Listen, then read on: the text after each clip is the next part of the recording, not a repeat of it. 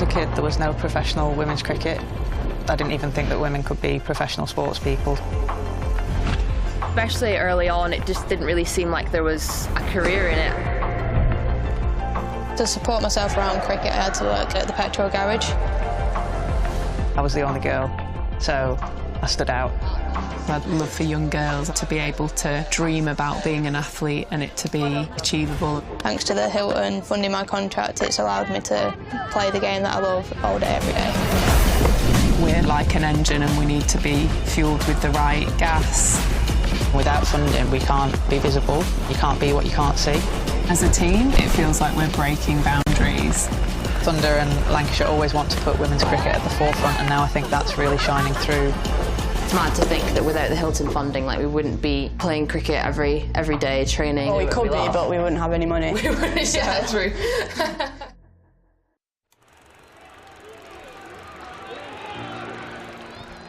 1864. We were first class then, and we're first class now. With a dream to spread cricket through Lancashire's towns, where girls and boys, with willow and leather, become more than a badge, but the red rose together. A club where more than legends are made, but friendships, obsessions, moments replayed on our screens, in our minds, in our hearts forever. 'Cause it's who we are, our DNA, the red rose together. Statham, Briggs, Jimmy, Freddie and Joss, Chappie, Sir Clive Lloyd, Carol Hodges, Kate Cross. What a roll call. It's a hard one to measure, with future names still to be written on the red rose together. We're all about people. It's what the red rose really means. Yeah, the ones signing autographs, but the ones behind the scenes. Our community, grassroots, the ones that feel tethered. Whether you're from here or belong here, we're the red rose together. And what about this place? Talk about world-class venues, internationals, gigs, events. You can choose from a menu of triumph, of disaster, of pain, or pleasure. We've seen it all at Emirates Old Trafford, with the red rose together. Red ball, white ball, lightning and thunder. Have you ever sat back? Have you ever just wondered how far we've come? The storms we've weathered, or how far we'll go as the red rose together.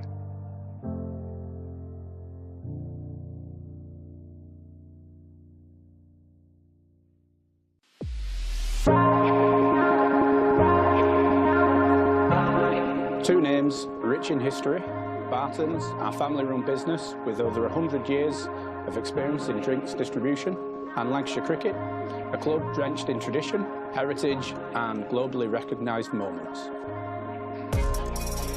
Since 1917, Barton's has been supplying the finest wines, soft drinks and premium beverages across the UK, partnering with world-class brands to bring unforgettable experiences to every occasion. Now, we're excited to announce we will be bringing that same passion to cricket fans at Emirates Old Trafford. As the official wine, spirits and soft drinks partner of Lancashire Cricket, we're elevating matchday experiences, hospitality and celebrations across the next 3 years.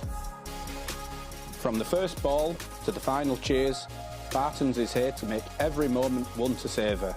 Keep an eye out for some familiar brands such as Guinness, Celavino, VK Hooch and Britvic.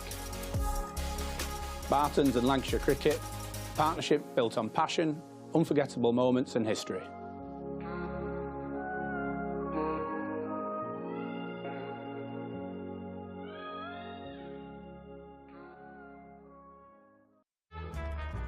L is for the way you look at me.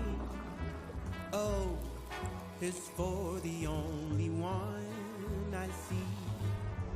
V is very, very extraordinary. Welcome to the opening day. Oh, that is a wonderful shot. Guys, just to say I'm back up here so I can pick up from here.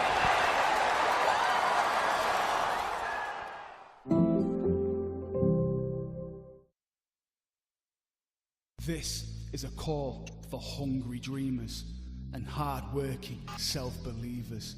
Success is down to more than just luck and talent. It's striving to be the best, breaking the boundaries and never giving up. Are you ready to become your best self? Are you ready to unlock your greatness? So what are you waiting for? This is Education Evolved. This is UA 92. When I was a kid, there was no professional women's cricket. I didn't even think that women could be professional sports people. Especially early on, it just didn't really seem like there was a career in it. To support myself around cricket, I had to work at the petrol garage. I was the only girl, so I stood out. I'd love for young girls to be able to dream about being an athlete and it to be achievable. Thanks to the Hilton funding my contract, it's allowed me to play the game that I love all day, every day. We're like an engine and we need to be fueled with the right gas. Without funding, we can't be visible. You can't be what you can't see. As a team, it feels like we're breaking boundaries. Thunder and Lancashire always want to put women's cricket at the forefront, and now I think that's really shining through. It's mad to think that without the Hilton funding, like, we wouldn't be playing cricket every day, training. Well, we could be, but we wouldn't have any money. Yeah, true.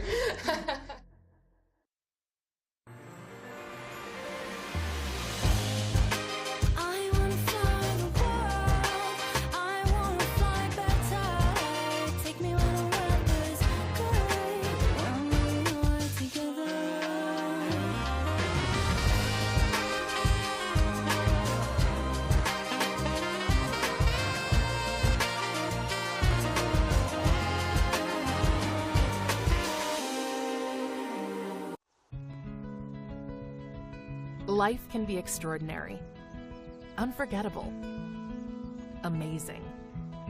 Life is about the joy of being together. It's sharing every moment, indulging your passions, and making memories that stay with you forever.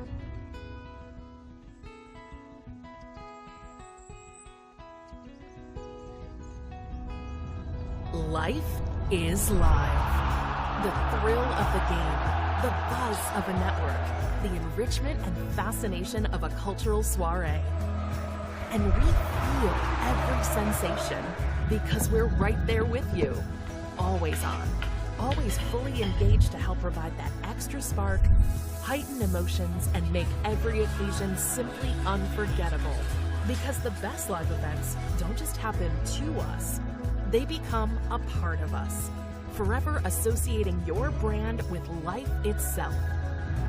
Live can be extraordinary, and we're ready to help you make the most of every inspired, delicious moment. Welcome to Sodexo Live. Hello, thank you for joining us on Lancs TV. My name's Mike Perkins. You are tuned in to coverage of Lancashire versus Somerset. We've just had the toss and we're going to get a word with Ellie Threlkeld, who's appeared behind me. Ellie, what's happened at the toss? What's the news? Lost the toss, going to have a bat today. And what are you feeling about that with the murky conditions around? Yeah, obviously probably would have bowled, but yeah, I guess hopefully the rain stays away and yeah, can bat first, put a good total on the board and then yeah, bowl well in the second innings. You're going to have to use your squad today by the looks of things. What's the team news? Yeah, team news. We've unfortunately lost Steve Jones and Tara Norris through long-term injuries. So yeah, look, we're going to use our squad depth, but full belief in the girls going out on the pitch, and yeah, we're in a really exciting place in this comp. So hopefully we can get another win on the board. Thanks very much, and as I say, best of luck for today. We'll run you through that team news up in the commentary box with Polly Starkey.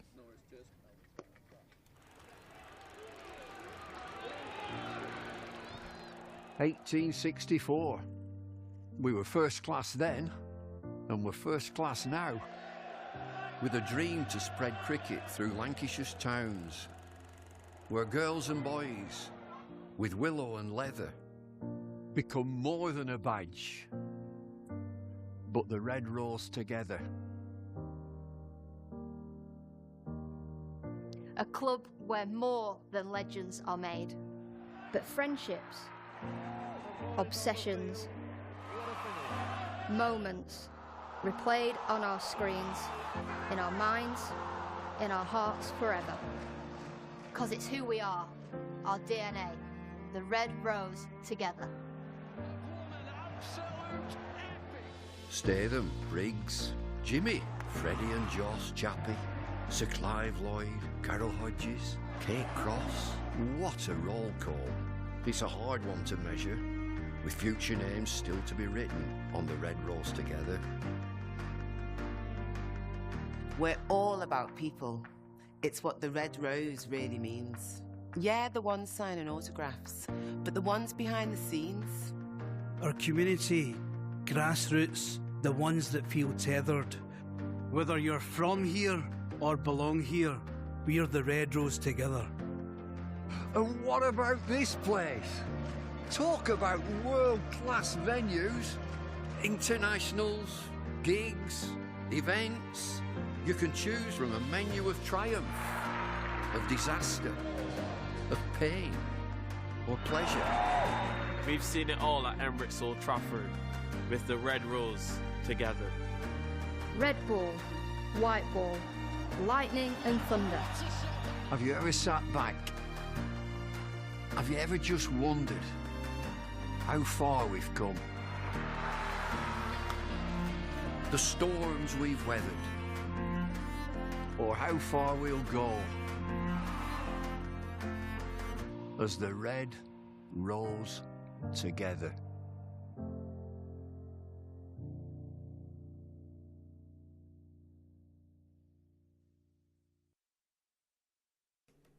And as promised, we join you with Polly Starkey up in the commentary box. We'll bring you the Lancashire team in just a moment, because it's fairly interesting team news. They've had to use their squad a little bit, as we were saying there at the toss. We're still looking out over what it's fair to say a fairly blanket grey skies across Old Trafford at the moment. However, it looks as if we're going to get a start on time here, Polly Starkey. Let's try and squeeze in that Lancs team news before we get going, because it's all happened in a little bit of a hurry with the covers coming off very quickly, and we're just going to try and get in as much cricket as we can, I think, here. So Lancashire in full. They are Alice Clark, Gabby Lewis, the new overseas player, Seren Smale, Fee Morris, Ellie Threlkeld, Ailsa Lister, Danny Collins, Kate Cross, Hannah Jones, Mahika Gore and Sophie Morris. So the changes there. Jones comes in for Potts, Collins for Alana King, who played the previous game in this competition. We've obviously had the break for the 100. She's departed as the overseas now and been replaced by Gabby Lewis, who comes in for Emma Lamb, and Alice Clark is in for Eve Jones. We'll bring you the Somerset team in full in just a moment, but I want to get a thought from Polly Starkey on exactly how you view that Lancashire team today. Yeah, it's an interesting team. It's a bit of a spanner in the works for Lancashire, who of course are looking to progress to semi-finals and finals of the One Day Cup. But I think the addition of Gabby Lewis is really exciting. I had the pleasure of watching her over in the Netherlands about a week ago, where she was playing for Ireland in that World Cup qualifier, and Ireland won every game, and her form was excellent with the bat. So she's a very, very good addition to that squad. Let's give you the Somerset team as well. They won the toss, as you were hearing there, and they have elected to bowl first. Perhaps not a surprise given the overhead conditions. They go with Bex Hodges, Neve Holland, Sophie Love, Fran Wilson, Danny Gibson, Alex Griffiths, Amanda Jade Wellington, Chloe Skelton, Ellie Anderson, Molly Robbins, and Olivia Barnes, as their 11. So that is the Somerset 11. Again, a bit of strength being added really to the Somerset team. Danny Gibson hasn't played a game in the competition this season. She's into the side. And they've also got Amanda Jade Wellington, who didn't play the previous game, returning to their lineup as well. Yeah, a lot of strength for Somerset, and they'll be happy to have Danny Gibson back. I don't think she's bowling back yet. I know certainly in the 100 she was just batting, but to have a bit of power in the middle order will be really useful for them. And then of course Amanda Jade Wellington, who's been in exceptional form all season. She's played the Blash, she's played the One Day Cup, and she's also been involved in the 100. So she's really accustomed to the conditions over here, and she's a really good signing for them, and has been so useful that she's been available all season. Speaking of good signings, one of them is making their way to the wicket. Gabby Lewis is on her way with Alice Clark. We were wondering exactly who would open the batting today, because both Eve Jones and Emma Lamb, who have contributed 806 runs as a partnership in this competition so far at an average of 89.5, they are both unavailable today. So it's a brand new opening pair for Lancashire, this one. And they have gone with Alice Clark and Gabby Lewis. Gabby Lewis, 24-year-old from Dublin, has 2 T20 international centuries, a best of 96 in one-day international cricket. She's played 59 ODIs and 105 T20Is. So 164 international appearances for her in total. And Molly Robbins just practicing a right arm over bowling there, just to get nice and loose, because as we said, the players, they were warming up, but without really knowing that we were going to start on time. So it's credit really to the umpires that we've got this on and been able to get going on time. How long we will be going for, we will find out, because as I say, it does look very very threatening. Perhaps the brightest clouds are over the high rises away towards the city of Manchester on our right as we look from the Bryan Statham end. But we are going to start on time, 50 overs aside, and we'll see where we go from there, Polly Starkey. Yeah, it looked like we might not get any cricket in today, looking at the weather forecast this morning. So it's brilliant that we can start on time, and the ground staff have been great to make sure it's suitable conditions to play. And it'll be Molly Robbins to open the bowling for Somerset, who won the toss and opted to bowl, which I think Ellie Threlkeld was slightly frustrated that she didn't get the chance to do that. Robbins bowls, it's clipped into the leg side, picked up by Danny Gibson, who, as we say, hasn't been involved in this competition this season, just been working on a little bit of an injury. She herself has been involved in international cricket before that injury, 22 T20 internationals to her name. It was clipped into the leg side there by Clark, no run on offer, and that is how we begin the day. As Robbins turns again. Of course, last time we were watching Somerset and Lancashire, as Robbins delivers this one, it fades in towards the toes of Clark again. He pushes it in exactly the same direction, and it's the same result. A stop by Danny Gibson at short mid-wicket. But last time we were watching these two sides, it ended in a tie from absolutely nowhere. It was a very strange game of cricket indeed, with a very strange ending. Yeah, Lana King, who was the previous overseas at Lancs, hitting a 6 to tie the game, which was quite something, and not something you see very often in the Blast. Here's a ball that just goes across Clark this time. She fiddled at it for a moment, but you'll allow her one of those on a day like this where it's murky and overcast, and early on in the innings the batter's probably allowed one of those, but Robbins will certainly be feeling that that she got the better of that delivery. It's a big opportunity for Alice Clark as well. Hasn't played a senior game for Lancs since this time last year, really, where she got 41 against this side. Robbins bowls. That one really is an injudicious shot from Clark. Lured into the drive and just wafted the bat, really, and didn't make any contact. Yes, in fact, her last appearance was against Western Storm, which have pretty much become Somerset with the restructure. But kind of a like for like for in the sense of being a left-hander, with Eve Jones not being available for the rest of the season. So that 41 was against, against Western Storm, who now are effectively a Somerset, as Robbins comes in and bowls outside the off-stump. Through it goes to the wicket-keeper's gloves. There is no run on offer there. Yeah, I think that could have been one of the last games of the regional era, if not the last game for Western Storm. But, I mean, Clark was unlucky earlier in the season when Eve Jones was injured. It was Tilika Stephen who came in, another left-hander. So it's good to see Clark get the call up.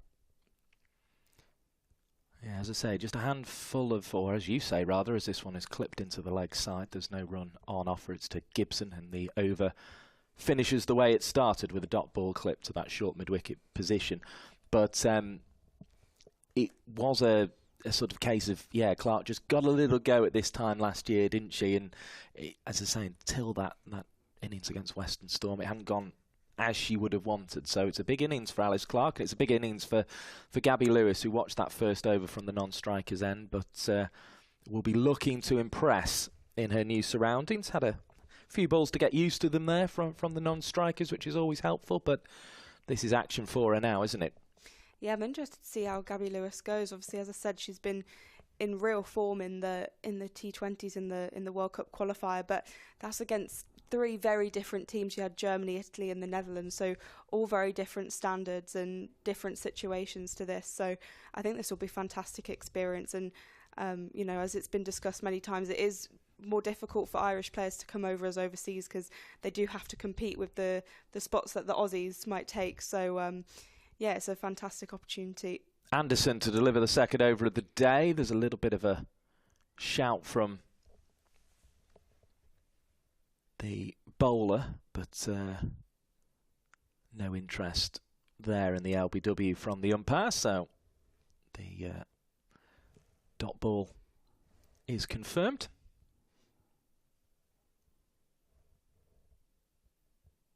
Turning at the back of the mark again is Anderson. Lewis faces up, prods towards the leg side, and will pick up 1. Looks for 2, is going to come back for 2, and I think that caught Skelton a little bit by surprise because she was still throwing it in rather leisurely fashion, and Lewis is through for the first 2 runs of the Lancashire innings. They come off the 8th ball of it, and that'll make her feel a lot better. Yeah, important to get off the mark early and not kind of get stuck, and Anderson's a very good bowler. I've been really impressed with her since I moved to Somerset. Spent last season on loan with the Western Storm, so it was kind of a natural transition. Here she goes again, bowling a ball that jumps past the outside edge of Lewis, and she just has a look back down the pitch as if, fair enough, that one's too good for me. I'll allow it to pass out of my mind, and she had a little fiddle at it on the way through to the gloves of Odgers, who's doing the keeping today. Hazel did the last couple of games and made 50 against Durham and 60 against Essex, so there's competition for that position in the Somerset lineup at the moment as another one leaps off the seam and through into the gloves of Odgers. And again, I think you'd rather be a bowler here in Manchester this morning than a batter, it's fair to say, Polly Starkey. Yeah, definitely the conditions are much more suited to the bowlers, and it looks quite difficult to bat on. You've also got Ellie Anderson bowling from the Sir James Anderson end, which is a nice little link. Her nickname is Jimmy, I believe, certainly when she was at Central Sparks. Well, it's 2 Jimmy-esque deliveries she's put in there, as Anderson does bowl from the Anderson end to Gabby Lewis. Prods into the leg side. There's no run. Bex Odgers gets a quick return from Danny Gibson, who seems to be quite keen to make up for lost time in that position at mid-wicket. She's been very busy indeed so far. Yeah, she's a good fielder, and she'll be keen just to get stuck back in. It's tough when you're out with injuries, and you know, having the injury she's had with her back, it's a really kind of frustrating one from what I hear from players. So yeah, she'll be so keen to get out there and be hopefully bowling soon again. Another one past the outside edge from Anderson, just leaping past that bat of Lewis, but she'll take her 2 runs, and though she didn't score off that last one, she'll be happy enough with those 2 runs. A maiden and then 2 runs from the second over is how things stand. No loss of wicket is the crucial thing from the Lancashire perspective at this stage, Polly Starkey. Yeah, brilliant start from Somerset, and I think all the players will just have in the back of their minds about the weather forecast and the potential of rain, although we said we were lucky to get underway, but I think it maybe could just be one of those days where it's quite grey and miserable, but you actually can keep playing cricket through it.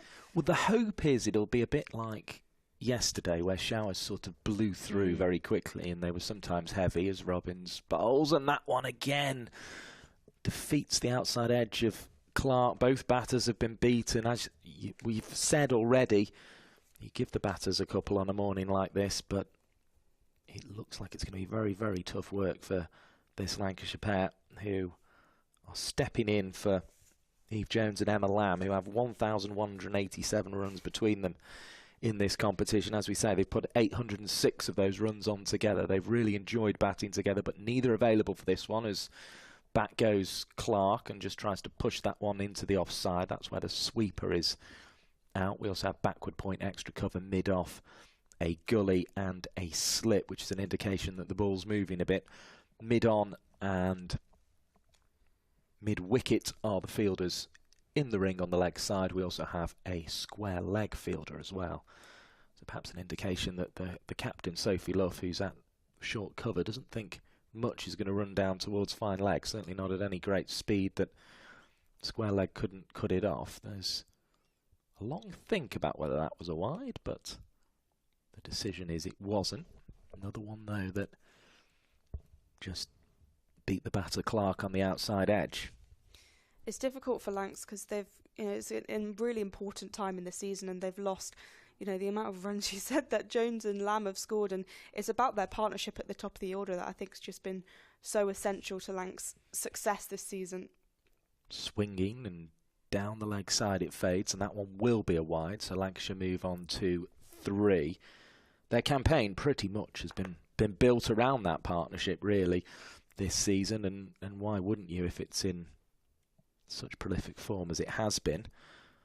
But they're going to have to do it without those players today, and that could be something of a challenge. Lancashire are second in the table at the moment, as this one is driven firmly up towards Amanda Jade Wellington at mid-off, and no run is added, but Clark may feel slightly better, having felt the ball relatively close to the middle of the bat. But yeah, we come into this round of fixtures, 10 games played. There will be a total of 14 in the competition, so another 4 remaining, and Hampshire are top on 32 points, Lancashire second on 31, as this one is edged and it goes down into the turf, and Alex Griffiths does well to pick up on the bounce to prevent a run, as Clark pushed forward and has looked anything but comfortable so far this morning. The Blaze have 29 points, they're in third. Surrey currently in fourth, have 25. They had a pretty poor start to the competition, but have begun to come through the field. Durham have 24 points, there in fifth, and then you have Somerset on 19, who only have a very remote chance of making those top 4 positions, as this one is attempted to be cut by Clark, misses it, goes through to the wicketkeeper, just the 1 run. It was a wide ball, and 3 without loss after 3 overs. It's going to be one of those days where batting is a struggle, you feel, as anything around 200 from the first 3 overs you would guess will be competitive.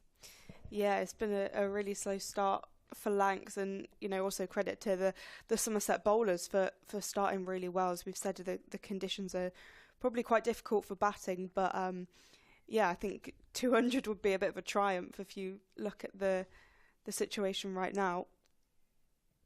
But the ball can get softer very quickly, and the movement can disappear a little bit, and things can get easier. But at the moment, it's very, very difficult, as Gabby Lewis, right-handed Ireland international, faces up and defends this one to Fran Wilson, who's in at backward point, as you would expect. The field at this end is slip, backward point, cover, extra cover, and mid-off.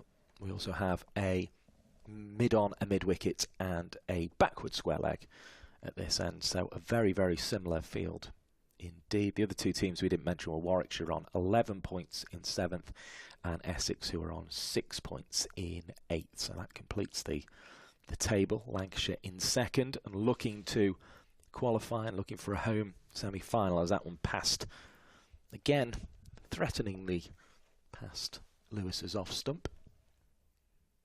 But again, a dot ball is recorded. It's been the order of the day so far.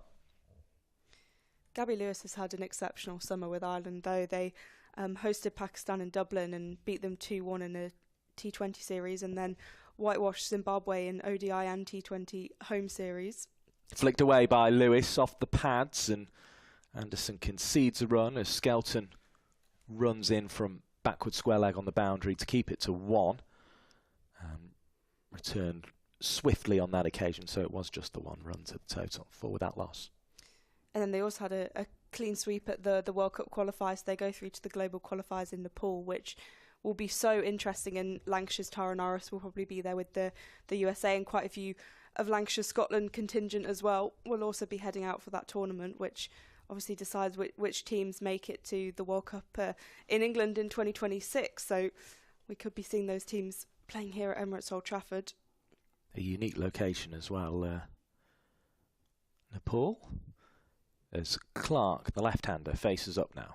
Anderson comes around the wicket from the Anderson end, as we've been saying, and this one's driven nicely into the offside, and that one will roll away for 4 runs. A classical cover drive from Alice Clark, and I imagine there'll be a big grin on that face. 8 without loss, and that's the best stroke we've seen of the morning so far. 4 runs to the total. Yeah, pretty slow in the outfield, but there'll be so much relief from Alice Clark there, finding the first boundary of the day, and just gently getting underway, finally getting off the mark.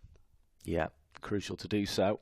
Still swinging, but it was right up there on the half volley, and it was put away well, as in comes Anderson again. Around the wicket, that's a better ball. Good length, and Clark was initially trying to come forward, but ended up getting trapped and had to try and manufacture something off the back foot, and ended up withdrawing the bat completely.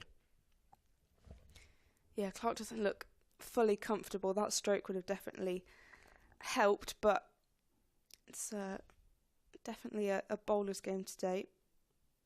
Mark Degarde purposefully between deliveries, tapped her bat a couple of times, and she now runs this one down to 3rd. Robbins, who's bowling at the Statham end, comes in to pick up, and there's another 1 to the total. 9 without loss. Better over from the Alice Clark point of view, that one. It's one that brought a boundary and a single, so she'll be very happy with that, and that is how Lancashire will get this innings going, and all of a sudden it will be a total that can compete, but there's a lot of work to do to get there. Yeah, a lot of work, and they don't have the same depth that they usually have in terms of, obviously, Jones and Lamb missing, so that provides a slight challenge, but as we've said, an amazing opportunity for both Clark and Gabby Lewis coming in as the overseas replacing Alana King. With the only game underway in the competition, Essex playing Hampshire, the Blaze against Surrey, and Warwickshire versus Durham, but all those games are delayed start, so we're lucky to be seeing cricket here on Lancs TV. It's great to have you with us, as that one is clipped slightly aerially, but it bounced with time to spare in front of Danny Gibson. Fiercely returned it to the keeper. That's just proof that Manchester's the best place for cricket. Like, it doesn't rain here. Well, I regularly say we just don't tell people about the sunshine. If you ever come to Manchester and the sun's shining, it means we've decided you're all right. In comes Robbins to bowl. Right arm over the wicket, and this one is just defended in the end by Clark, who kept the strike courtesy of that single at the end of the last over. Just had to settle for 2 dot balls in the early stages. 1 or 2 brave spectators have made their way in, which is good to see.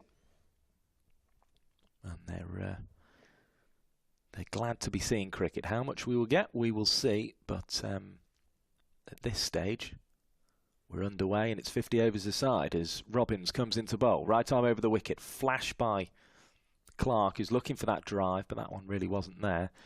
It brought the hands to the mouth of Sophie Luff, the captain, in an exasperated fashion, but it didn't produce the edge. It's another dot recorded by the scorers.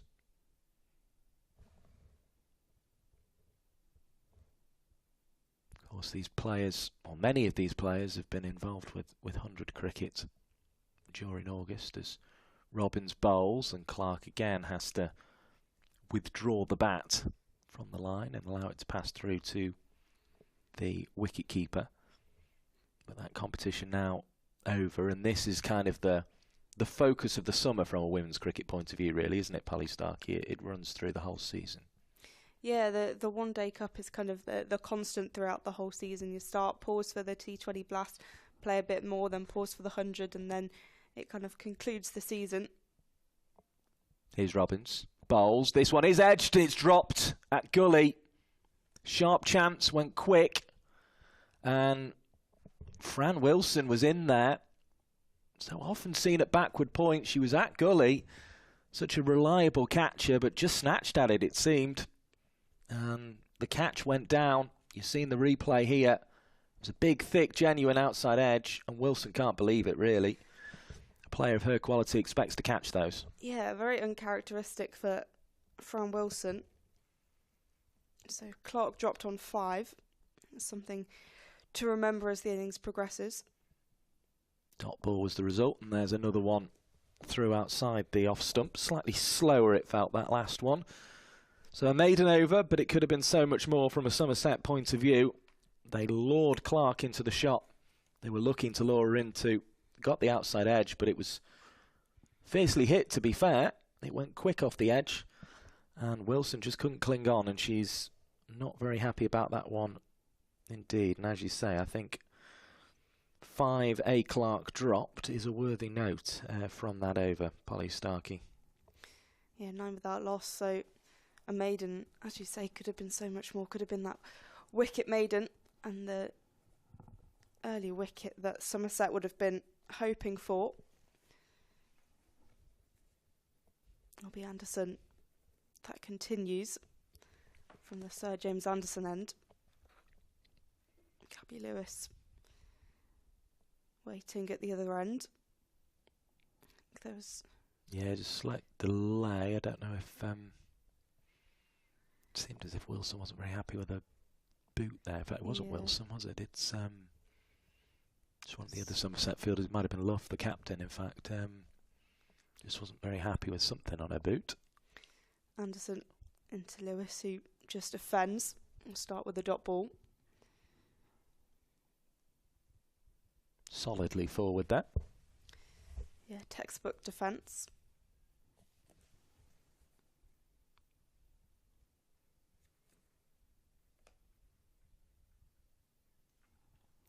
Anderson heading back to her mark.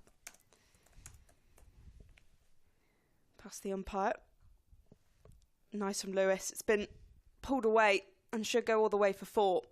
The second boundary of the day, the first for Gabby Lewis. Expansive from Lewis and just hooks onto the ball. Fetched it really, didn't she, from outside off. Lovely stroke. 13 without loss. Something that Lancashire fans will like to see from their new signing.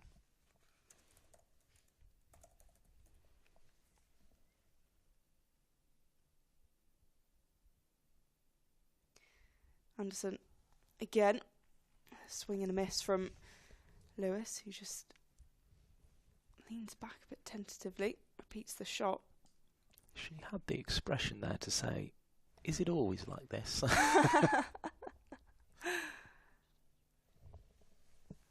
She's a useful player to sign, because if you look at kind of international players who have a lot of cricket under their belt in the last couple of months and who are in fantastic form, she's probably the #1 player you'd point to.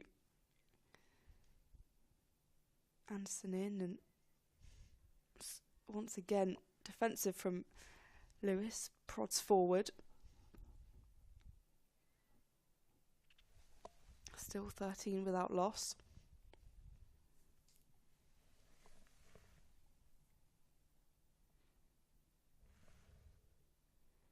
I don't think these conditions will be particularly foreign to Lewis.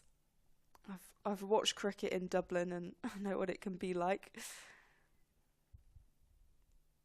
Left outside off.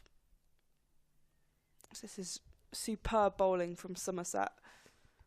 That's very true, isn't it? If you're from the Emerald Isle, you're used to a bit of rain and a bit of cloud cover when you're batting. So she'll be used to this.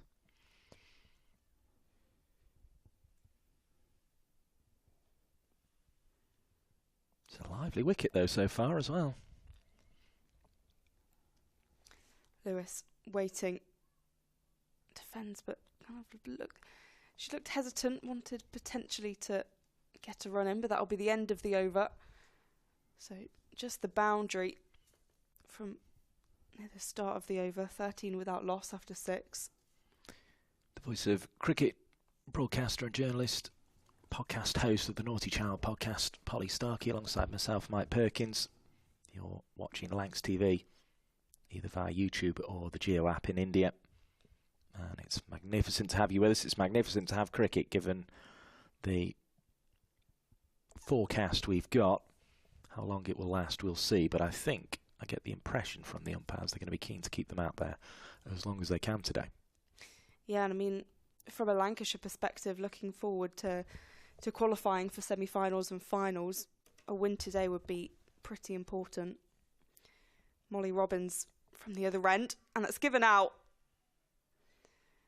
There was a big appeal. It was kind of a celebratory appeal from Robbins, but Clark will have to go for 5 from 21. She was dropped on 5, but Somerset have rectified it, and she's been caught behind. Yeah, everybody knew, including Alice Clark, who had the guilty look round towards the keeper, Odgers, who made the catch and was almost thrown it in the air before it had got there. It was one of those. It just perfect little dismissal from bowler and wicketkeeper's point of view, that to get Somerset going this morning. 13 for 1, as we say, Lancashire in the hunt for the knockout phase of this competition, but they're not there yet, and they've got work to do here, and Somerset are going to make them work. Somerset realistically needing to win all 4 of their games, you would think, but they've started well. 13 for 1. Yeah, it felt almost inevitable that sort of dismissal was going to happen within the first few overs. You just saw Lewis and Clark both a little bit nervous at the crease and didn't look entirely comfortable, and Somerset were just bowling really nicely. We've got Seren Smale coming to the crease, who's with Manchester Originals in the 100. Has been a key part of Lancashire's side throughout this season. And perhaps Seren Smale, who has opened the batting, got more than 500 runs in 50 over cricket last season, and did a lot of that opening the batting. She might not have been too disappointed to have been at number 3 today, just to have a little bit of a look before heading out there to the wicket. Yeah, it gives them an opportunity to just figure out what's going on, and just as a kind of preparation routine as Robbins looks to continue her over. She's 1 for 1 at the moment, so superb bowling. Though this one will be a wide. So another rare loose delivery from Robbins. 14 for 1.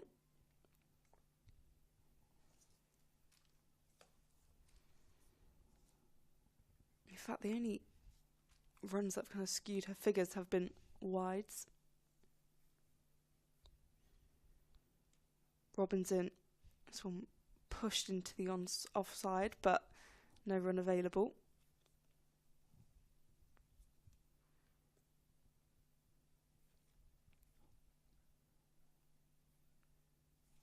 Lewis on 7 from 15 at the non-striker's end, and Smale 0 from 1.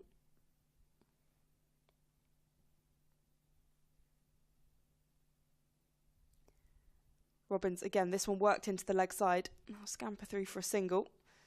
Fielder running in from the boundary, so they'll just take the 1. Moves the score to 15 for 1.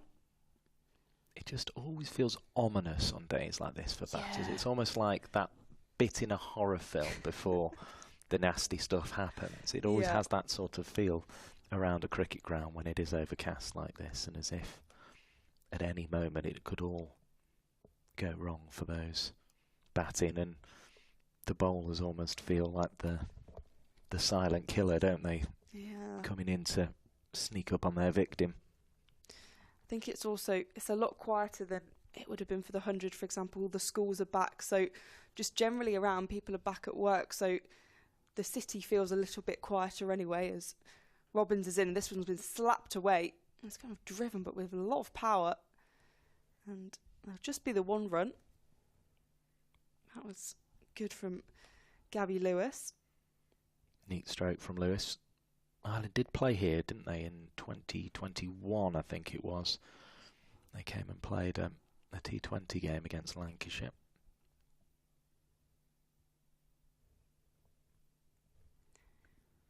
$16 for 1. Robbins threw a action and chipped up slightly. Just fall to mid-wicket.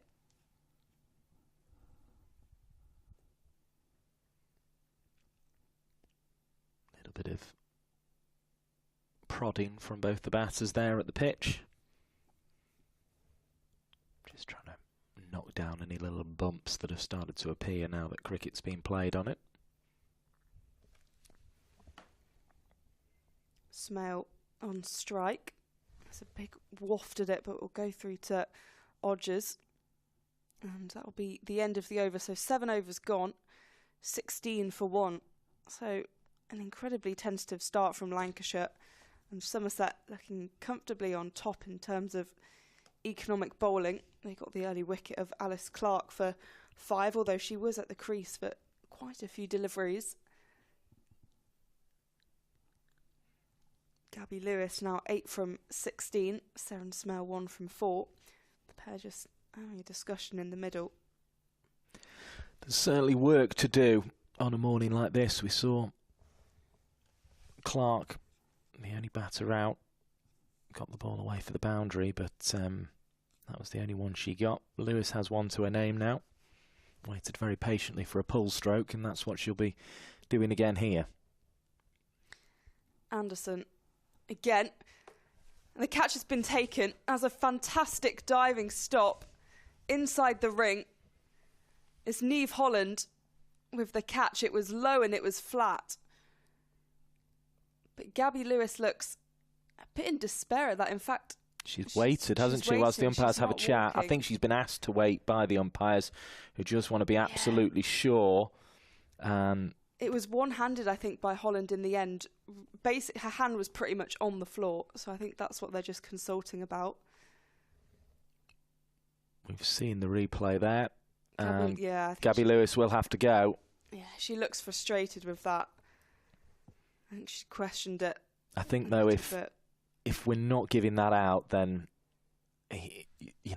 that's as clean as they come. Really, it's low to the ground, but I think there wasn't much doubt about it in the end. It was really close, and yeah, the fingers are, as we're seeing the replay for the second time there, are underneath the ball. I think to the relief of Holland, it's fair to say. She looks so relieved. She got a big cuddle off her captain, Sophie Luff, there, but in slippy conditions, I think it's quite hard when balls are coming at you that low, but she did really well there and slid the fingers underneath the ball and ensured it didn't go to turf. So I think that's a really good bit of fielding from Holland. There's a bit more attention going to Sophie Luff, the captain, now. Yeah, I think Luff is down, and then with the umpires, I think they've got some sort of scraper for the shoes because their spikes are just caked in mud, which I think is probably to do with how wet the ground would have been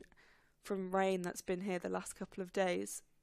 Getting a really good shot of that on the pictures on YouTube and the Geo app, but it's an indication of just how damp it is here. And it was quite noticeable this morning, actually, when I arrived. There was sort of a lot of discussion before the players came out to even warm up there, and you can even see where the Lancashire players have been running in to bowl on one of the practice wickets. You can see sort of the indentations it's made, and the same with where the Somerset players were warming up. There's it is damp out there today, even with this excellent drainage. 16 for 2, Anderson continuing. That will be a wide as Fee Morris is the new batter at the crease. There was a large amount of rain yesterday, but it sort of just would sweep through, if you like. It kind of was came.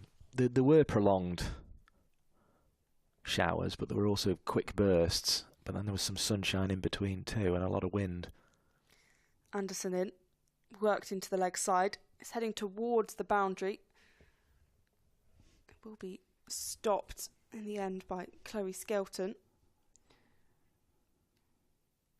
But today it's a different feeling. The cloud just sort of sat there on top of us, and it almost feels quite moist and damp in the air, as if any moisture that has fallen, and it did fall quite heavily overnight, has almost got nowhere to go. But despite the ominous forecast, we have a game of cricket at the moment, and that's to be celebrated. Anderson got the wicket of Lewis earlier in the over, left outside the off stump by Fee Morris. 19 for 2 the score remains. Morris 2 from 2 and Smale 1 from 4. So 2 relatively new batters at the crease, an ideal situation for Somerset, who look very much on top. Both the openers out from the first ball of the 7th and the first ball of the 8th over. That's what's putting Somerset on top at the moment. Morris waiting, attempts to drive, but it doesn't quite get to the face of the batter she would have wanted, just pushed out to point. Yeah, just to give you an idea of that forecast, and we won't dwell on it too much given it's not particularly friendly, but there's a 77% chance of rain between 12 and 1, a 90% between 1 and 2, and a 90% between 2 and 3, and a 90% chance between 3 and 4. So that's what we're up against today, folks. Defensive by Morris.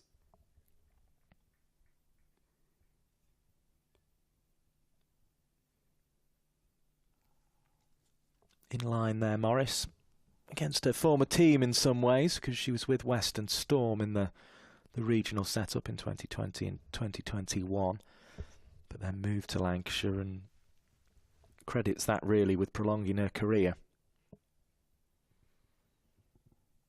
Anderson, elbows pumping, and another good ball from the 20-year-old. So 19 for 2 after 8 overs. A useful over for Somerset, the wicket of Lewis. You're seeing those skies on the pictures at the moment, and that's, as I say, that's what we're up against at the moment. But Lancashire will be trying to make the most of the time they have out there and getting as big a score as they possibly can. I think there's still even a few spots, actually, just by the way that Fee Morris was sort of almost shielding her bat handle underneath her arm, the long sleeves of her shirt and underneath the arm. Just having her bat checked as well. Don't think Fee Morris's bat's never struck me as one that's too close to the limits that you're allowed. She seems to be a fluid swinger of the bat, so likes one on the lighter end, you would imagine. Molly Robbins, so far 1 for 4 from her 4 overs. This one's been chipped up in the air, but will fall straight in front of Sarah Smale. Yeah, just complete miss hit. Grubbed it into the pitch, didn't she there, a bit, Smale? But it is strange the way on a day like this it just seems harder for batters to time the ball as well. Yeah, batters that have been really in form or just have looked really comfortable suddenly, they make it look really difficult. Robbins into Smale, pushes this one out to point, and they're going to go through for 1 as there's a slight misfield by Olivia Barnes. I'm sure we'll see later with the ball. Smale has struggled this year to replicate the excellent season she had the previous year. But she's having her bat checked now. I think Smale's one would be closer to the limits. I think Smale likes quite a big bat if she can.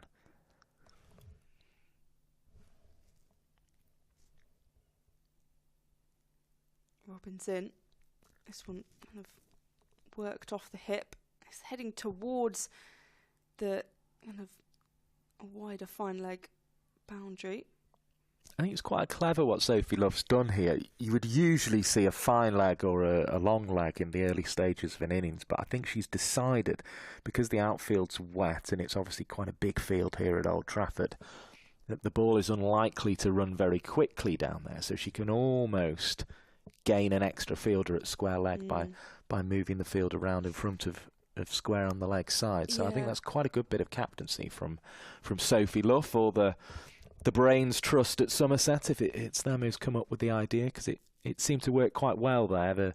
It was almost as if Fee Morris turned that one off her hip and went, oh right, there's a big space here, I need to I need to get running. Yeah, the field feels quite tight, and it's as you say, good captaincy.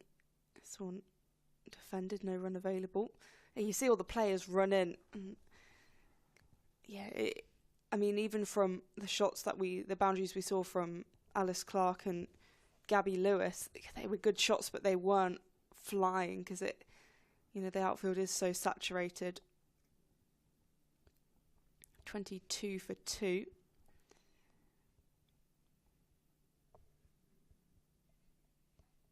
This one chipped up, kind of attempts to pull it, will beat the fielder inside the ring. Niamh Holland, who took the spectacular catch earlier to dismiss Gabby Lewis, just clearing up with the fielding.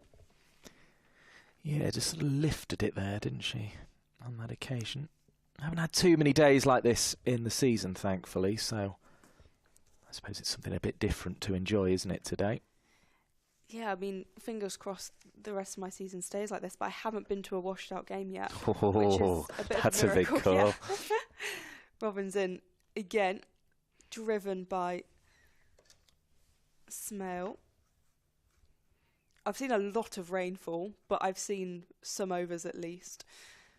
But I have to say, I mean, the thing that's characterised this summer is hot and dry, really, hasn't it? We've had 2 or 3, what by UK standards are classed as official heat waves, where it gets above 30 degrees. We're unlikely to see anything like that materialise in September, I don't think. But the outfields will still, by and large, be quite quick. But I think the amount of rain that fell overnight means this one is going to be a little slower and a little heavier on those boots, as we've seen already the captain of Somerset, Sophie Luff, having her boots cleaned out twice, which is an indication. Anderson back for Somerset, driven by Morris, but will go straight to the fielder, so no run. Yeah, it feels like it turned from August to September, and the 1st of September it decided it was just going to rain all day.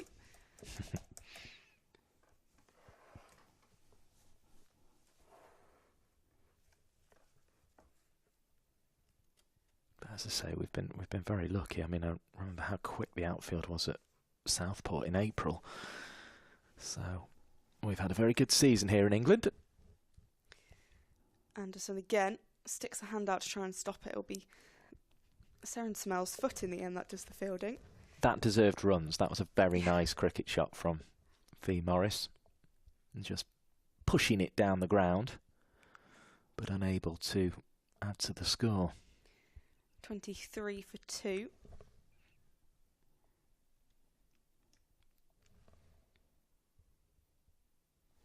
So they're unlikely to even get to 30 here, Lancashire, from the first 10. Driven nicely by Morris, but will just go straight to Amanda Jade Wellington. That one was less well hit, just seemed to toe it slightly, but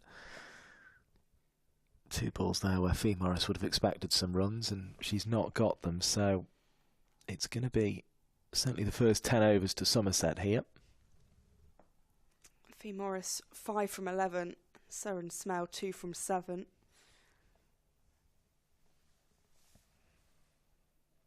Anderson to Morris, sticks her bat out and will guide it away, but won't be able to get a run.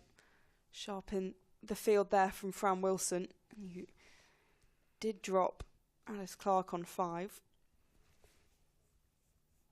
But she will be relieved to know that Alice Clark did not add to that 5. Precisely. It's rare that happens. 23 for 2. It's a wide. Good work behind the stumps by Bex Odgers, who's the keeper today. Somerset have plenty of keepers at their disposal. Jess Hazel, who's kept a bit this season. Katie Jones, who's been on loan to Gloucestershire for parts of the One Day Cup. Yeah, it was the gloves of Odgers that eventually did for Clark. Caught off the ball with Robbins for 5. Will beat the fielder inside the ring, Fran Wilson, diving to her right. They'll push 3 for 1. That's all they'll be able to get, moving the score 25 for 2. The other wicket's fall is Gabby Lewis out for 8, caught by Neve Holland well at cover, just getting her fingers underneath the ball, and that was off the bowling of Anderson. 25 for 2, final ball of the power play. Smale awaits. And we'll just head straight to Fran Wilson. So finishes up with a dot, 25 from the power play, 2 wickets falling. The aforementioned Clark and Lewis being dismissed early on in the innings. So a superb start from Somerset, and really putting Lancashire under pressure. Yeah, it's been all Somerset's those 10 overs, 25 runs from them, 2 wickets. Somerset will be very happy with that indeed, but Lancashire will know the next 10 shouldn't be as hard as that 10 were, so they should have a chance to kind of build an innings from here, as the signal is made that the first power play, where 2 fielders are allowed outside the fielding circle, is over. There'll now be 4 fielders allowed outside the 25-metre circle. Robbins continuing with the ball despite the end of the power play. This one's given a bit of width. There's a fielder on the boundary, Ellie Anderson, protecting the rope there. So just the 1 run for Morris. And it is noticeable that Luff has kept 7 fielders up inside the ring here. She's still got a slip, she's still got a gully, backward point, extra cover, mid-off, mid-on, and short mid-wicket, where the captain herself is stationed, are those 7 fielders. Robbins again chipped in the air by Smale, lofted over the fielders, and is going to head for 4. That's probably the biggest shot we've seen all day, and the one that raced away most in the outfield. Perhaps not Smale's original intention as we see this on the replay again, but she rode it well and directed it well in the end, and away it goes for 4 runs. And I think she'll, despite the fact I'm sure a few of the fielders are telling her that that was the bowler's ball there, I think Smale will feel quite happy about that. She knows she's got to accelerate the scoring at some point, so that'll be useful from that respect too. Robbins in again, slapped by Smale, will be stopped just about on the boundary. That's Ellie Anderson again, working hard out there, but it feels like there's a little bit more intent from Smale, and she's fed up of kind of waiting around. She wants to get on with the innings.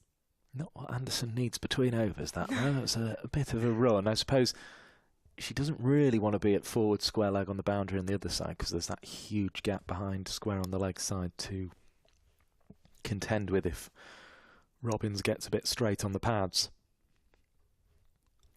Just driven straight to Danny Gibson, who throws the ball back to the keeper quite enthusiastically. 32 for 2. Real vigour to what Gibson's done this morning. As we say, she'll be keen to add to her 22 T20 internationals. Hasn't played in the competition this season due to injury. Made a highest score of 51 in the 4 matches she played last season. Pulled away by Smale, and that will go for 4 with complete ease. That looked effortless from Sarah Smale. And gets another boundary. She hasn't been in the best form this season. She kind of needs a big innings, and she's at least starting to build something at the highest strike rate compared to her teammates around her. Well, I think we've seen this over, and it has just been one over, but we've seen a bit of vintage Seren Smale there with that cut away. I mean, you can't really say vintage, she's so young, but the cut she played, the pull stroke, nice drive as well when the bowler over-pitched. It's been better. Third's gone back now from Gully. Nicely played by Smale. It should just get the one run. It's a slight fumble of the ball. So 37 for 2 after 11. The biggest over of the day so far for Lancashire.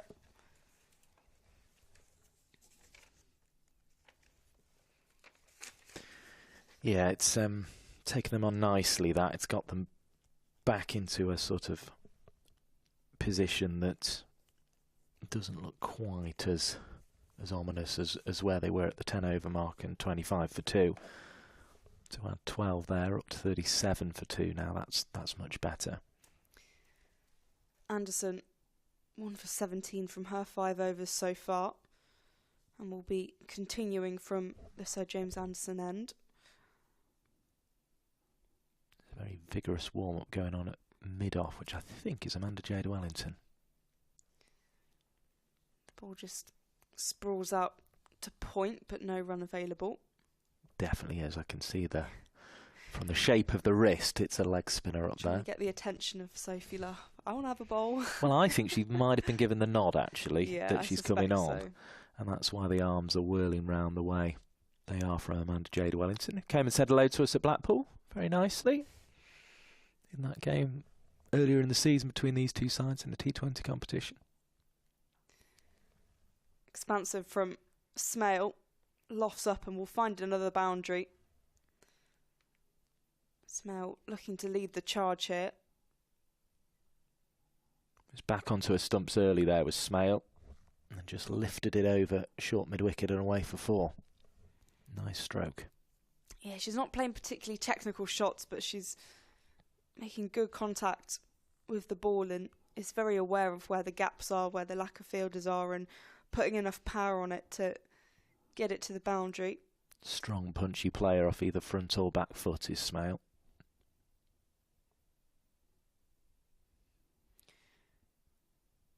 Anderson in and just pushed it mid-on for no run. 41 for 2. Smale now 17 from 16. Morris at the non-strikers end, 7 from 14.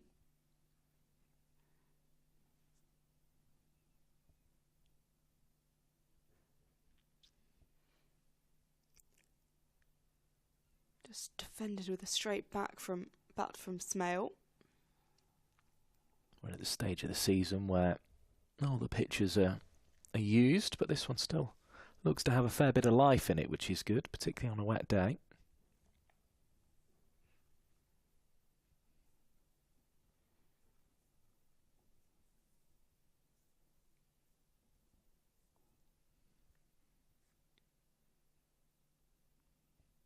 And Anderson bowls up. That's a superb delivery. And you can see off stump has just been uprooted out the ground. And Ellie Anderson finds her second wicket. The dangerous Smale has to head back to the pavilion. Tries to play it with a straight bat, but just completely misses. And off stump goes flying. It almost looked as if that one was a little bit quick for her and just sort of rushed through. Seren Smale. What was an enterprising little cameo comes to an end, and the captain Threlkeld is on her way to the wicket with her team in trouble. 41 for 3. Smale's got the scoring rate back up. Did shape in just a touch there from Anderson, but Smale will be disappointed with that dismissal, having been playing so well. And there's a real job to do here for Lancashire. Yeah, a big rebuild needed. 3 wickets down just after the power play, with Seren Smale, who looked the most comfortable out of the batters so far. She's back to the dressing room, and Anderson and Robbins have been exceptional, opening the bowling, just really controlling the game nicely. And the prospect of Amanda Jade Wellington coming on with a leg spin, who's proved very handy for Somerset with bat and ball. We're still the only game in the whole country that is underway at the moment.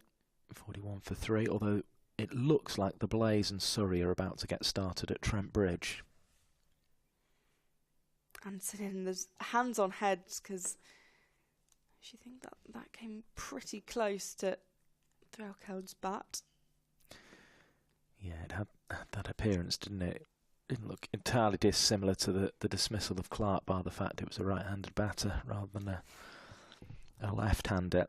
I suppose the other reason to get Amanda Jade Wellington into the attack at this stage is if the rain does come and the overs are reduced and the amount of overs that a bowler can bowl are reduced. If she's already bowled more than that, they can't reduce them. So, so you want to get your most threatening bowlers into the attack as often as possible. Even though it doesn't really feel a leg spin day, it feels a seam day today, and that's how it has proved so far. 3 wickets to fall in this game, and 2 of them have gone to Anderson, 1 to Robbins. 12 overs gone, 41 for 3. Ellie Threlkeld, the new batter, who's the non-striker's end, and Fee Morris, who will be facing the first ball from Amanda Jade Wellington, just adjusting her field. Plenty of Wello on the television as well during the 100, which was good to see. Wellington in. Not tons of pace for Morris to work with. We'll start with a dot.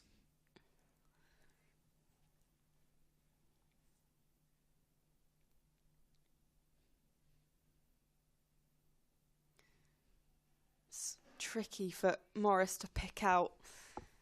Accurate from Wellington.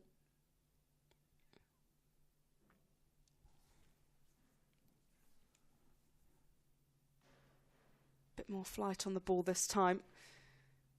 Go behind. Not well timed by Morris, who just repeats the shot she attempted. Bit of shadow batting. 41 for 3. Chops it into the ground, and they'll manage to get a single. So that's pushed a backward point. A useful single at this stage with Lancashire in trouble. 3 wickets down already in the 13th over.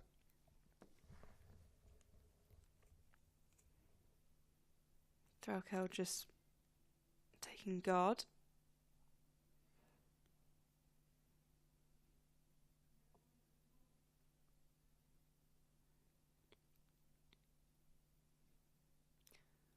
Wellington in. Again, she's just really making the batters struggle and have to really work to follow where the ball's going. Not clean hit by Threlkeld. Bit more flight, work round the corner. It's heading towards the boundary, won't make it as Olivia Barnes, in great speed, retrieves the ball. I'll just get the 1 run. Late decision to sweep there from Threlkeld, but it was the right one. Brings her 2 runs. Gets her off the mark, gets her underway for the day.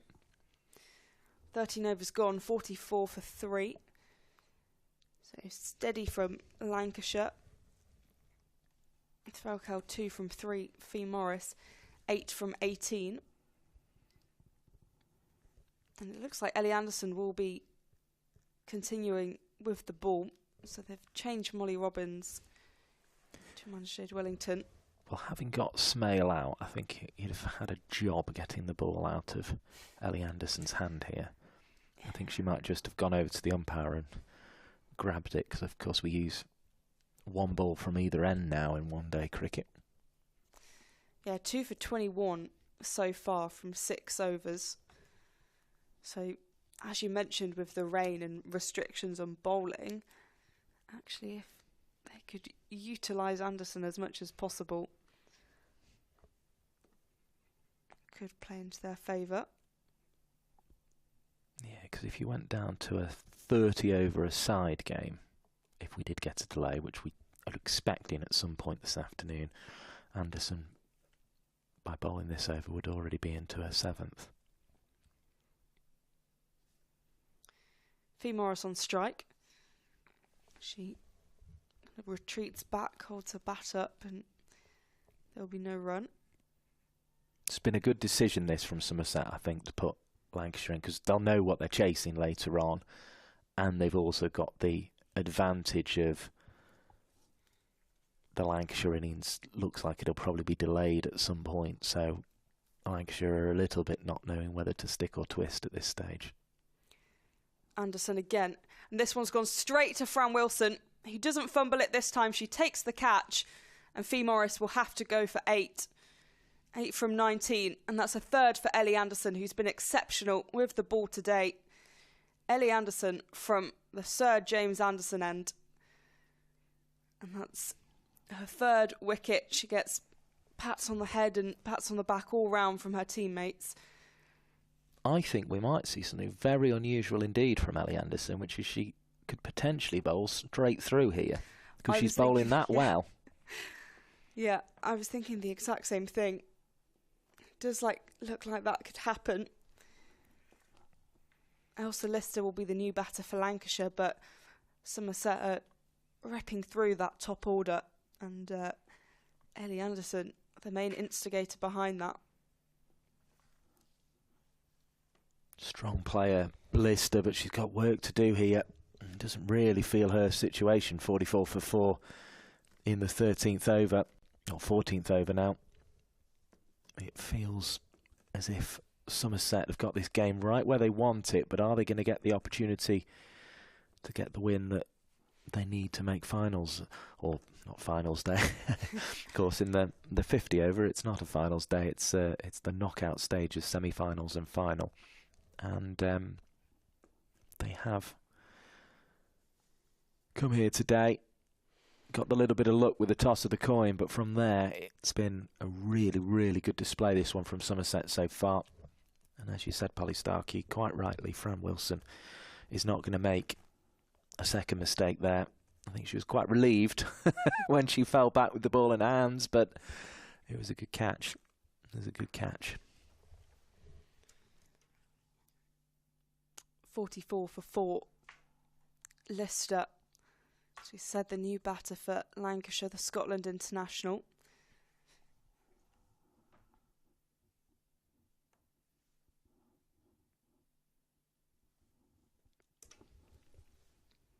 Ellie Anderson awaiting to continue her over. Pressure's on again, 7 in the ring.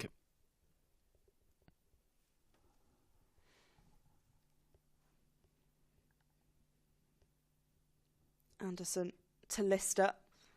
It's a good intent from Lister, and she starts with a boundary. That's the way to take on Ellie Anderson, who's looked confident with the ball. The smile on Lister's face almost said to Threlkeld there as they punched gloves, she told me this was difficult. She just flicked her wrists and away that's gone for 4. Really good stroke. But I think she's going to find it difficult from here, you would suspect. 48 for 4.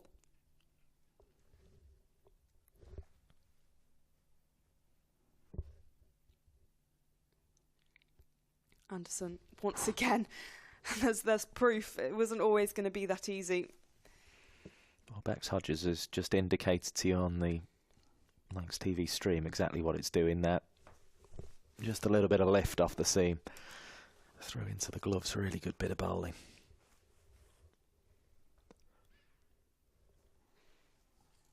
So Lister off the mark, but it's quickly shown the reality of the situation as Anderson is in, and that was defended with a straight bat.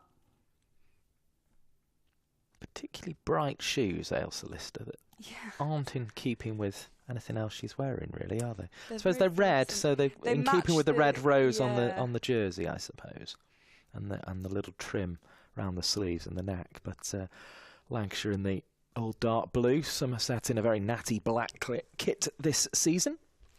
I think when Lancs have the red kit as well for the at the start of the season, as this one's defended but pushed into the offside, and that'll be the end of the over. 48 for 4 after 14. But yeah, when Lancs are wearing the red kit, I think they blended quite well. But then when you've got the navy kit, it is quite a stark contrast. Yeah, I think those are definitely the shoes from the red kit, not the dark blue today. But I suppose dark blue's maybe more in keeping with the September weather at the moment. It is very, very dark indeed, and that ominous weather forecast that 77% chance of rain between 12 and 1. Well, we're 24 minutes away from that hour, and I still feel there's a few little spots around in the sky at the moment as well. I think we've been playing through them so far. Of course, the 77% chance doesn't necessarily mean it's going to be proper rain. It could be, it could just be a few spots like it is now, and we could be able to play through it. But it's looking as if the afternoon gets considerably damper as we go. Here comes Wellington. There's a slight kind of half appeal there, hands on heads from a couple of the players. I was going to say, I've looked at an actual weather map where you can see where the weather's coming in. Yes, I've sort of avoided that today. Yeah, it's quite pessimistic. They'll scamper through for 1.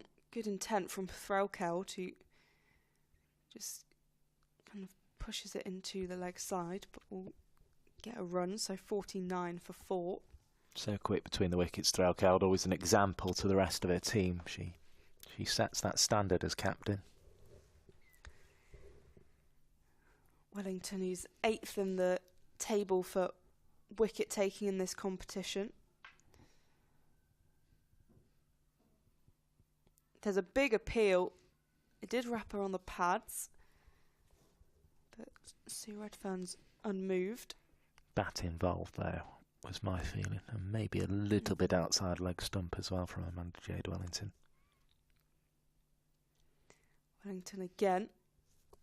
This one flicked up, slight fumble, and there's going to be a shot at the stumps, and that was close to a direct hit, and I think if it would have been a direct hit, that would have been out.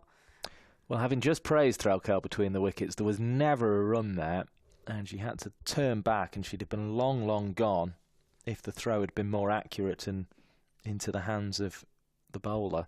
But fortunately from Threlkel's point of view, and unfortunately from a Somerset point of view, it was not. I think she's possibly a little bit muddy now because that area of the field looks a little bit muddy and damp. So a full-length dive, instead of kind of the dusty friction burn you might get in the peak of summer, perhaps a bit of mud. This one played straight back to Wellington for no run.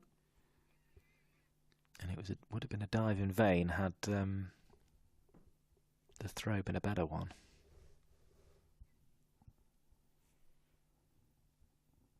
Lister awaits lots of flight, and it kind of pops up.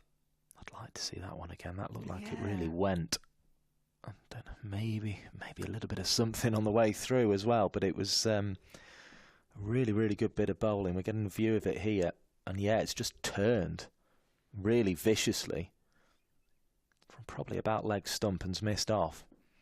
And that's a really, really good bit of bowling from Amanda Jade Wellington. I mean, it's what you expect from her, but it's also an indication the pitch is going to be giving some assistance. 49 for 4 after 15 overs.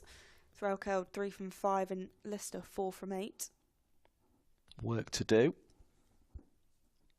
There are a few spots of rain you can probably just see on the camera there between overs. It does look fairly bright over the top of the old pavilion there at the Sir James Anderson end. But it's been Ellie Anderson today who has been dominating from that end. Gets called Jimmy by her teammate. We've been reliably informed by Polly Starkey this morning, and there is no way you're going to get the ball out of hand today. She's going to run in and, I think, try and bowl all 10 through as she can, because she's already picked up 3 wickets. Lewis for 8, caught by Holland. Smale was bowled for 17, and then Fee Morris caught by Fran Wilson, also for 8, all off the bowling of Anderson. Robbins has got the other wicket. Anderson just aborts the run into the crease there. Got just the one fielder outside the ring now as well, another indication of how well Anderson's bowling. That fielder's at backward square leg. You've got short mid-wicket, mid-on, mid-off, catching cover, or extra cover really, conventional cover, cover point. You've got a gully, a fielder in the ring at third, and Bexodger's the wicket keeper. So certainly those 9 fielders, including the wicket keeper inside the ring there, are all looking to be involved. A bit surprised they've got third and not a second or third slip here. That's the only slight surprise with this field at the moment. Anderson bowls, driven by Threlkeld awkwardly. Picked up by Gibson, who's been busy at short mid-wicket throughout this game. Good to see her back on the field.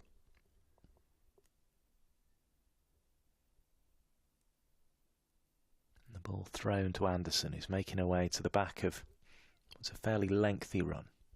50 up for Lancashire. We're in the 16th over.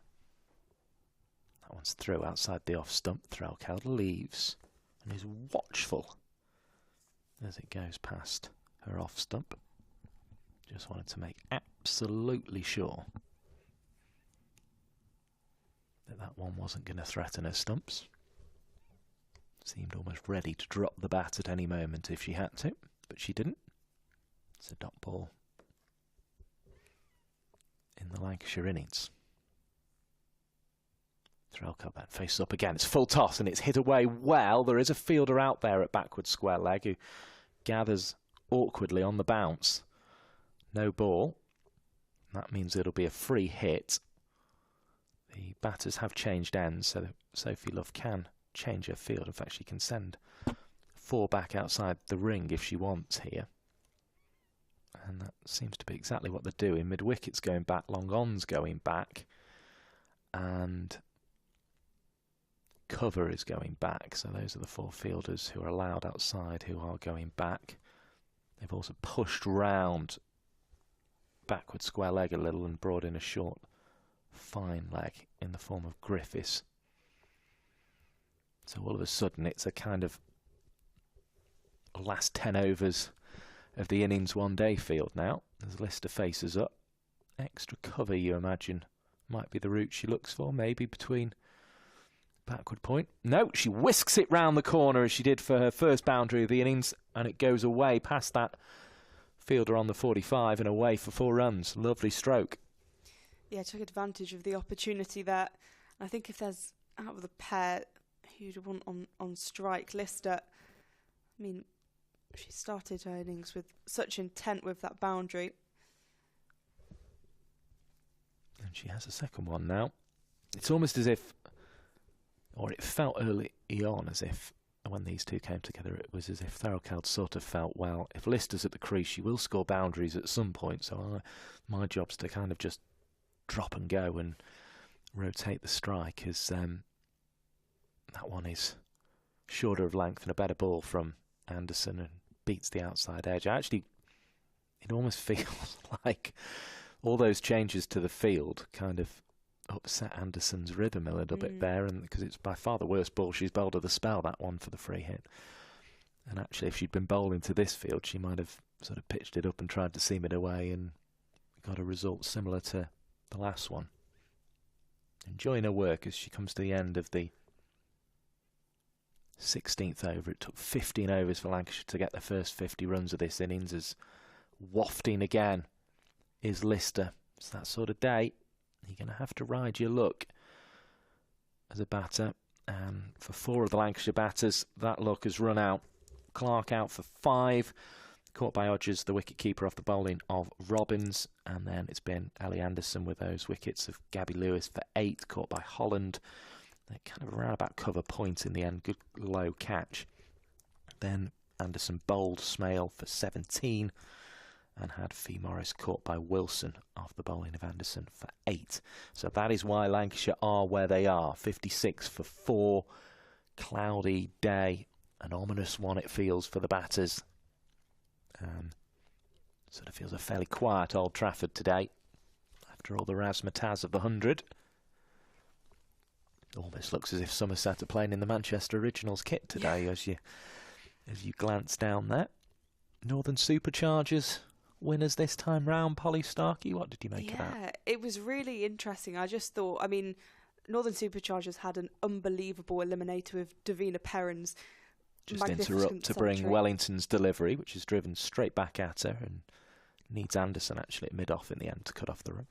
So it just felt like the Superchargers had this momentum going into the final, and then, yeah, I thought they were brilliant in the final. So the first Northern team to win the women's competition.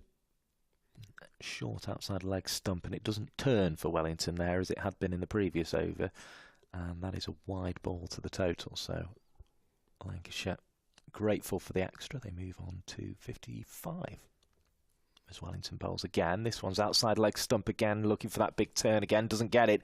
Swept away by Threlkeld. She likes it there, and I imagine this tactic might change for the remainder of the over from Amanda Jade Wellington, because she's not had much joy out there, and she's just conceded 5 runs in what's effectively 1 ball. 60 for 4. Of course, 2 Lancashire players as well involved in that Northern Superchargers side. Kate Cross, who took 15 wickets in the competition, but then Grace Potts as well, who was involved in the squad. And yeah, a very good month for the Superchargers. The umpires wearing Superchargers purple today, aren't they? There's in comes Amanda Jade Wellington, and that one did turn, and it was from a better area as well. It was pitched on the stumps, that one, and turned away past the outside edge of Threlkeld. And I think that's more what Amanda Jade Wellington's looking for. Although it did miss off stump because it had started on the line, which is why she's tempted to go outside leg, as she does here, but again doesn't get quite the same amount of grip, and it's turned away easily by Threlkeld for 1. 100 balls of the innings now gone. 61 for 4, the Lancashire score. We're seeing a very different sort of cricket today. If you're joining us after that competition, having enjoyed it. A little bit more time for batters to pick their shots, as Lister does here. Wasn't the most convincing with the short cover in. Gibson thought she was in the game for a second, but it was nicely enough placed for Ailsa Lister to grab 4 more runs. Gibson stretching out a hand, but not enough. Wellington again to complete the over, which has had 2 boundaries but now has a wicket. A little outside feather from Ailsa Lister. The finger is raised and she's out. And Lancashire lose a 5th wicket on a day that's been tough for batting. It was maybe a loose shot that they couldn't afford. And Ailsa Lister gets the little feather through to the keeper Odgers, who takes a smart catch, but one she'd expect to take every time. And the 5th wicket falls for Lancashire. 65 for 5. Lister out for 12, caught by Odgers off the bowling of Wellington. Yeah, Somerset are well and truly dominating. You know, it looked for a second like Lancashire maybe were going to push forward. There are a couple of boundaries, but Somerset well and truly in control. 5 wickets down, and just good from Amanda Jade Wellington wrapping up her over. Be Danny Collins, who's come to the crease for Lancashire. Well, they'll be glad of the extra batter, I think, today. And they've obviously been relying on that top order playing so well. Jones and Lamb, and if not either of them, they had Katie Mack earlier in the season who was performing well. I think there's a little bit of an element here from Lancashire of actually just needing to bat a bit of time given the weather is around. because if they can just prolong this game a little bit, then they may well get saved by the weather. They shouldn't be completely thinking that way, but I think if they can add to the total here, they will be batting a bit of time as well, and that will bring them into the realms of when we're expecting the rain to fall. We're around about 10 minutes away from that 12 to 1 hour where we said the percentage chance of rain is very, very high. How heavy it will be, we're not sure yet. Anderson just cleaning her shoes. So we've seen a number of players do. Collins hasn't played a one-day cup game for Lancashire since the 4th of May. So it's been a while since she had the opportunity at the crease. And the cleaning of the shoes of Anderson is an indication that that excellent spell of 8 overs 31 for 3 has come to an end. And we're going to see Chloe Skelton, who's been patrolling at backward square leg for much of the day, come into the attack. She's a right arm off spinner. And just practicing a few revs on the ball before approaching now to the Lancashire captain Threlkeld, who gets an outside edge that goes past the wicketkeeper and away down to third for 2 runs. One of those edges that you feel the batter doesn't necessarily mind when they know the slip's not there, because they know they'll get runs for it, provided it evades the keeper's gloves, although Lister didn't evade the keeper's gloves from the previous ball, so it was a genuine risk, I suppose. There's Threlkeld pushes to short cover. Love picks up, gets the little towel out the back of the trousers to dry the ball off for a bowler. Threlkeld faces again. Right arm over from the Sir James Anderson end is Skelton. Ball pushed back to her. No run on offer. As in comes Skelton again. Again worked down towards third. There was definitely a run there, and Threlkeld frustrated with her partner Collins that she didn't take that one. We've got number 16 on the pitch, who I believe is a sub. Is that the as Skelton bowls, and this one's defended by Threlkeld. Vukusic. Yes. Croatian international. So has been involved at times this season, and in the squad today, but not in the lineup. That one's pushed out to mid-wicket, and Vukusic will be involved here because she has to back up the wicketkeeper from a slightly wild throw. Does so well though, 67 for 5, and Lancashire have batting to do, it is fair to say. Just 2 from the over. Good work from Skelton, but as you say, plenty of work for Lancashire to do here. 5 wickets down. It's a long chat between the captain and Danny Collins here. So let's hope she's imparted some wisdom there, because facing Amanda Jade Wellington at the moment is far from easy. As Amanda Jade Wellington just wants her fielders to move round a touch here on the leg side. But she knows her team are well on top, and she's just picked up her first wicket from the final ball of the previous over. Left-handed Collins will negate the spin somewhat. The ball will be turning into it. And she proves it by prodding the first one to Gibson on the leg side. So it was actually the offside for the left-handed Gibson that Wellington was moving round a touch. Throws this one up again. Turns into the gloves of Odgers, who's kept very well so far.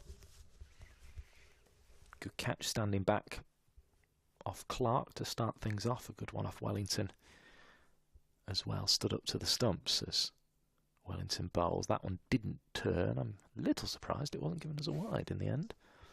But there we go. I'm not sure if it's just my eyes, but I think it might be raining out there. It's sort of been spitting on and off throughout, hasn't it? As again, there's a sort of angled defensive really from Collins. No run on offer. Really has to stay out here, Collins, as long as she can.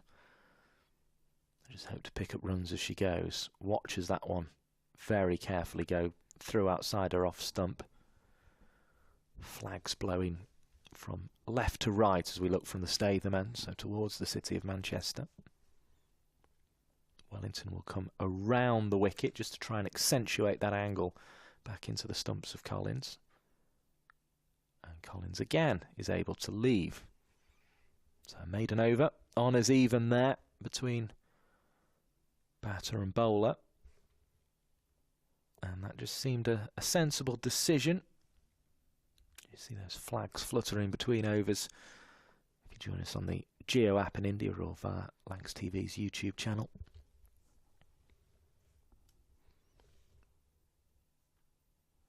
And we will await to see whether any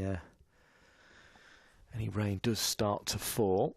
Can't see too much movement from the spectators. There is a brolly up at the far end, but I think that's just because it's been raining more or less throughout this game very lightly. We certainly needed one down there at the start of the game, I felt, as Skelton bowls to Threlkeld, who's back, pushes to the bowler. Another little chat with Sophie Luff and Amanda Jade Wellington here. She's got 2 back on the leg side at the moment. Vukusic, who's come on, is at a 45 position as well on the leg side. This one's chopped into the offside where there are 4 fielders all up in the ring. Wilson backward point. We've got cover, short extra cover in the form of Sophie Luff, and Amanda Jade Wellington is just directing things at the moment at mid-off, and she's making a switch to that leg side field, so they're going to bring a slip in. That's clearly what the discussion was about. Clearly the bowler Wellington felt a slip was needed here to Threlkeld. She did use that route to pick up a couple of runs last over, so Griffiths has come in and Vukusic has gone out to backward square leg on the boundary. So that one's pushed to the cover fielder. Almost a cover point, really, quite square. And we still have the deep mid-wicket as well as the conventional straight mid-wicket. And a mid-on. Now this one's hit high in the air and it's going to go to the ground. Threlkeld gets through for a single. Just cleared the leg a little bit there, Threlkeld. Hit it well, but not past mid-on. And that really should have been taken. It was Barnes and she just couldn't gather. Yeah, it was a low chance, but Barnes was there. She had hands on it. She looked quite frustrated with that one as well. Much like the note of Clark being dropped on 5, which didn't cost Somerset anything at all, I think it's worth a note that Threlkeld dropped on 12 there in the 20th over off the bowling of Skelton, who then to the left-hander Collins delivers a wide. It's a tough one for Barnes. She was always sort of pushing it forward, so pushing it away from her body. The Skelton bowls. On this one is dropped at slip now. So both batters getting a life in the 20th over. Collins comes on naught. It was Griffiths at slip. Very quick chance. It was a full-blown edge. But neither fielder can gather off the bowling of Skelton, who's approaching again now. Shows just how difficult batting is as Collins prods round the corner. No run on offer. Still not off the mark, Collins. You feel maybe just needs to show a bit more intent, even though the situation is as difficult as Lancashire are finding it right now. I mean, that went very quick. The second one, I think, was a harder chance than the one at mid-on off Threlkeld, but both will be annoying from a Somerset perspective. Yeah, Lancashire very fortunate not to lose a wicket in that over. But yeah, Somerset they'll want to have been clinical. Yes, they're on top, but they want to get the job done. They want to try and constitute a game before the rain comes and disrupts everything. Well, they'll know the weather's around. There's Wellington comes in, and Threlkeld's a long, long, long way forward and is able to defend, which she'll be glad about.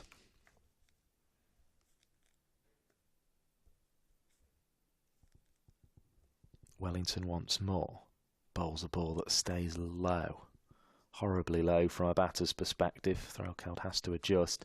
The Blaze find it similarly tough going. They're playing Surrey today, 37 for 3 after 10 overs of that game at Trent Bridge, the only other one to get underway in England today, as this one's driven up to Ellie Anderson. No run on offer. You feel England and South Africa might struggle later on too. Scotland playing Namibia, and Canada might have a bit more luck. This one is pushed into the offside. Gibson there with the fielding. Well, did you see the local groundsman there set fire to the pitch to presumably dry it out? To dry out, yeah. They do it in a few parts really of the world. It. This one's top edge, should be out, and it is out. It's well caught by Barnes, who couldn't hold on in the previous over, but gets Threlkeld in the following one. Top edge, and the Lancashire captain is out, and Lancashire are in big, big trouble. 69 for 6. A makeshift side in some ways. They're lacking personnel, with Jones and Lamb both missing with injury. Potts and Alana King, who's departed as the overseas player, have also dropped out of the side that played in July. Kate Cross walks to the wicket, who has scored some useful runs, averaging above 30, but this is going to be a real challenge for her. And she goes out at number 8 with just 69 runs on the board. And as we say, Lancashire just needs to bat for a bit longer here, and you feel some weather could help them out. But from a Somerset point of view, if they can rattle through these last 4 wickets and get batting, they could well sneak in 4 points and potentially 5 with a bonus here that they didn't think they were going to get. Yeah, I mean, this is a sharp snap back to reality for Kate Cross. On Sunday was lifting the trophy with Northern Superchargers in the 100 and having a great day there, and then actually she's in a precarious situation with the bat, on a potentially very rainy day here in Manchester. But as you say, she's done well with the bat this season, scored quite a few runs. And we know what playing with the red rose on her shirt means, as she gets completely turned around by the first ball, and it pops up off a leading edge but out safely into the offside for no run. So Cross survives her first ball. She will be very, very keen to make sure that her team don't give away any of the good work that they've done so far in this competition to get up to second. I say with it one of only 2 games in England taking place. There is an academy game going on and some second 11 cricket as well. I should point that out. But in terms of first 11 cricket, as this one is played away by Danny Collins, finds short extra cover, no run on offer there. As we said, there is a game going on at Trent Bridge now. Started slightly late, but plays 40 for 3. As this one again is a leading edge up into the offside, but bouncing agonisingly short of Anderson, who did such a good job with the ball from the Somerset perspective. Collins just has to find a way to score here, all bar one of the fielders in the ring, making that very difficult. Pushes into the offside in more orderly fashion, but the result's the same. Another dot ball. 69 for 6 under grey skies. Skelton again. Right arm over the wicket from the Anderson end. Collins pushes to Sophie Luff at short mid-wicket this time. Where's the first run coming from for Collins? Both batters on naught here. It's that sort of a day.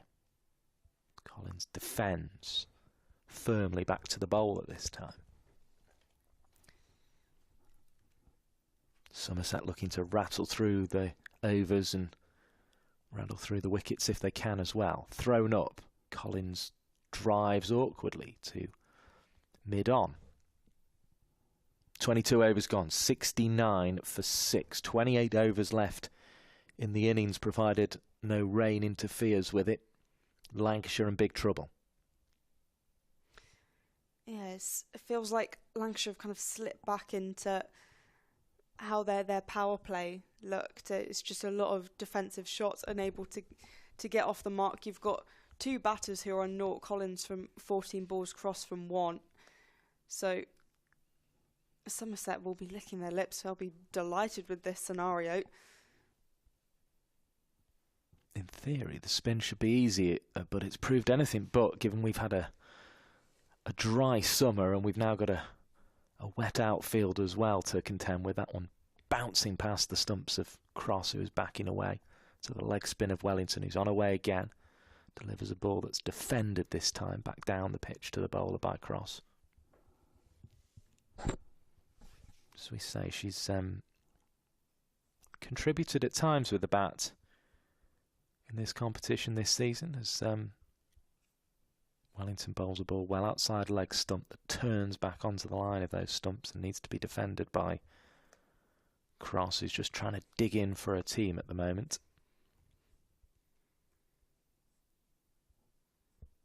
Here comes Wellington once more. Throws it up, and leaning forward is Cross to defend once more.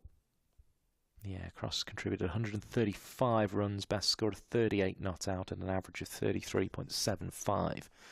Something of that order would be much appreciated today. She gets an inside edge to Barnes, who's fielding at backward square leg.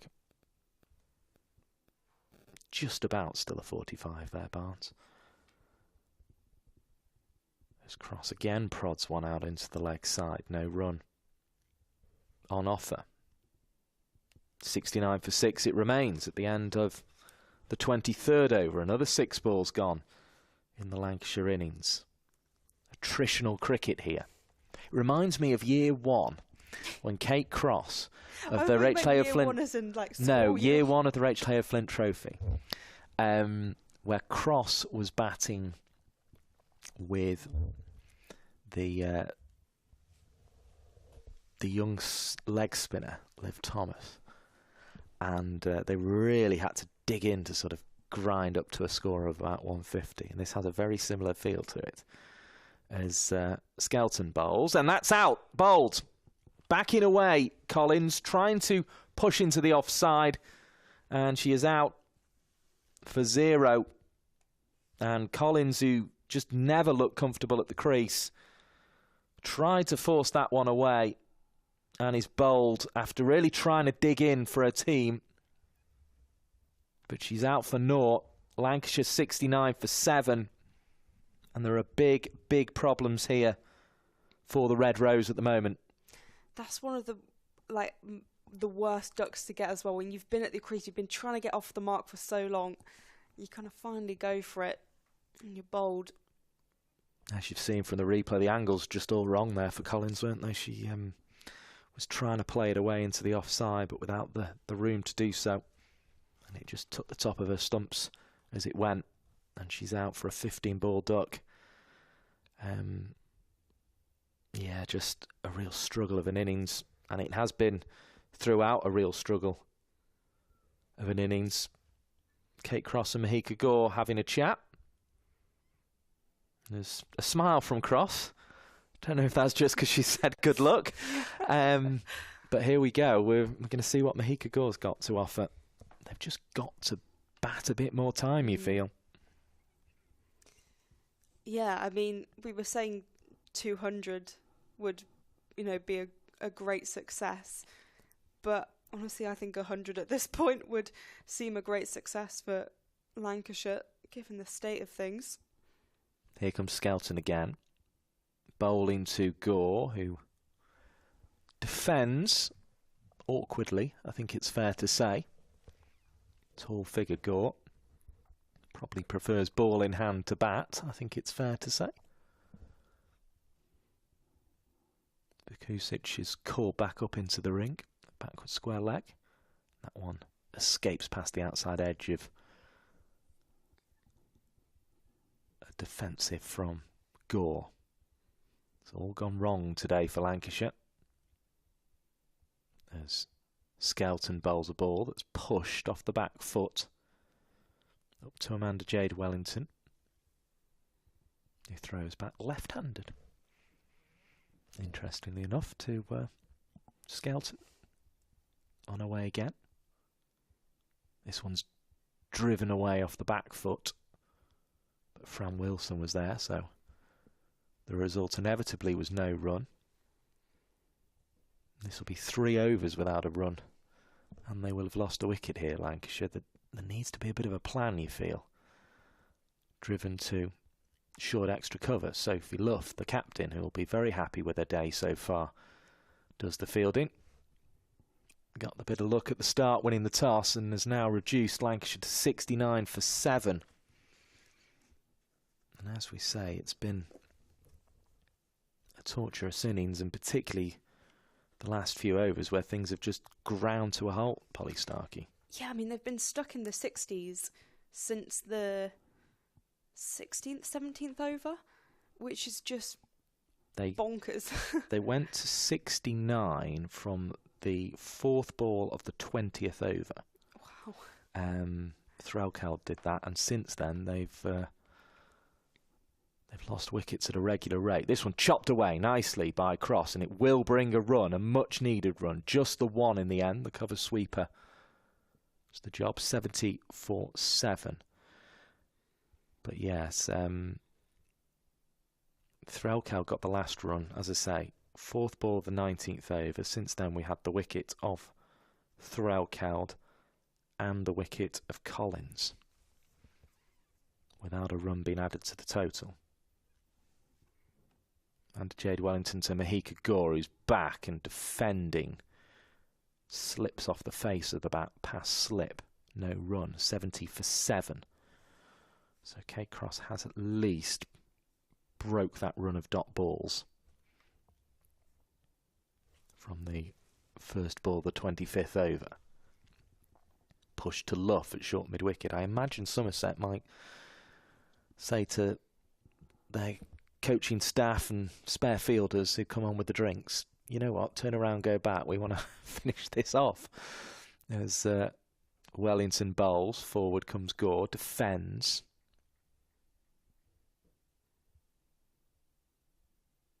No run again. Here comes Wellington again to Gore, who defends into the onside just for a tiny bit of variation, but the result in the scorebook's the same, a dot ball. They've obviously got to do something somewhere here, Lancashire, but there's no harm having a good look at it, I suppose. That one's a Google, and it's beaten Gore between her bat and body and gone away for 4. Was there any touch on it? Oh, and falling over here is Mahika Gore at the non-striker's end. Byes are signalled. 4 to the total. In fact, it's Kate Cross who's fallen over rather awkwardly, actually. She's back to her feet. She's just going to wipe the mud off. They've done well to get out there. It's an indication it's still damp just in that bit where you go from the sort of covered area of the wicket to the area that was sort of uncovered whilst we were awaiting play to start when the rain was quite light. Been covered overnight, but wasn't during the warm-ups and that kind of thing. It was to allow them to warm up, really. Yeah, as I said, it looked a bit muddy earlier. Now, so probably just took a bit of a slip and tumble. 25 overs gone. Umpires are going to have a little chat. Players are going to get some drinks.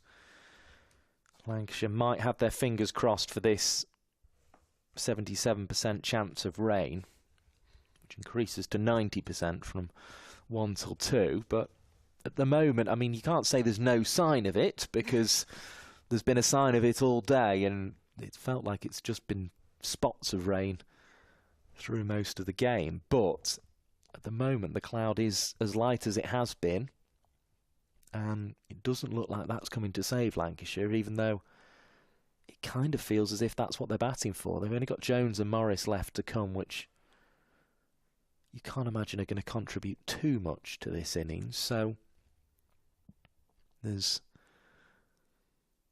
some important messages, no doubt, coming on to the Lancashire pair here.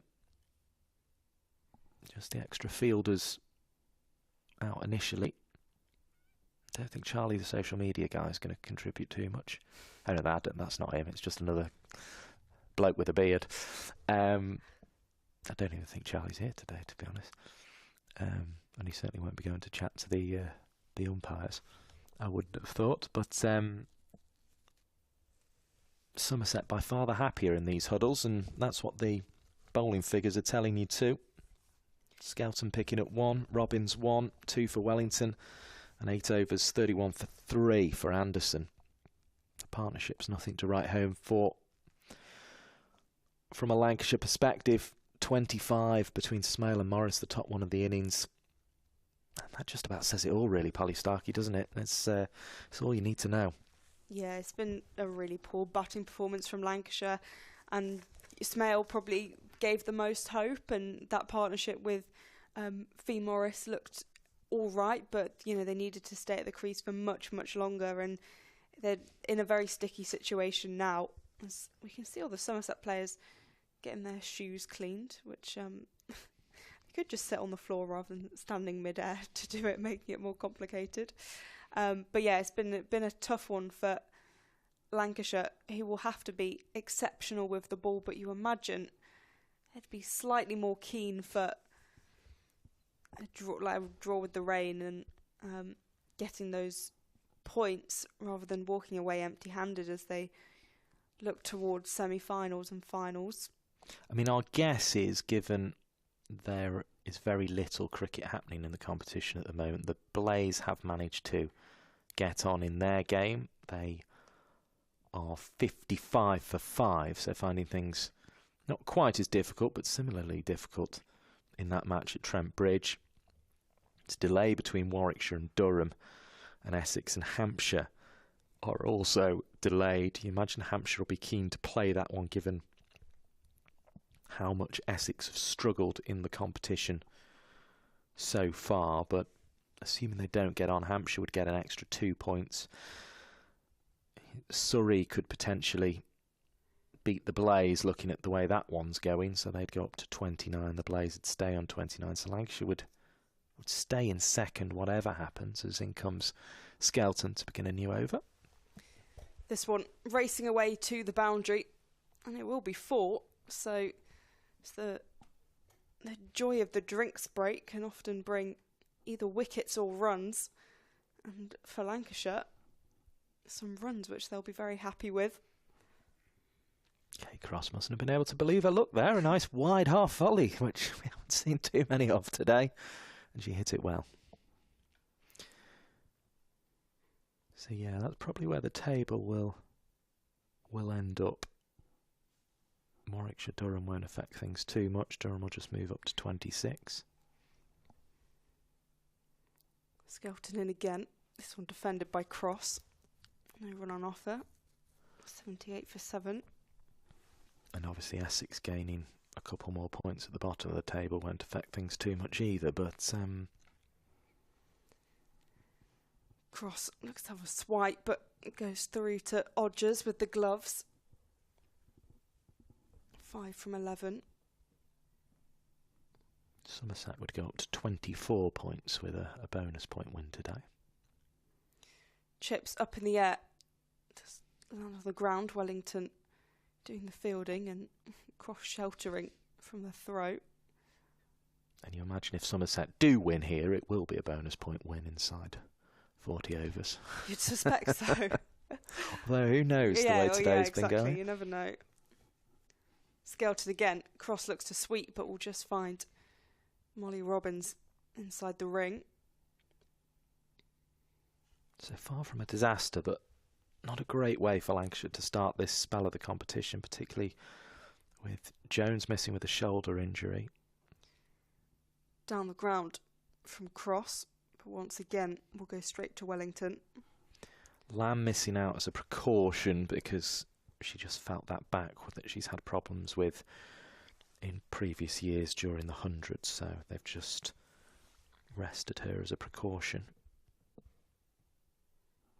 But Lancashire, you think they were always going to struggle, but probably we didn't think this much.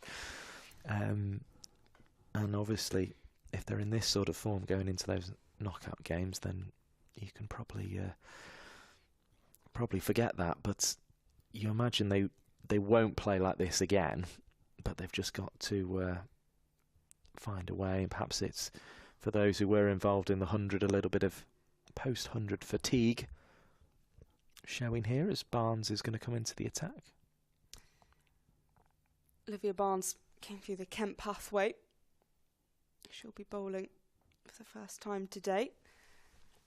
Worked into the leg side by Mahika Gore, who will get off the mark after facing 11 deliveries.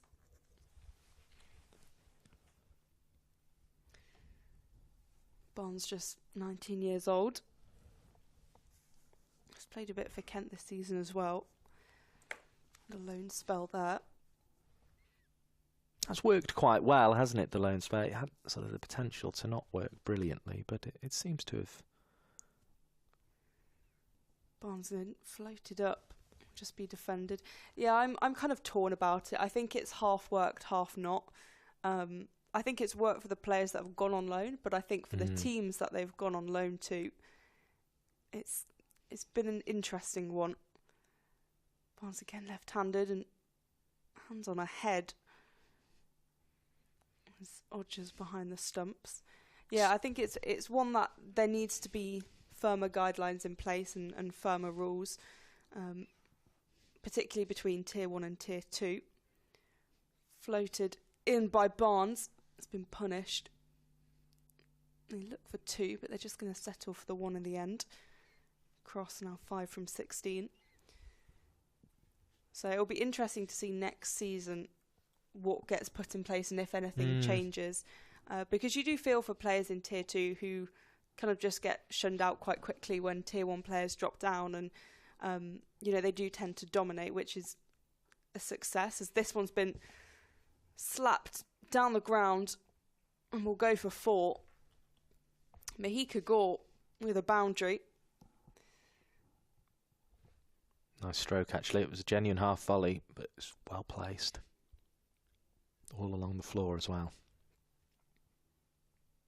So yeah, I think the loan system is good for younger players in particular, but yeah, there should be kind of stricter rules about how many loans you can have, how many teams you can play for. Barnes in again. Bit of width. Jogging between the stumps for 1. 85 for 7. So, sort of the place you have heard complaints from a little bit more has been those in Tier 2 then, by the sound of things. Yeah, I think that's where it's been a bit more difficult. I think Tier 2 to Tier 3 has been quite good. There are a couple of players who have dropped down from Tier 2 to Tier 3, and that's just, good opportunity to get cricket under your belt. There were some slight issues with the Knockout Cup and,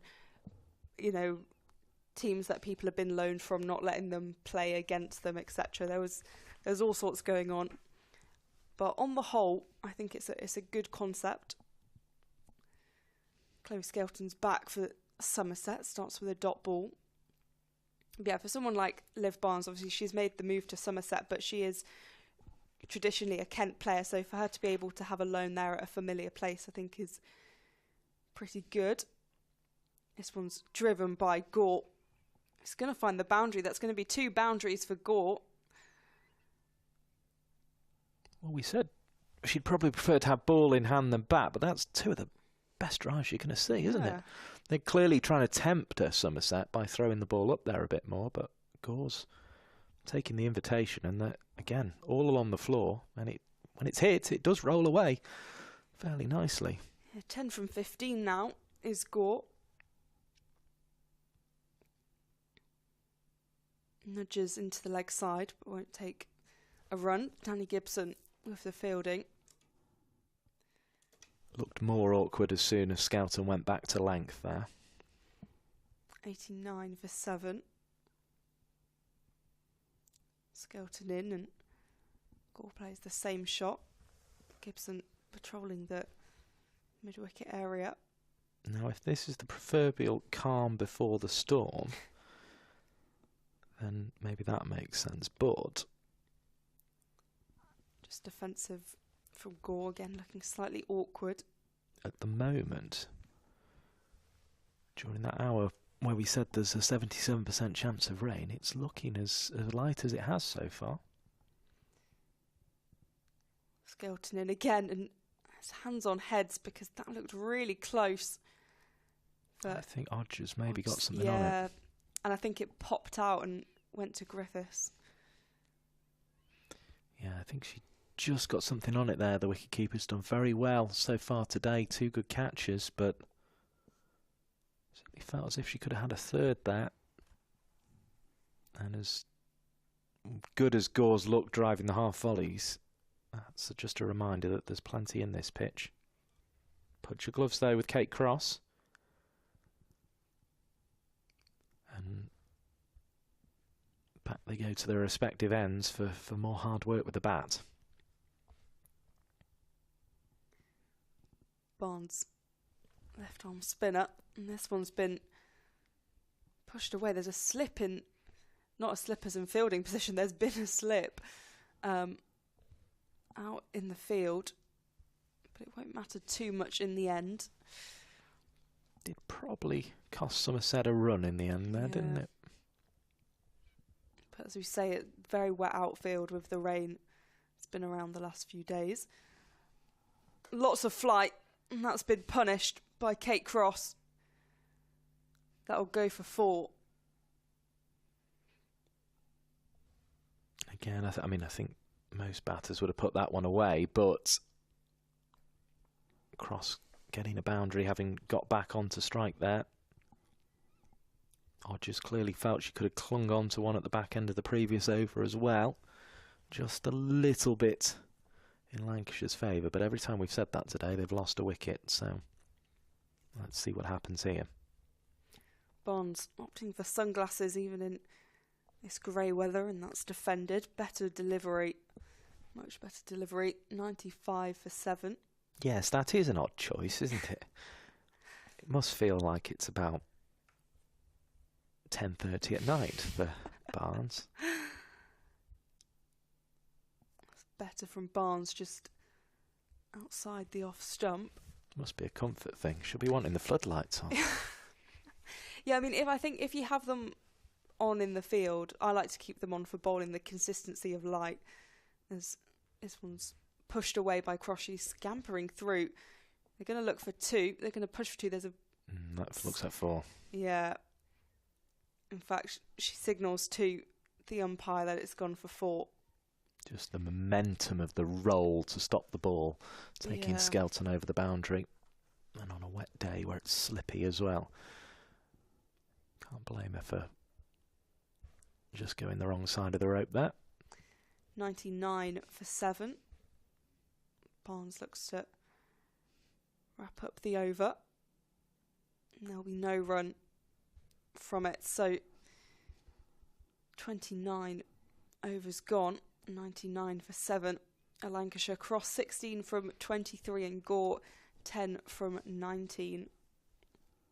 So honest from the field of that. Another good over for Lancashire at this point in the innings. But it is very, very tough attritional work. They can just get up to 120, 130. They give themselves something to bowl at. But the problem would then be, if they do get a rain delay, they're going to lose a chunk of that 130 as well. So it's tough at the moment. It's very tough indeed. And Somerset are on top.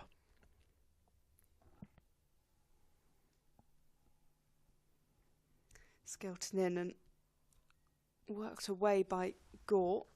I'll just get the one. Real heave, that one. 100 up for Lancashire.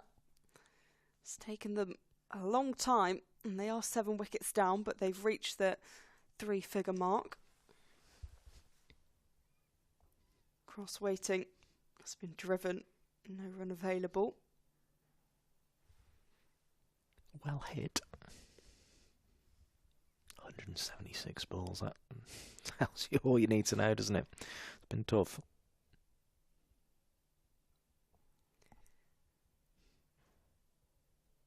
Still no run on offer for Kate Cross, who her and Gore have been handy. It looked like Somerset could get the game wrapped up relatively quickly, but they're being stubborn.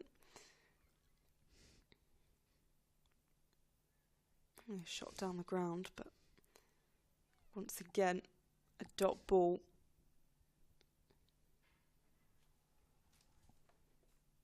Skelton 1 for 13 so far.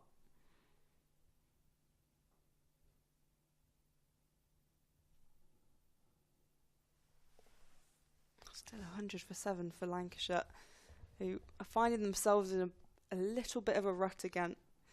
A pattern we've seen across the game. Skelton to Cross, rocks back, and that could be a much needed boundary, and in fact it will be. 3 players in pursuit, but Cross just pushes it away. They've just started to find the ropes with a little bit more ease, haven't they, these two? All of a sudden, just showing batting's not impossible. Would you be tempted to go back to some more seam here? Seems to be the most effective. Yeah, I form mean, of bowling. Anderson's still got 2 more overs, and Robbins has certainly a couple more. Yeah, Robbins has bowled 6, so she's still got 4 more overs. You've got Wellington with 2.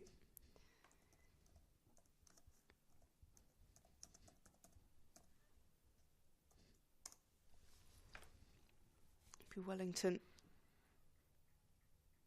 to bowl again, so they've opted for spin.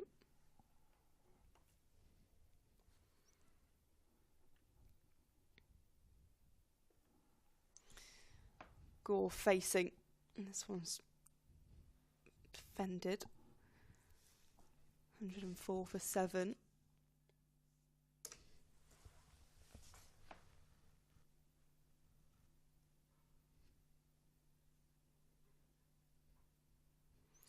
Played straight back to the Australian leg spinner. Cross 20 from 28, Gore 11 from 23.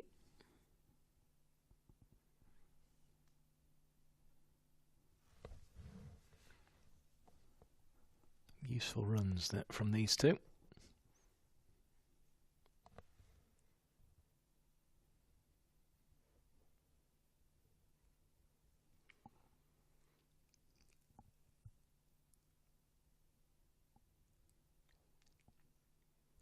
Beats the bat on outside off stump. Wellington getting through her over quickly. Even bring the field in a little bit, make it more intimidating. That's signalled a wide down the leg side. A sliding stop there from Alex Griffiths. I think she's just a bit surprised when it doesn't turn today. Amanda Jade Wellington. It's clearly still quite... The pitch itself is quite dry, and we saw quite a bit of life out of it from the seamers as well early on, but the dampness of the conditions elsewhere is assisting the bowlers with swing through the air. Wellington to Cross. That'll be stopped by Olivia Barnes, who was brought further into the ring earlier in the over. 106 for 7.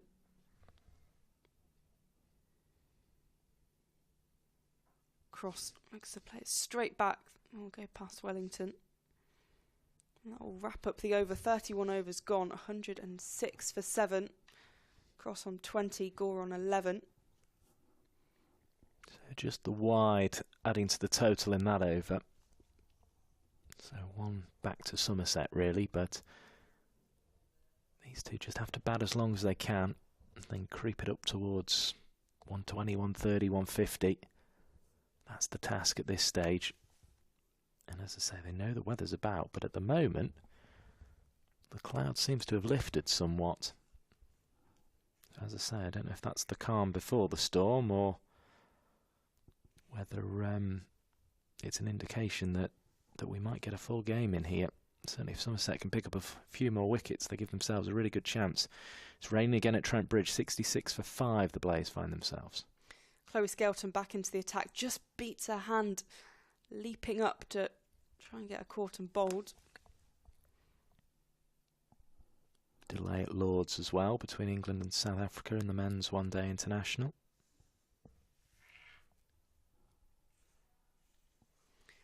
That is huge from Mahika Gore. It could be 6. It'll drop just short of the boundary and before. But that was a huge stroke from Gore up in the air. 110 for 7. Gore's got a big grin on her face. I think she's a little smile to Alex Griffiths and Bex Hodges there. Did she hit that one? Yeah, don't you know I'm an all-rounder? Skelton in again. This one on the ground. There'll be no run.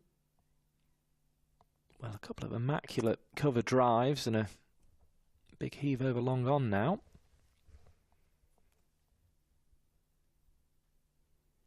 Skelton to Gore. Flicks it into the leg side. They'll run through for 1. Gore moving on to 16 from 28.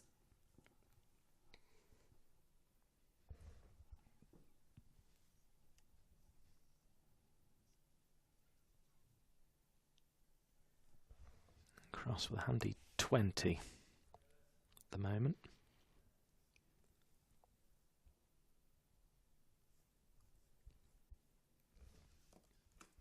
That highest score of 38 not out would come in very handy indeed at the moment.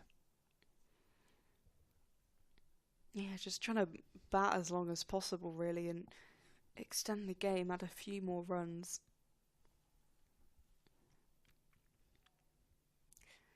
Skelton in and mistimed from cross.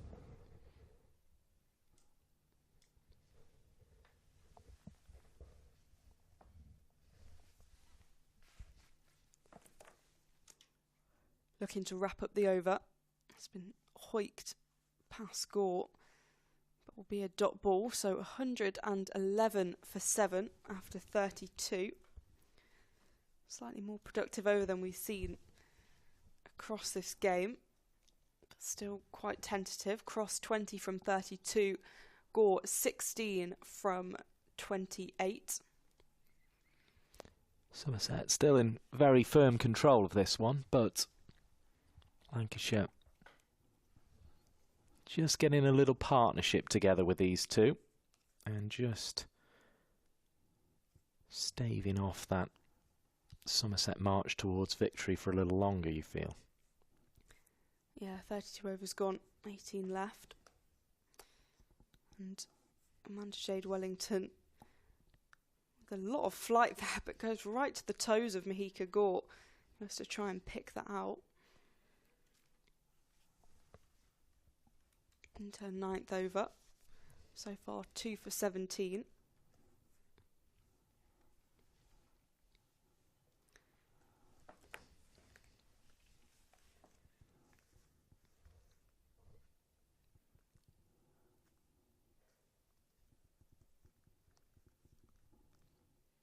Cora waits and really has to defend that with a straight bat.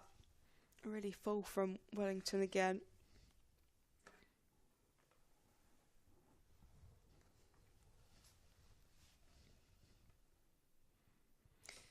Just beats outside of off stump. That turn's still there, isn't it? Yeah, tight from Wellington.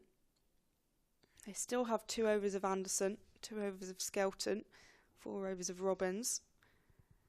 There's a slight appeal from Wellington, but looks like it was bat on it. Scamper 3 for 1, so 112 for 7. Partnership up to 43 now.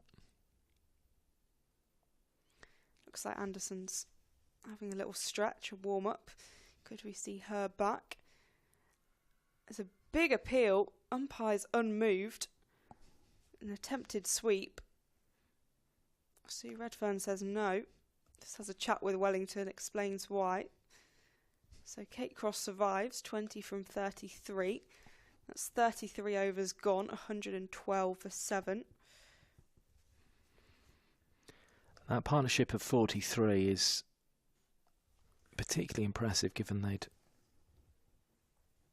come together in a period where there'd been 2 wickets for no runs in, 2, 8, 14, 20, 21 balls. Yeah, Ellie Anderson back. She's 3 for 31 from her 8 overs so far. So just 2 overs here. Odgers looks like she's going to stay up to the stumps. Unless she's simply forgotten to move because it's been spin for so long. But it looks that way. So this is an interesting little ploy here. It felt like it needed a bit of seam just to unsettle these two. So more Anderson from the Anderson end. Gore having a look around at our options.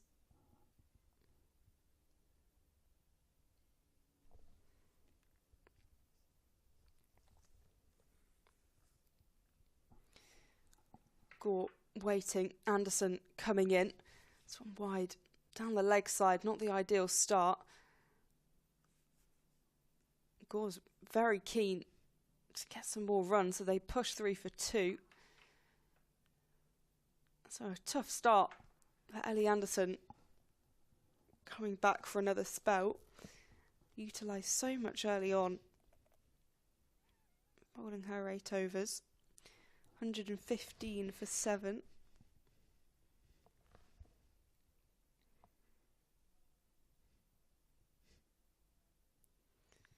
Another wide from Anderson, just sending it down on the leg side. Yeah, it could be forgiven for being a little stiff after an 8 over spell early on. It's not often you'll get to bowl that many overs on the bounce in one-day cricket, but it was certainly worth it today.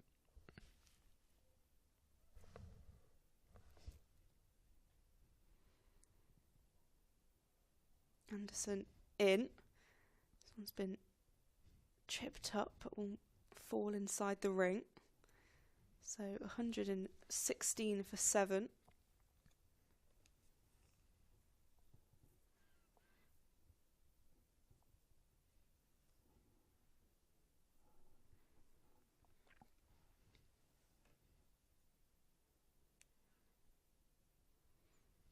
Mahika Gore, the on-strike batter, has a swipe at this.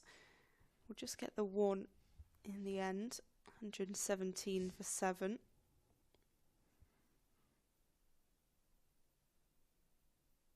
Neatly enough helped on its way. Just a brief discussion between the batters. We are now 2 away from a 50-run partnership. Anderson just having a discussion with Sophie Luff and Amanda Jade Wellington. Potentially making some changes in the field.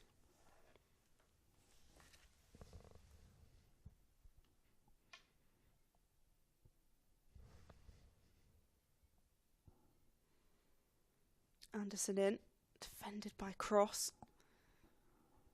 Much better delivery.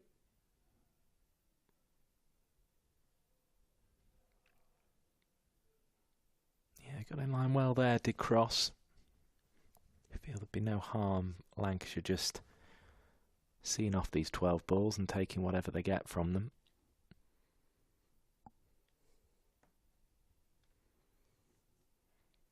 Cross awaits. And we know run on offer, despite a swing at it and popping out on the leg side.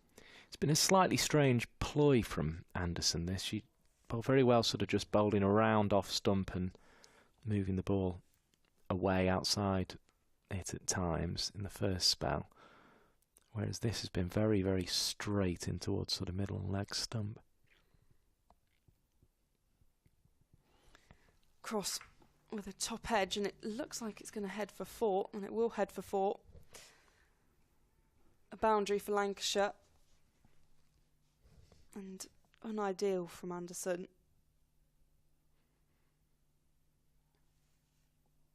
Yeah, went a little shorter. Can't really do a lot about that.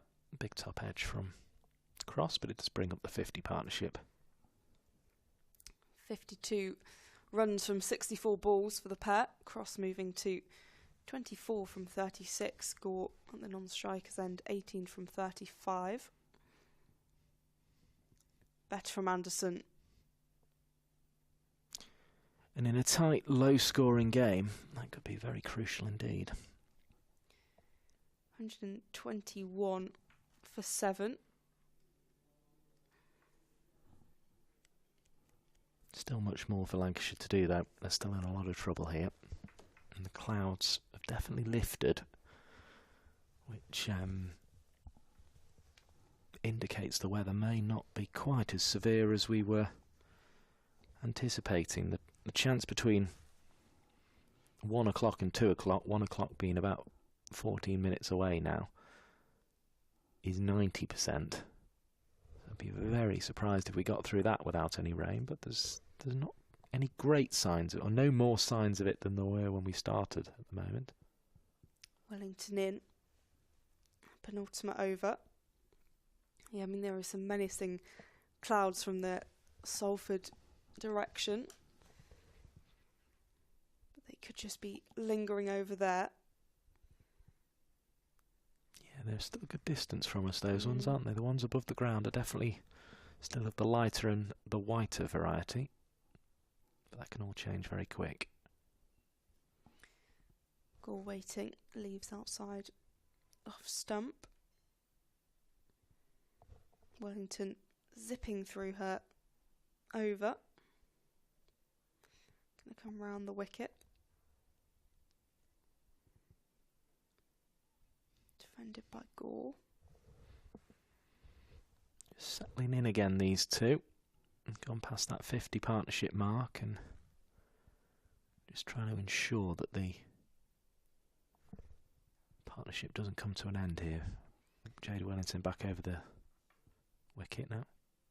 It's wide down the leg side. Well, the number, given she switched all of the last 3 balls, you could see how she could lose her direction a little bit.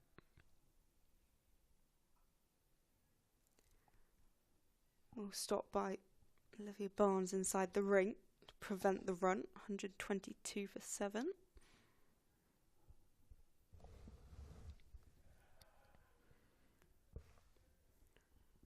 Wellington through a rhythm. Has been played straight back to her. So 35 overs gone. 122 for 7. Just a wide from that over.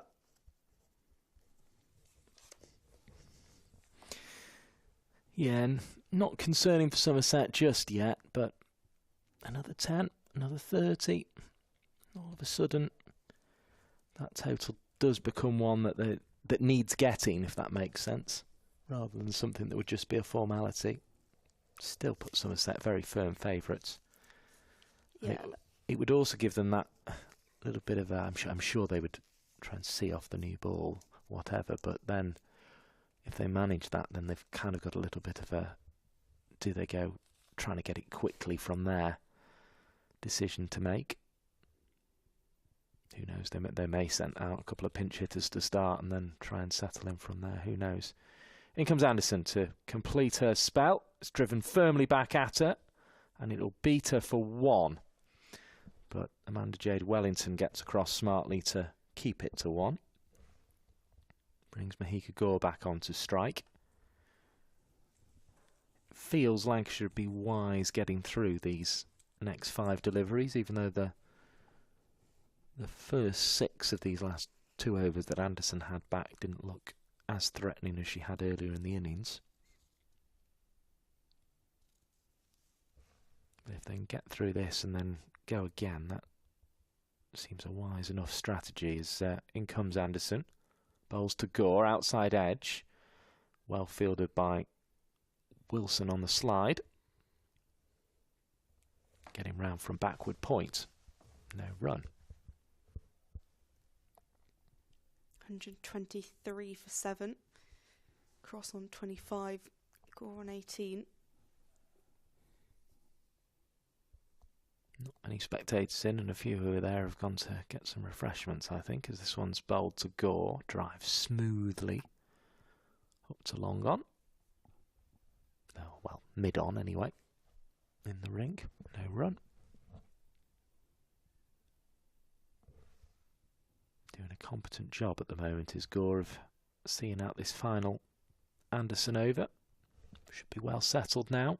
43 balls. Gore's been at the crease, 18, including 3 nice boundaries. And works this one away behind square on the offside. And we'll pick up another one to that total. So, Gore doing her bit here. Cross just with a couple more balls to see off of Anderson. And then there'll be 14 overs remaining for Lancashire to just try and get something from. Anderson bowls to cross, stands up and defends resolutely. Back to the bowler.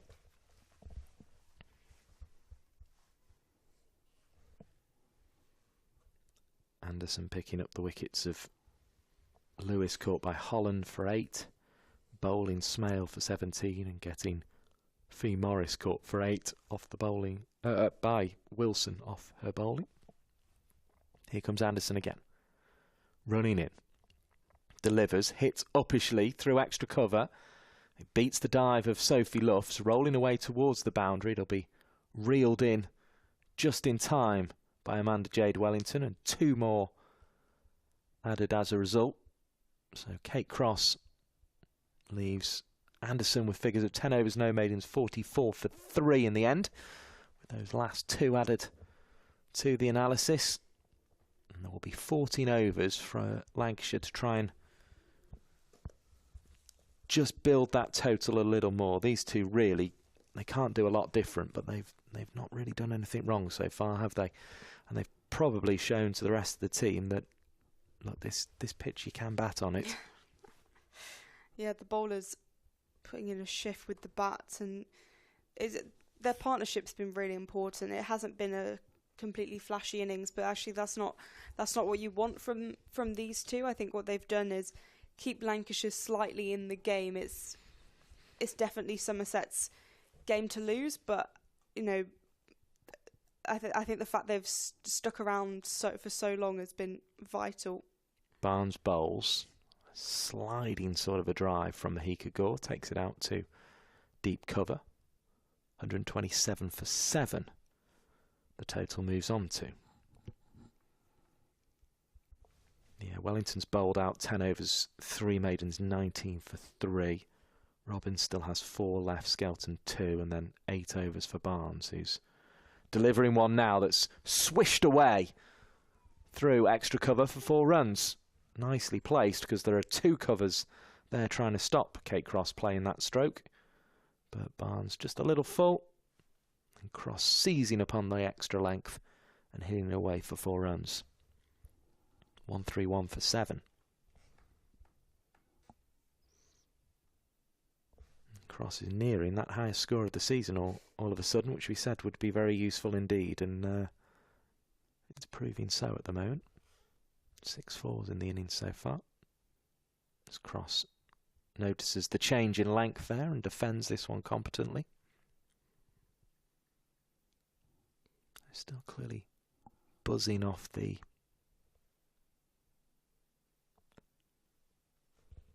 victory in the 100 Kate Cross, and she's doing well with the bat. Just a slight word from umpire to bowler there about the danger area of the wicket as Barnes bowls a ball that is defended by Cross.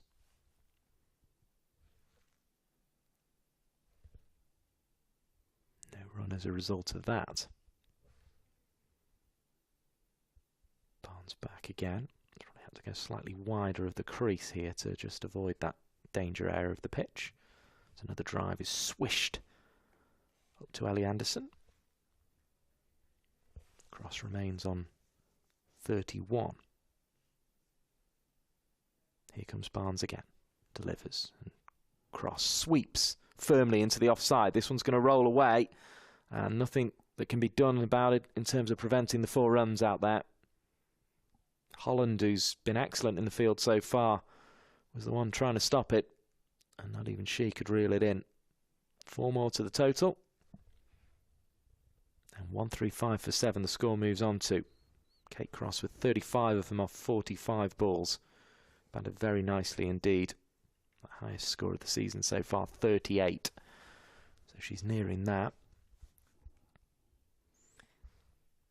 Probably a more important knock as well than her previous one. This has just kind of kept Lancashire in it when it looks like we will get a game today, and a Lancashire win would be so important looking ahead to finals day and, well, semi-finals and finals and qualification for that. Somerset's chances much, much lower. The game between Warwickshire and Durham has been abandoned without a ball being bowled.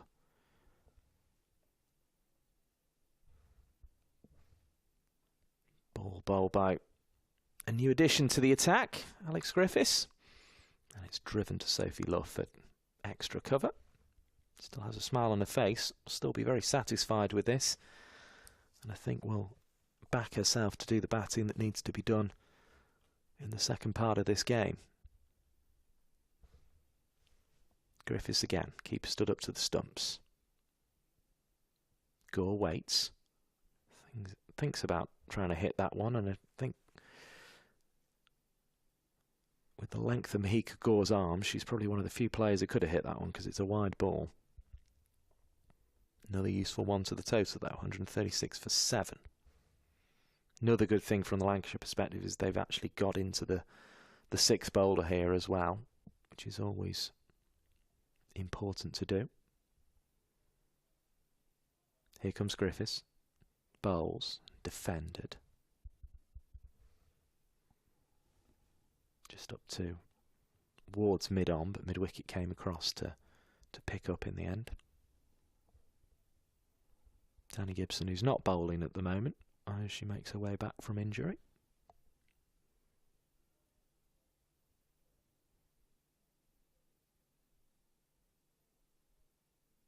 Here's Griffiths again.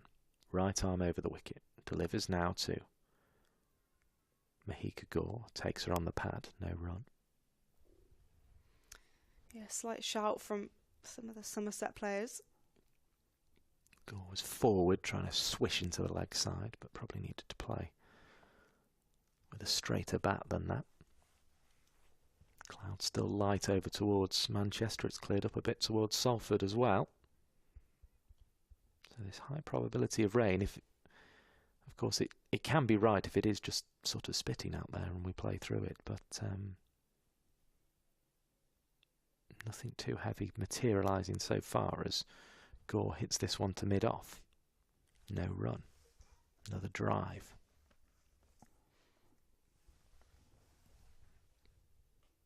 I mean, if these two could take it all the way up to 100 partnership, then you really do have a game, don't you? 169. But it still feels a long way off as Griffiths comes into bowl to Gore, who drives back to the bowler this time. Straight into the pitch it went before bouncing up. So at the moment, the wide ball is the only chance there's been to score. or the only addition to the total anyway. One ball of the over left, the extra one for the wide. Here comes Alex Griffiths. She delivers from close to the stumps, and Gore drives again, but again doesn't find a way past mid-off. So that is the over bowled. 136 for 7, just the one from it. We've had 38 overs of the Lancashire innings so far. Things looking in orderly fashion from a Somerset point of view, but they do just need to break this annoying partnership now. Yeah, I think if I was Somerset, I would be quite frustrated that we're not having lunch right now and we haven't bowled them all out, because Somerset have put themselves in such a good position to do that. And yeah, I think it's huge credit to Kate Cross and Mahika Gore, who have been brilliant in staying at the crease and building that partnership. And they've found a couple of boundaries. It hasn't been all defending or fortunate runs. It's there's been a real mixture, so they've done a superb job. Here comes Barnes bowling, shoulder length, hit hard, and a good diving stop is made at short cover by Danny Gibson. No run. Barnes again. Floats it up, swept around the corner by Cross. He likes doing that, and she hits it well. 4 more to the total. 140 for 7. A very, very clean stroke by Kate Cross. Adds another 4 to the total. 8th of the innings.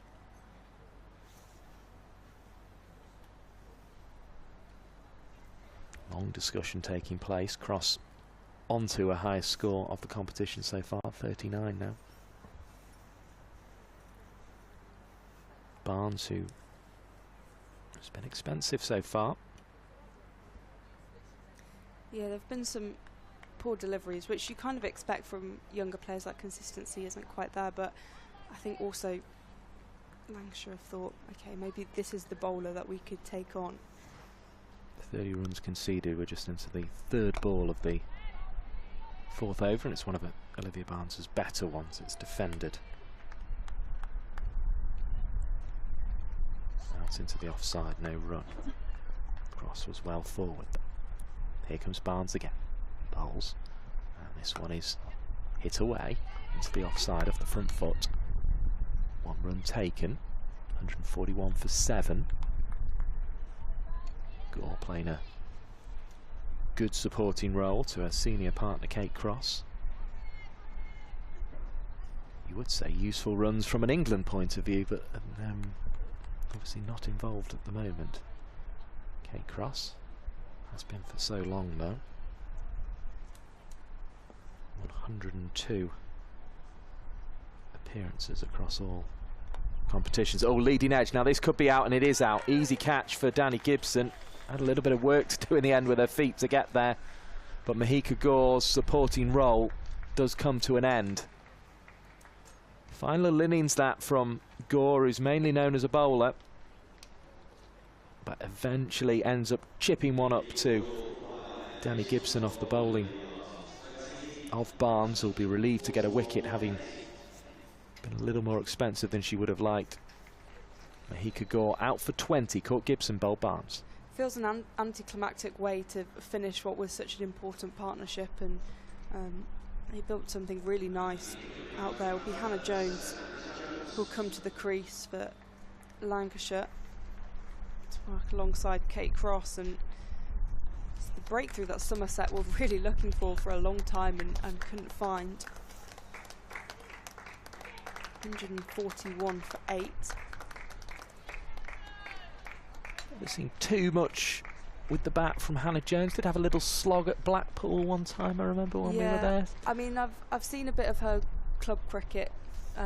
Bats in the middle order for Didsbury's first, so it has scored runs there. But yeah, in terms of Lancashire, Haven't seen loads. She can hit a few fours though. I've seen that before. Well, she did that day. It was very much in a lost cause, but she did swish a few away that day as Barnes bowls and beats the outside edge of Hannah Jones. Just adjusts her helmet slightly as she's on her way to talk to Kate Cross. 141 for 8. I think Cross will want Jones to just stay there, and unless our picture's got a bit fuzzy, I think I can see some rain starting to fall.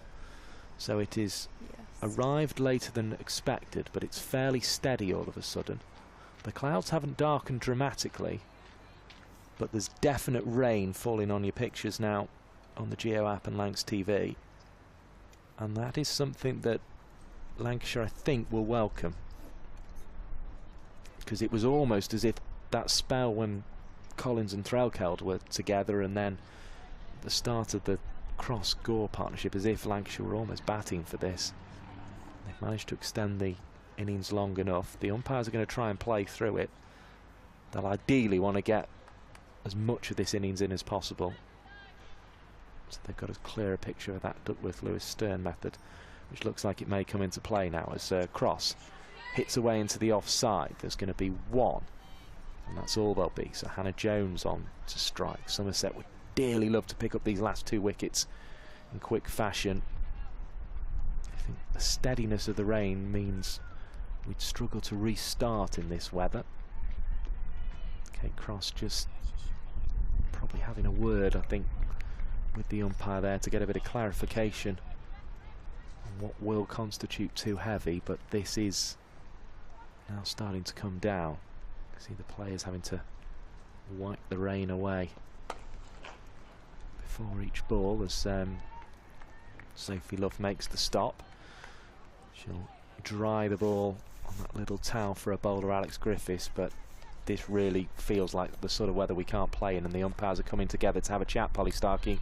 Yeah, we can see members heading back inside the pavilion, umbrellas going up, but the umpires have had a chat and they're returning. I think they're going to try and get to the end of the over, aren't they? Yeah, but it is coming down pretty hard. You can't go beyond that. Lancashire staff of ground staff are making their way to the covers in their waterproofs as well, which I think emphasises the point. There's a resigned look on the Somerset players' faces as well. They're like, surely not. I think we've got 3 more balls max here before we're going to get a delay in play, but let's see. They're doing their best to play through it, but I mean, you can see Alex Griffiths there looks absolutely soaked. Yeah. Yeah. And she knows she can't let one slip out her hand here, because that really would take them off. Hannah Jones faces up. Important job to do to see this out. Drives hard back at Griffiths, who gets a hand on it and prevents a run being scored, and that will be it. We don't even get to the end of the over. So 39.4 overs gone, 142 for 8. The hover cover is firing up. You'll hear that whirring away shortly. Lancashire have really struggled with the bat, but they have prolonged this innings enough, Polly Starkey, and picked up some useful runs as they did to get to this rain delay. And whether we will come back from this, who knows, but they've batted fairly admirably, particularly Gore and Cross. Yeah, I was really impressed with Cross and Gore. I think particularly Cross coming in, she's such a good player to have at the crease in terms of, you know, she's a very sensible batter, but yeah, I mean, surpassing her best score all season was brilliant, and I thought Gore actually did a great job at the other end, and she wasn't too tentative either. She wasn't afraid to take the bowlers on. So yeah, Lancs did really well to recover in that way, because it was looking so bleak after the power play and very, very slow. So yeah, I think Somerset will be a little bit concerned, probably thinking they're not going to be coming back out certainly for a while. The hover cover is on. The rain's still falling steadily though, so it feels to me as if this is going to be a lengthy delay. Do keep an eye on whether we come back, keep an eye on the scorecards and that kind of thing to see whether we do come back here. But with a score 142 for 8 and 4 balls gone in the 40th over, the players have departed the pitch, and that means we will be having a delay here on Lancs TV for rain.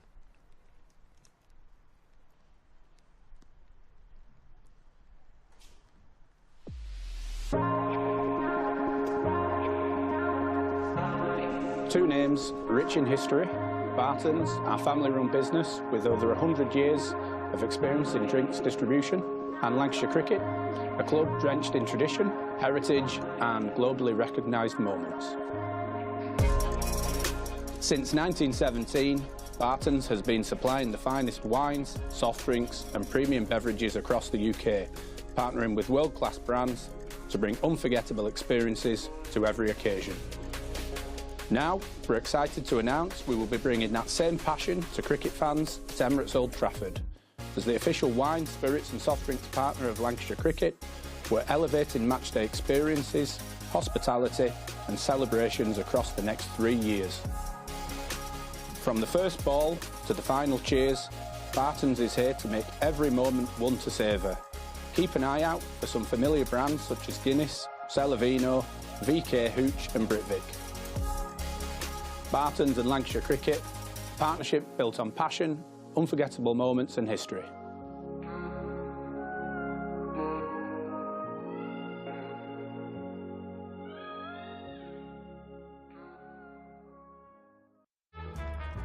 L is for the way you look at me. O is for the only one I see. V is very, very extraordinary. Welcome to the opening day.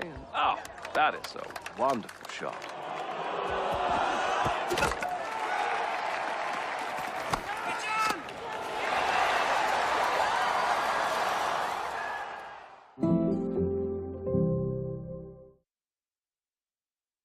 This is a call for hungry dreamers and hard-working self-believers.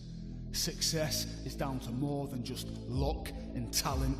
It's striving to be the best, breaking the boundaries and never giving up. Are you ready to become your best self? Are you ready to unlock your greatness? So what are you waiting for? This is Education Evolved. This is UA 92. When I was a kid, there was no professional women's cricket. I didn't even think that women could be professional sports people. Especially early on, it just didn't really seem like there was a career in it. To support myself around cricket, I had to work at the petrol garage. I was the only girl, so I stood out.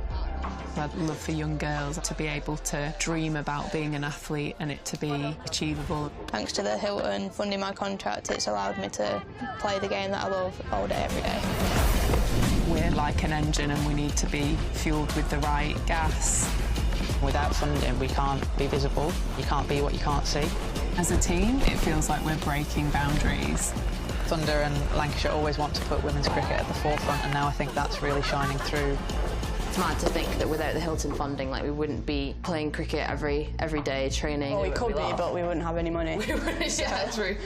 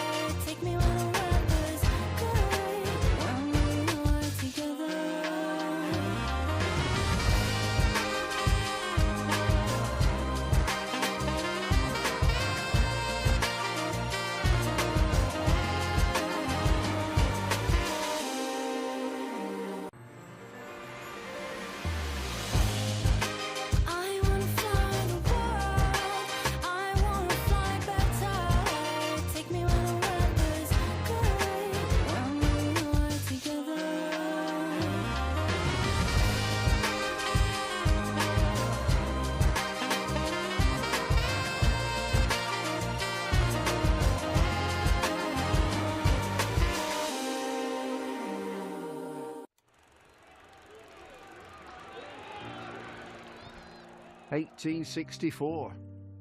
We were first class then, and we're first class now, with a dream to spread cricket through Lancashire's towns, where girls and boys, with willow and leather, become more than a badge, but the red rose together. A club where more than legends are made, but friendships, obsessions, moments replayed on our screens, in our minds, in our hearts forever. Because it's who we are, our DNA, the red rose together. Statham, Briggs, Jimmy, Freddie and Joss, Chappie, Sir Clive Lloyd, Carol Hodges, Kate Cross. What a roll call. It's a hard one to measure, with future names still to be written on the red rose together. We're all about people. It's what the red rose really means. Yeah, the ones signing autographs, but the ones behind the scenes. Our community, grassroots, the ones that feel tethered. Whether you're from here or belong here, we're the red rose together. And what about this place? Talk about world-class venues, internationals, gigs, events. You can choose from a menu of triumph, of disaster, of pain, or pleasure. We've seen it all at Emirates Old Trafford, with the red rose together. Red ball, white ball, lightning and thunder. Have you ever sat back? Have you ever just wondered how far we've come? The storms we've weathered, or how far we'll go as the red rose together.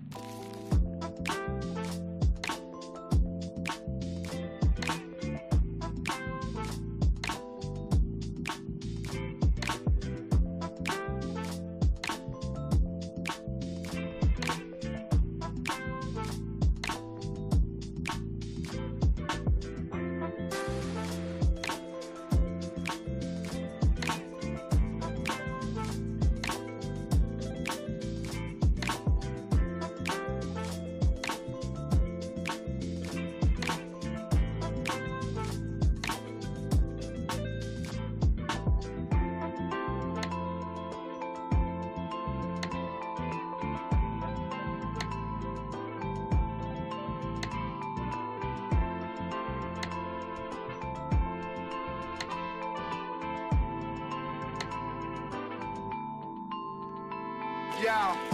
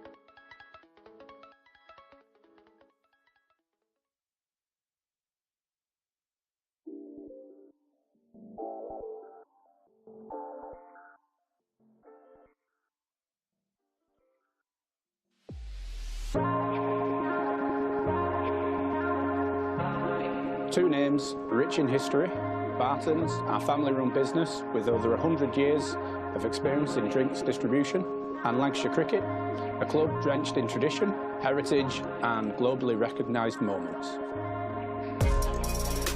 Since 1917, Barton's has been supplying the finest wines, soft drinks and premium beverages across the UK, partnering with world-class brands to bring unforgettable experiences to every occasion.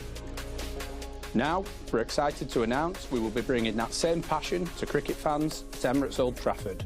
As the official wine, spirits and soft drinks partner of Lancashire Cricket, we're elevating matchday experiences, hospitality and celebrations across the next 3 years.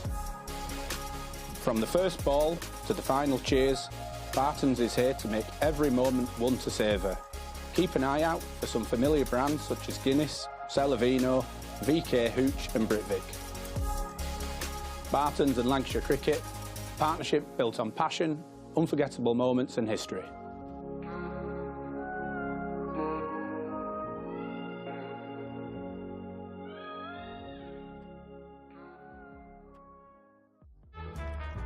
L is for the way you look at me. O is for the only one I see. V is very, very extraordinary. Welcome to the opening day. Oh, that is a wonderful shot.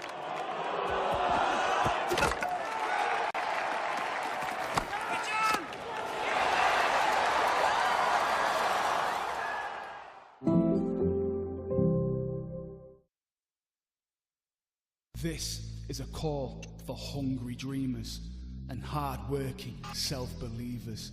Success is down to more than just luck and talent. It's striving to be the best, breaking the boundaries and never giving up. Are you ready to become your best self? Are you ready to unlock your greatness? So what are you waiting for? This is Education Evolved. This is UA 92. When I was a kid, there was no professional women's cricket. I didn't even think that women could be professional sports people. Especially early on, it just didn't really seem like there was a career in it. To support myself around cricket, I had to work at the petrol garage. I was the only girl, so I stood out. I'd love for young girls to be able to dream about being an athlete and it to be achievable. Thanks to the Hilton funding my contract, it's allowed me to play the game that I love all day, every day. We're like an engine and we need to be fuelled with the right gas. Without funding, we can't be visible. You can't be what you can't see. As a team, it feels like we're breaking boundaries. Thunder and Lancashire always want to put women's cricket at the forefront, and now I think that's really shining through. It's mad to think that without the Hilton funding, like, we wouldn't be playing cricket every day, training. Well, we could be, but we wouldn't have any money. Yeah, true.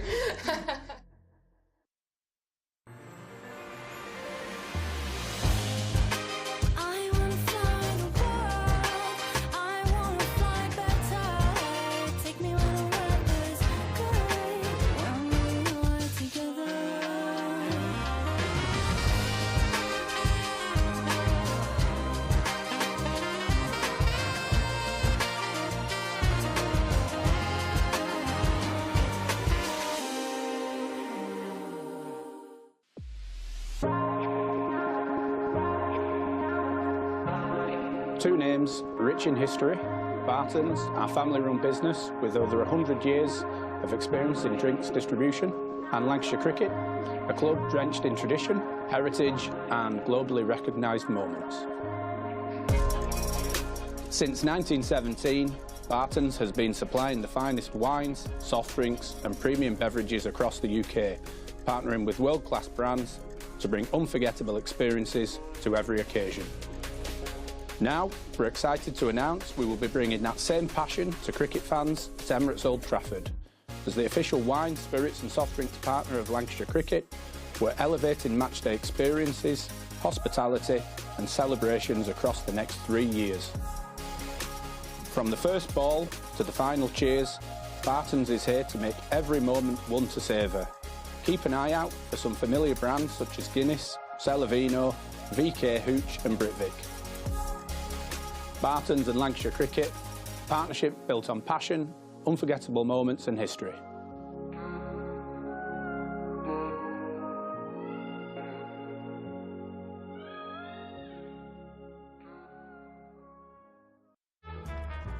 L is for the way you look at me. O is for the only one I see. V is very, very extraordinary. Welcome to the opening day. Oh, that is a wonderful shot.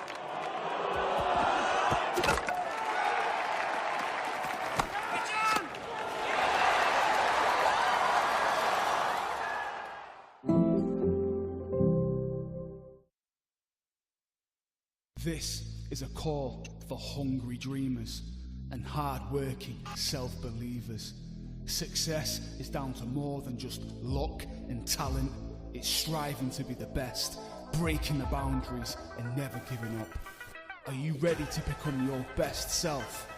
Are you ready to unlock your greatness? So what are you waiting for? This is Education Evolved. This is UA 92. When I was a kid, there was no professional women's cricket. I didn't even think that women could be professional sports people. Especially early on, it just didn't really seem like there was a career in it.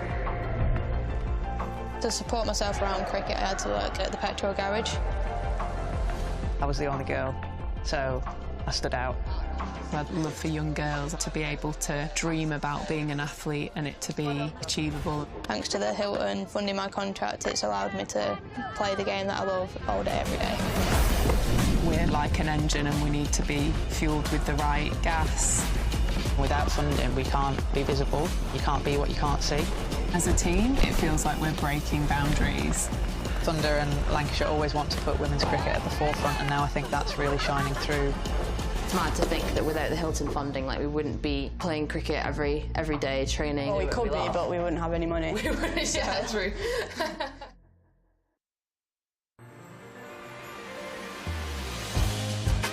I wanna fly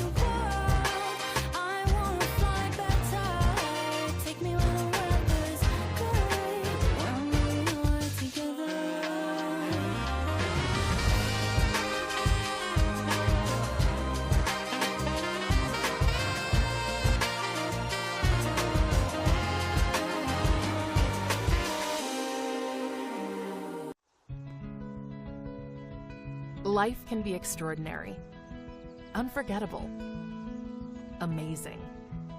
Life is about the joy of being together. It's sharing every moment, indulging your passions, and making memories that stay with you forever.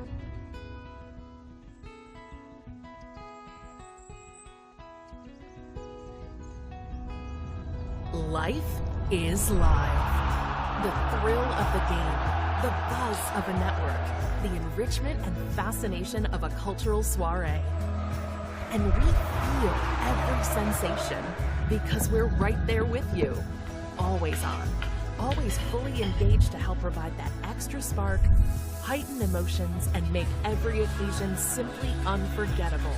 Because the best live events don't just happen to us, they become a part of us, forever associating your brand with life itself. Live can be extraordinary, and we're ready to help you make the most of every inspired, delicious moment. Welcome to Sodexo Live.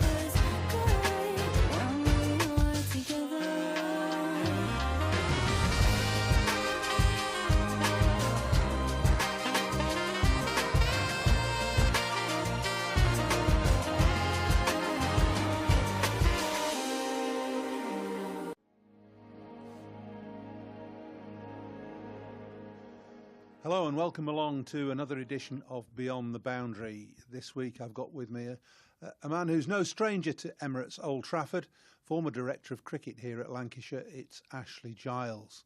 Ashley, good day to you, and it's really good that you've taken time out to come and say hello to us. Do you still have good feelings about the old place? Absolutely. It's always a pleasure to come back to Emirates Old Trafford, to Lancashire. Actually, my wife and I often talk about my time here, which is only 2 years, but 2 really important years in my career. But my wife, Stina, always comments that I was incredibly well looked after here, really well looked after, and welcomed by everyone at the club. So really fond memories, of working with everyone from, you guys who were on the board, right through all the coaching staff and the players. And it was also a great privilege. It's a fabulous ground, fabulous history. And I feel really privileged, as I say, to have worked with 2 of the biggest clubs in the country in Warwickshire and Lancashire. Yeah, I mean, your time here came after a spell with England as one-day international coach. And I think at the time you were very much of the mind that you didn't want to just coach. You wanted to try and step up and move into a sort of directorship type role. Would that be true? Absolutely, yeah, spot on. And at the same time, I started a master's course, a degree course in sport directorship here in Manchester.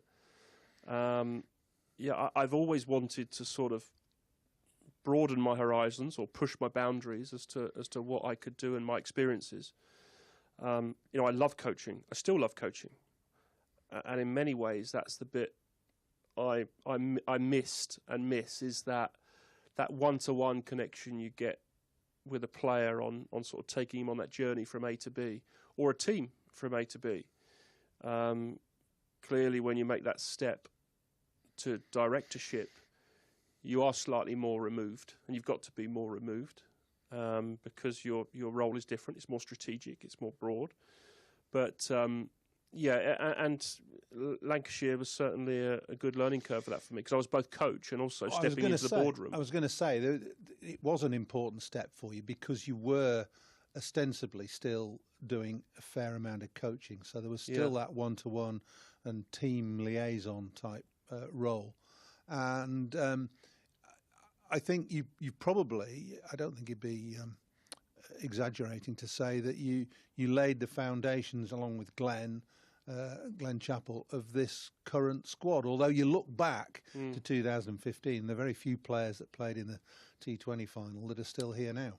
Yeah, absolutely. And I did see it was important transition years, I think, for Lancashire, and we both worked through that in bringing some of these young players through, giving them opportunities, as well as making sure you looked after those very solid citizens you have in a dressing room, and some of them are still playing. I mean, Crofty's still out there, which is extraordinary. It is. Great credit to him as and playing as well as ever this absolutely summer.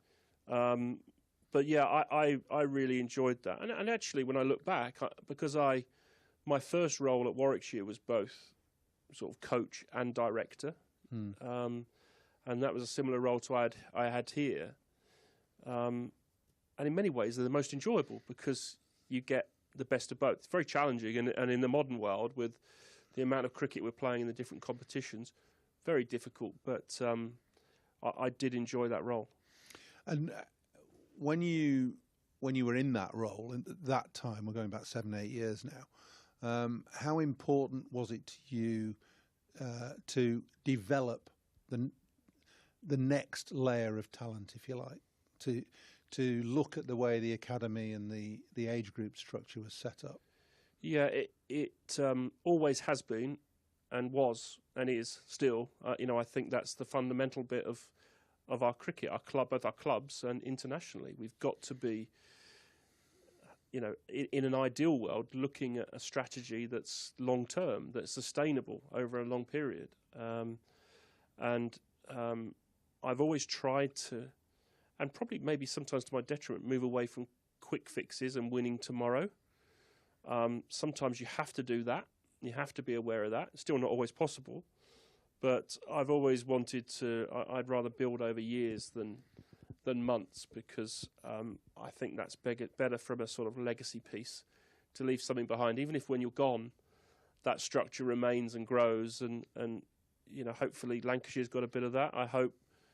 And I certainly think, looking at the Warwickshire squad as well, that I went back to, I suppose what we did, myself and Jim Troughton, and then now Paul Farbrace coming in, have built a squad that has had success and hopefully will over a long period. Well, I think you're quite right with Warwickshire, but I think you're also right with that Lancashire have done that, and that it's been a club policy to develop academy and their own talent. And that's self-evident when you look at the sides that are playing now.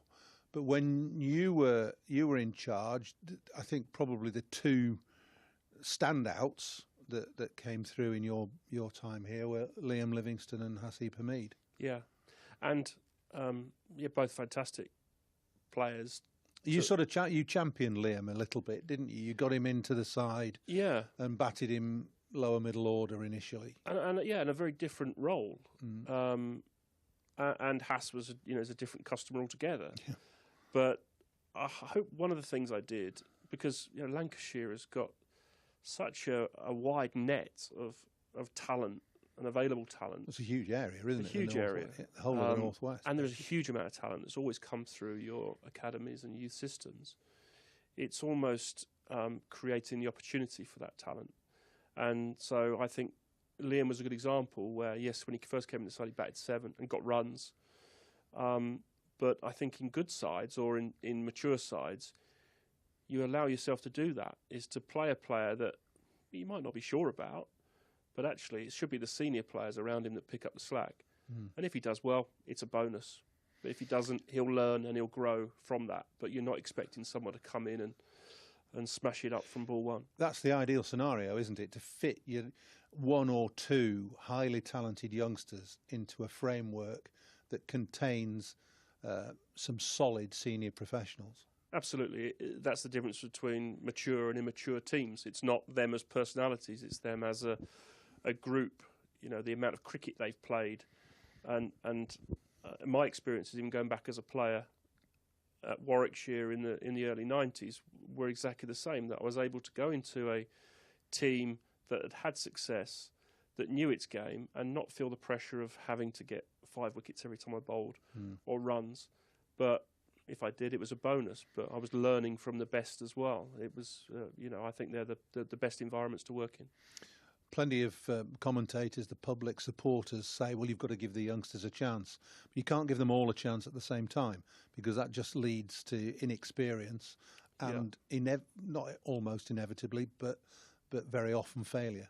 Absolutely. You can ruin them. You can burn youngsters and getting that timing right. So sometimes you put people in. I think back then, even Saqib was another example who we played, but always with the mind, well, you might have to pull them out. It might not be quite ready, but you want to. I'd rather err on the side of giving them an opportunity to pull them back than never knowing, just sitting on the sidelines. But it's got to be in a controlled way that doesn't, as I say, and you said, burn them. Do you think our county system, from a county perspective, allows the development of talent to come through sufficiently? And I'm not necessarily pointing this towards England. Yeah. Whilst everybody probably admits that the county system is there to try and provide England players of the future, it would have to do that. Would be part of it, but it has to stand on its own 2 feet as well, as far as I'm concerned. Yeah. So, and is it set up to do that now? Well, if I just talk about that, I think I always saw my role as a head coach, director of cricket, and I think you did as two-pronged. You absolutely have responsibility to try and win things for that county. That's why you're there, and that's what you're being paid for. But we also have responsibility to try and produce England cricketers, and you've got to try and move these two things along together, which isn't always possible. And there are times when the short-term pressures become really big. And so the choices between playing a young player, giving him opportunities, giving him time, perhaps, are somewhat conflicted by winning tomorrow. And I think many of the counties have faced that problem. Many of the directors of cricket have faced that problem. And in a system that has promotion, relegation, not saying that's right or wrong. We're not going to get into that debate, I don't think. But it can place those pressures. Well, there are so many different variables and systems that are promoted, proposed, talked about in terms of divisional cricket for the county championship, whether it should be 3 6s, 10 and 8 as we've got now, or 12 and 6, or whatever. I mean, you can talk, and we've been talking about this in my lifetime in cricket, sort of 45 years, never come to perhaps a satisfactory conclusion. But having said that, you're probably ideally positioned now and placed, having spent enough time in the county game and having an elevated position in England, within the England setup, to realise that there is always going to be a bit of a conflict between county and England. Always. And I'm not sure how you can get over that. Well, and I'm not sure, but I made the point during the winter, which I don't mind repeating, is that there's got to be, both sides have got to come together on this. There's got to be collaboration on what the best thing for the English game as a whole is. At the moment, I'm not sure those things are aligned. We're obviously playing a lot of cricket, a lot of different formats of cricket, and I think we've got to... I mean, ultimately for Championship cricket, which is what we're here for, which I'm watching today, which is great, because we're watching two good teams on a good pitch at a great ground. It's really, really going to be... It's tough cricket. I think we've got to find a way to play more Championship cricket spread through the summer. We, again, probably spend an hour or 2 hours working out how we might do that, but we've got to find a way to do that. Well, I hear what you say, and I'm encouraged by the county cricket that I've seen already this summer. We've been blessed with a dryish April, and the only thing that I will say that you would perhaps need that we haven't had so far is a bit more pace in the pitches. I think the pitch has been pretty good generally, runs scored, and it's hard work for bowlers to take 20 wickets in a match. Yeah. So you've just said it. We're Lancashire, Warwickshire, 1 and 2 in the county championship last year on a test match pitch, basically.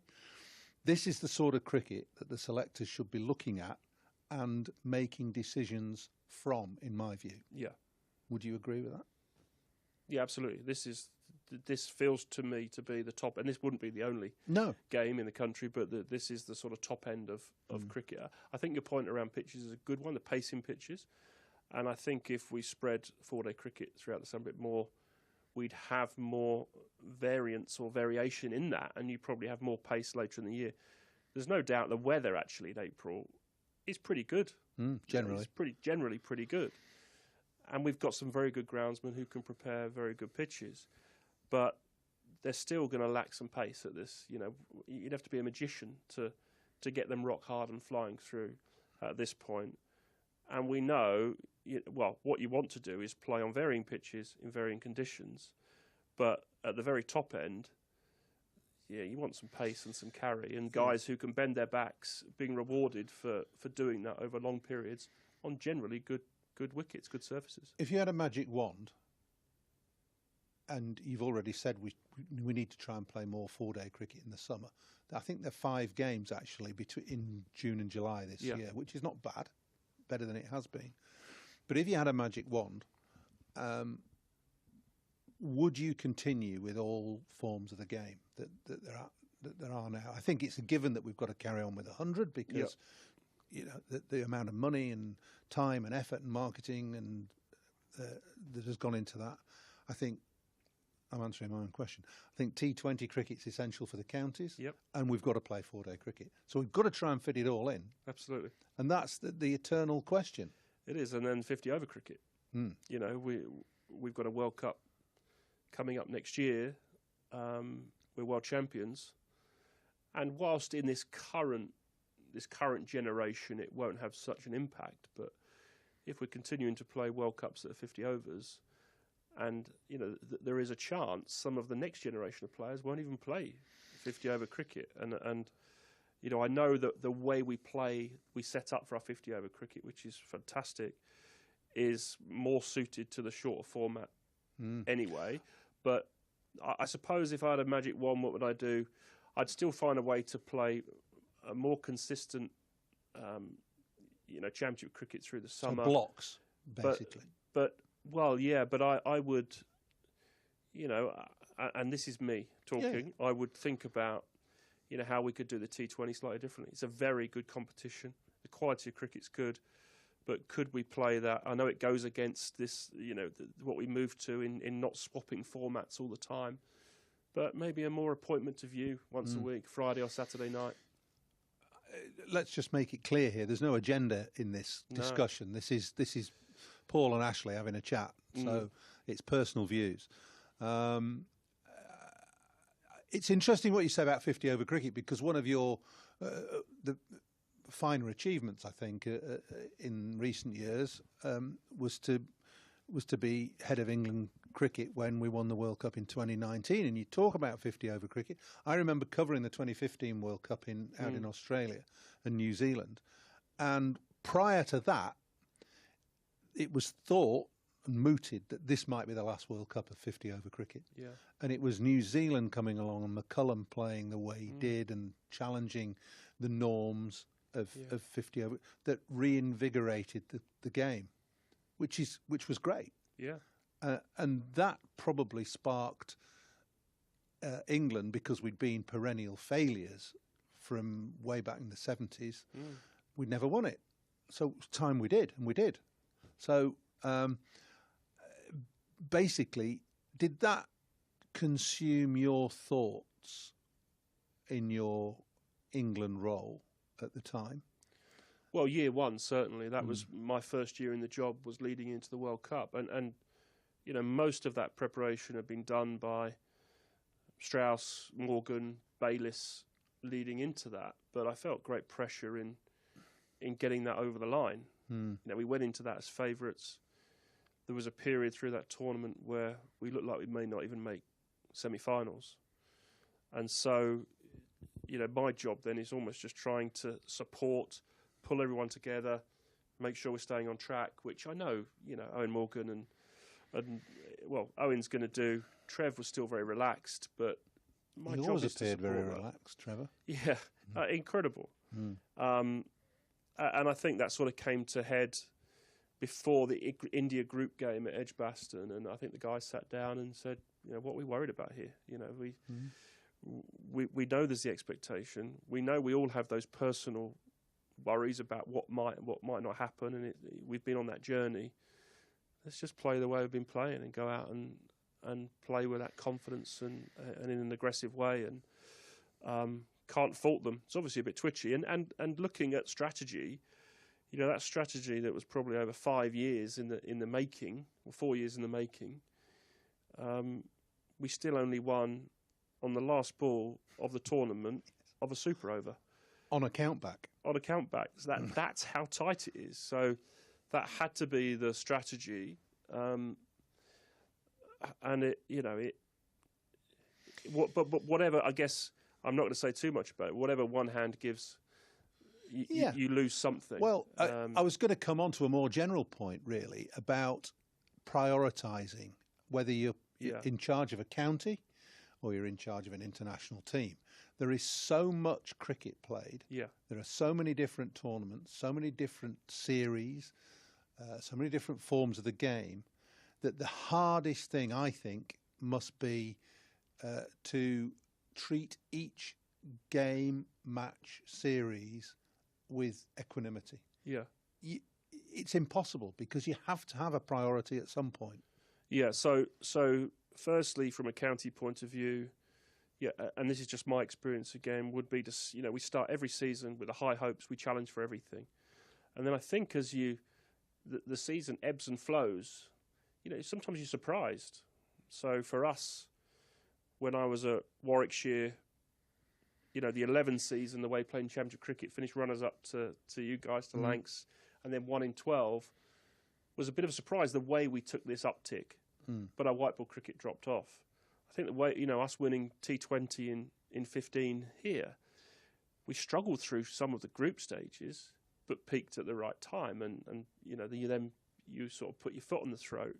With England, absolutely, we've had to, Test cricket, however we've played, whatever results have been like, has always been one of our priorities. It's just the conditions we faced on and off the field with COVID and everything else, and the opposition we faced on the field have been really challenging. But certainly in white ball cricket, after the 19 World Cup, we made the choice with 2 T20 World Cups coming up to make that switch to prioritise T20 cricket, to be able to challenge for a T20 World Cup or a World Cup. We knew we wanted to go into it as best in the world. So whereas I think when I came on, we were 3rd in the world in T20 cricket, 3rd or 4th. We got ourselves to number 1 in the world, got in a good position. Our 50 over went from 1st in the world to 2nd in the world, but that was a strategic decision that we didn't have a 50 over World Cup for a few years, focus on T20, and so we're happy with that. And, barring a couple of overs that went wrong in the UAE, we played some really good cricket in that World Cup and could have been double white ball champions. But so in that terms, there's a lot of thought goes into the prioritisation. Do you think that in England we have this? It's a preoccupation, but do we have too much emphasis on Australia and the Ashes? Or is it right to do that? It's clearly an emotional series, a very important series. And you played in one of the best Ashes series of all time in 2005. And, it has. I played in 81. Yeah. So, both iconic series amazing. in a way. And huge historical importance. But because of that, they almost become watershed moments. The fallout from the last series, again, we won't go into too much, but generally happens around World Cups and Ashes because they're deemed as the most important thing. There's emotion, there's the history, etc., etc. And now we live in an environment that is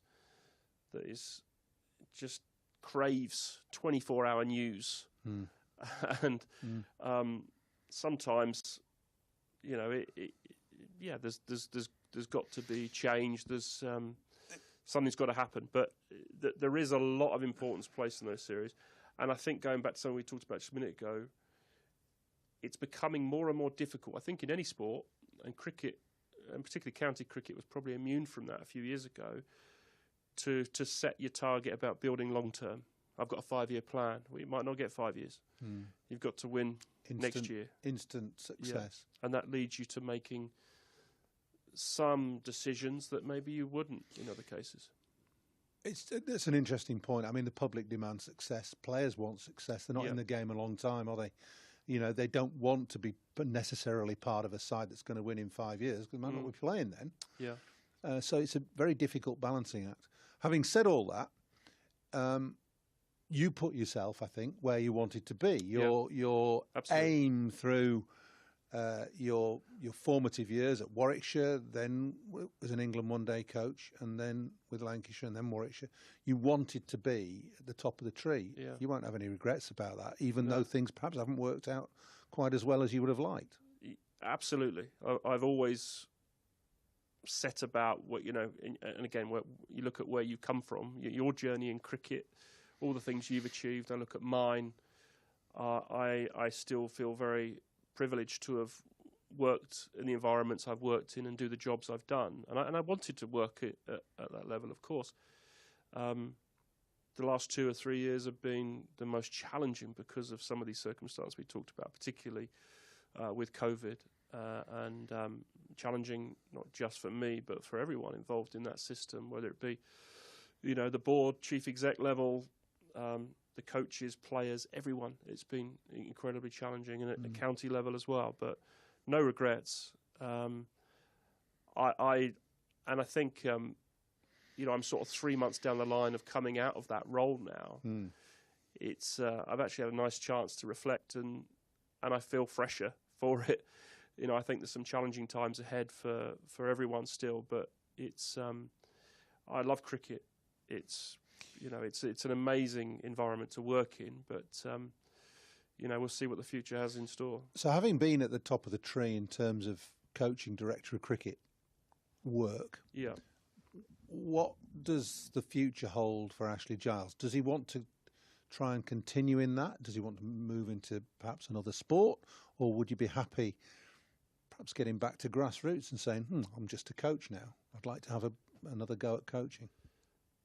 Yeah, well, I think that's the process I'm still going through at the moment, which is great. Yeah. You know, I've got some time to do that thinking, but you know, when I reflect, I have done all of those roles. I've been a head coach, I've been a director of cricket, I've been the sort of national selector, I've been a one-day international coach, I've been the more director suit sort of role, and MD. So I have a lot of experience across cricket. Cricket is, well, the world's a massive place. The cricket world's quite small. You know, it's the sort of, it always reminds me of going to Lord's for the Test match. You always see the same faces, don't you? The same characters wherever you turn. That's what the cricket world's a bit like. So the moment, you know, I certainly haven't fallen out of love with cricket. As I just said, I love cricket. So it could be cricket, could be going into form management, coaching. I'm pretty much open at the moment, but you know, I'm also open to looking outside the box and working across sports, across countries, because ultimately the things we work with, Walt, are, you know, the fundamental thing is good people, structures, strategy. But I think the people thing is the most important thing. You get the right people around you, you've got a chance. Ashley, thank you very much. It's been a pleasure to chat to you for half an hour or so. We could probably have gone on for hours and hours and hours, but I'm glad to see you have come out of your England experience okay, and you're looking refreshed.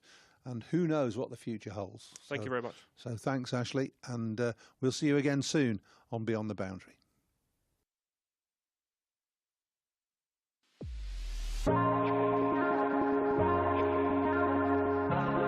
Two names rich in history, Barton's, our family-run business with over 100 years of experience in drinks distribution, and Lancashire Cricket, a club drenched in tradition, heritage and globally recognised moments. Since 1917, Barton's has been supplying the finest wines, soft drinks and premium beverages across the UK, partnering with world-class brands to bring unforgettable experiences to every occasion. Now, we're excited to announce we will be bringing that same passion to cricket fans at Emirates Old Trafford. As the official wine, spirits and soft drinks partner of Lancashire Cricket, we're elevating matchday experiences, hospitality and celebrations across the next 3 years. From the first ball to the final cheers, Barton's is here to make every moment one to savour. Keep an eye out for some familiar brands such as Guinness, Celavino, VK Hooch and Britvic. Barton's and Lancashire Cricket, partnership built on passion, unforgettable moments and history.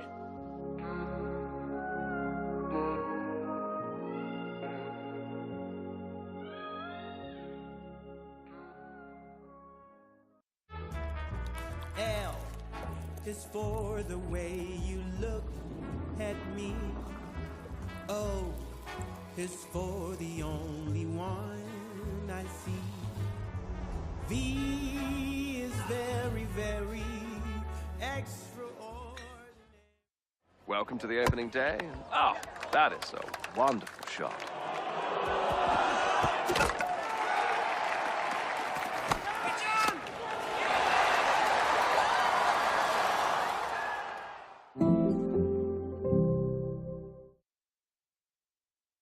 This is a call for hungry dreamers and hard-working self-believers.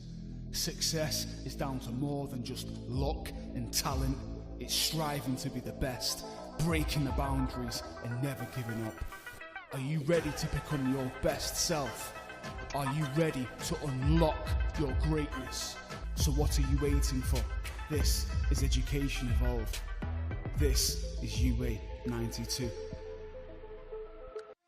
When I was a kid, there was no professional women's cricket. I didn't even think that women could be professional sports people. Especially early on, it just didn't really seem like there was a career in it. To support myself around cricket, I had to work at the petrol garage. I was the only girl, so I stood out. I'd love for young girls to be able to dream about being an athlete and it to be achievable. Thanks to the Hilton funding my contract, it's allowed me to play the game that I love all day, every day. We're like an engine and we need to be fuelled with the right gas. Without funding, we can't be visible. You can't be what you can't see. As a team, it feels like we're breaking boundaries. Thunder and Lancashire always want to put women's cricket at the forefront, and now I think that's really shining through. It's mad to think that without the Hilton funding, like, we wouldn't be playing cricket every day, training. Well, we could be, but we wouldn't have any money. We wouldn't, yeah, that's true.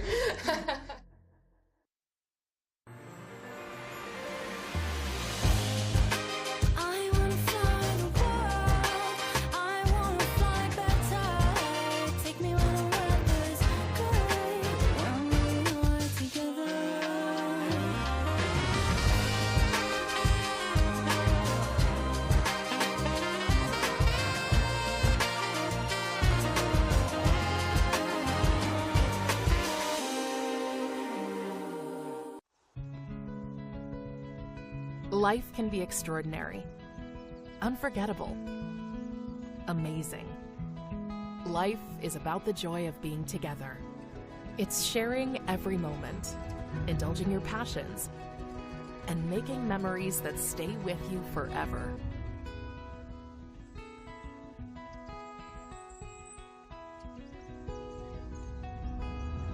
Life is live. The thrill of the game. The buzz of a network, the enrichment and fascination of a cultural soiree. And we feel every sensation because we're right there with you. Always on, always fully engaged to help provide that extra spark, heighten emotions, and make every occasion simply unforgettable. Because the best live events don't just happen to us, they become a part of us. Forever associating your brand with life itself. Live can be extraordinary, and we're ready to help you make the most of every inspired, delicious moment. Welcome to Sodexo Live.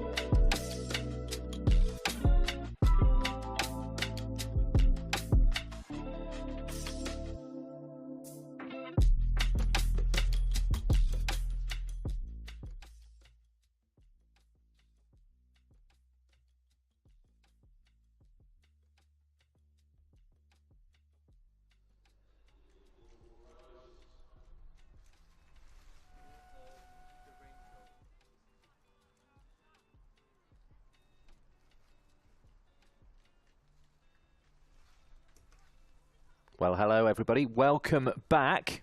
We are going to get a conclusion to this cricket game by the looks of things, which is fantastic. The rain came down quite heavily and then absolutely smashed it down for a bit and then just cleared off, which is nice. So we are going to have 44 overs aside. We are starting at 2:45 on the dot and we're ready to go for the remaining, well, 4.2 overs of this Lancashire innings. It's going to be Griffiths to complete her over. She's bowling to Jones, who's going to have a big old swing at it, miss it. It's through to the gloves of Bex Odgers. We're back underway, 142 for 8. I imagine the home side will maybe be a little bit more disappointed about that outcome, Polly Starkey, than the visitors Somerset. Yeah, I'm actually really surprised that we're back on. I mean, credit to the ground staff because it absolutely bucketed it down. And yeah, Lancashire have struggled in their batting innings before the rain. Here's Griffiths, bowls to Jones, who swipes it away into the leg side, but unfortunately for her, finds Chloe Skelton on the boundary out there on the leg side, and we'll just add 1 to the total, so 143 for 8. The blessing was it all came down in one go very quickly, so in terms of mopping it up, it was tip it off the covers, get the super sopper on, and that seemed to do the trick pretty quickly. We had the fun of the rope going round for a bit as well. It's interesting to see what was going to get caught in the rope. I think Phoebe Graham lost her hat at one point, and a couple of cricket balls got caught up in there. Of course, Lancashire came out and basically got ready to field. Obviously, Phoebe Graham not playing today, neither was Darcy Carter, but the rest of the team came out and just got ready to field whilst they left it to these two to have a bit of batting practice, because there are just 4 overs now of the innings remaining, 143 for 8. I mean, anything above 150 is going to be a little bit of a challenge for Somerset, do you think? Potentially on this surface, and obviously the outfield is even wetter now than it was this morning. But, you know, Lancashire will probably be quite annoyed because they thought, oh, maybe we could get the points with it being washed out with all that rain coming down. But obviously they're back on to play now, and they've got to play for that win. They're going to need a big spell from Kate Cross, aren't they, who's standing at the non-strikers end at the moment. She's going to need to get her team up above 150 and then bowl like the absolute hero she is. Yeah, it's a lot of work for Lancashire to do in their bowling innings, and they have got a team stacked with bowlers today, but that doesn't guarantee anything. Here comes Robbins from the Stay the Men, bowls a ball that is cut away by Hannah Jones, just rising above the height of her stumps to allow her to do that, so she adds another 1 to the total, 144 for 8. Jones has 2. She resumed on 0 not out, and Kate Cross will resume on 41. She'd like those 9 runs, I think, for her 50. That'd take her team over 150 as well. But I think she's going to have to swing more or less from the off here. They've only got 2 wickets left, though, so they might just wait these 2 overs. We'll see. Robbins bowls to Cross, who does drive fairly lustily down the ground, doesn't get much of it. And Neve Holland comes in from long on to pick up and prevent more than the single being scored. 145 for 8. Cross on to 42. It's been a really good innings this from Cross. She's kept it moving as well, which has been impressive because she came to the wicket with her team in all sorts of trouble. It's 69 for 6. In comes Robbins. Bowls. Just about fiddled away into the leg side by Hannah Jones, so she'll get another 1 Somerset will settle for singles at this stage, though.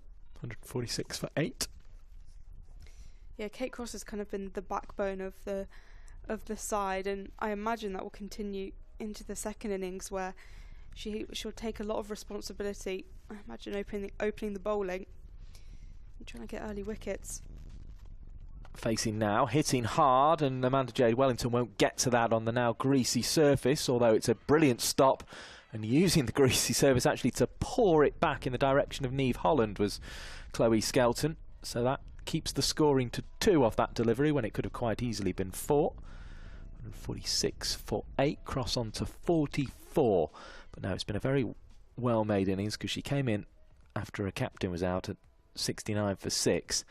And then it was 69 for 7 by the time Mahika Gore came in, and those two really advanced the scoring well, as that one is slashed away for 4 runs. Cross on to 48. Nice stroke. Just used a tiny little bit of width on offer, and the ball disappeared off the face of Cross's bat and away for 4 runs. The 150 is up. So that challenge has already been set, and Cross has nearly got a half century as well.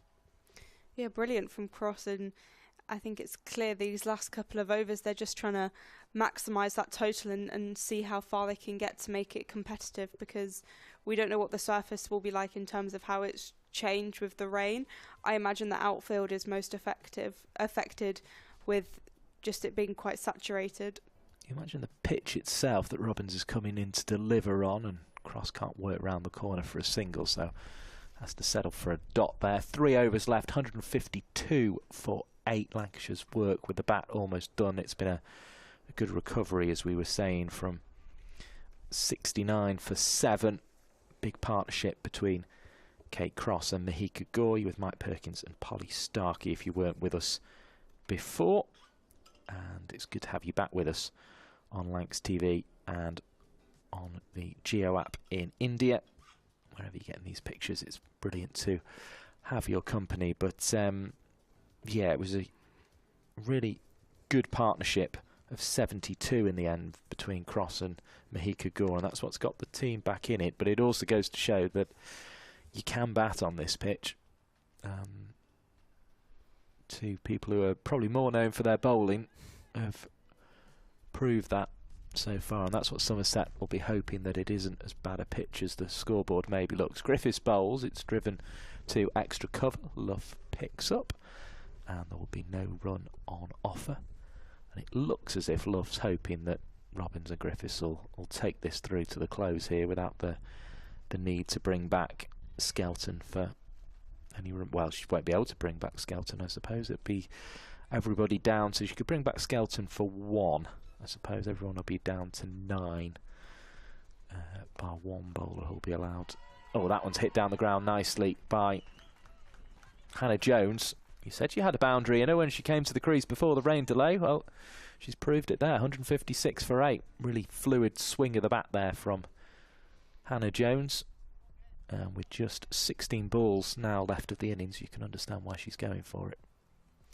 Yeah, it's been Lancashire's lower order and Lancashire's tail that have looked the most comfortable at the crease, even more than their openers and top order.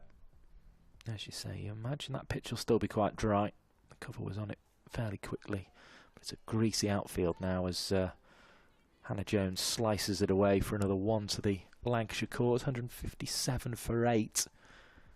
It's just getting into the realms of challenging, isn't it? As I say, it's going to take a big spell with the new ball. Mahika Gore and Kate Cross are going to have to make some real inroads, and Lancashire are probably going to have to really go for it, I would have thought, at the top of the innings. I think it'll be interesting to see how Somerset's top order fare on this pitch, because obviously we saw Lancashire struggle, but then we've seen the lower order. You know, it hasn't been completely easy for them by any means, but it hasn't looked as sticky and difficult. So whether Somerset's batters meet it with ease or also struggle. Griffiths bowls to Cross, who's chipping uppishly into the offside, and it's easily gathered by Amanda Jade Wellington, who bowled 10 overs, 19 for 2. So yeah, the bowling restrictions will allow 4 bowlers to bowl 9 overs and 1 to bowl 8. As in comes Griffiths again. Cross somehow manages to manoeuvre that up to mid-on. It was Yorker length, and she kind of got the inside edge down by the toe and just fiddled it up towards long on for another single. 49. Kate Cross moves on to who's been the bowler in this innings, who was or the batter in this innings, more famed for her bowling, who has really got Lancashire to a total. Looking for their second trophy of the season, of course. They won the T20 County Cup, the knockout competition at the start of the season. They've been there or thereabouts playing good cricket in the 50-over format, as this one is bowled by Griffiths. Hannah Jones works into the leg side. They're going to look for 2. Doubt it'll be there. And wisely they choose to go back. Had they perhaps had more wickets in hand with now 2 overs left, they might have considered going for a second one there, but instead Jones settles for the single. She has 9 and Kate Cross has 49, so Lancashire have got themselves to something they can at least have a try at defending here, Polly Starkey. Yeah, I think that's the important thing. They've come out with the right intentions, and they've found a few boundaries, and if they put on a few more runs, it's a low score, and it's probably below, well, definitely below what you would have expected, even with the absences of Jones and Lamb. But yeah, they can make a game out of it. Robbins again bowls, and Hannah Jones again swings and hits it down to long on for 1 run. And that's the 160 up now. 160 for 8. Lancashire love another 11 plus, I think, of these final 11 balls. That would go down very nicely indeed. Kate Cross has long on mid-wicket and long leg out for her on the leg side, as this one is hit down the ground. That's going to be a test. Across comes Holland. The 50 will be up for Cross. She comes back for a second as well. Doesn't quite get the 4 she was aiming for. 162 for 8 though. A superb half century from 57 balls, including 9 fours from Kate Cross. And she batted very, very well indeed there. Salutes to those hardy souls who've stayed on in the main pavilion through the rain delay. And that is a very, very good innings for the Red Rose of Lancashire. Yeah, a really important innings by Kate Cross. Just really stepping up when the side needed her. She doesn't look satisfied though. She looks like she's got more business to do. She's got a little bit longer to bat, and then she'll be very aware of the work she'll have to do with the ball. So she'll be hoping for an all-round performance today. Could Lancashire turn this into a tense chase for a Somerset side who've probably not been at their best throughout the season? There's Robbins bowls, it's hit in the air. This should be caught and is caught. And as soon as she gets to 50, Cross was looking for the boundary, but doesn't find it. Only finds the hands of Griffiths, I think it was, right out on the mid-wicket boundary. And it's a good piece of bowling by Robbins, good piece of catching, most importantly by Alex Griffiths, who has safe hands out there. And Kate Cross departs 4:51 from her 58th delivery. Right approach in some ways, I suppose. She had to try and find a boundary in the late stages of this innings, but just couldn't do so in the end.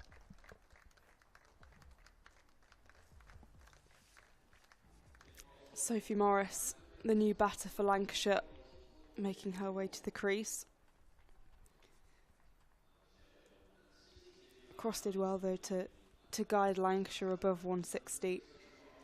A really important total, because I mean it looked like they would barely scrape 100 at one stage, so to be 162 for 9 is not a disaster in comparison.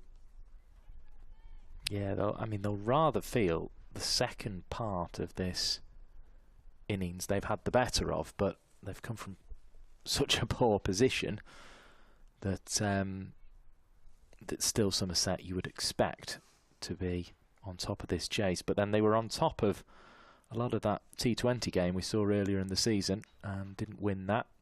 As in comes Robbins again. Bowls a ball that just beats the outside edge of the new batter, Sophie Morris, and into the gloves of Odgers behind the wicket. So confirmation of that cross innings caught by Griffiths off the bowling of Robbins for 51 of 58 balls in 75 minutes with 9 fours. Morris faces up again.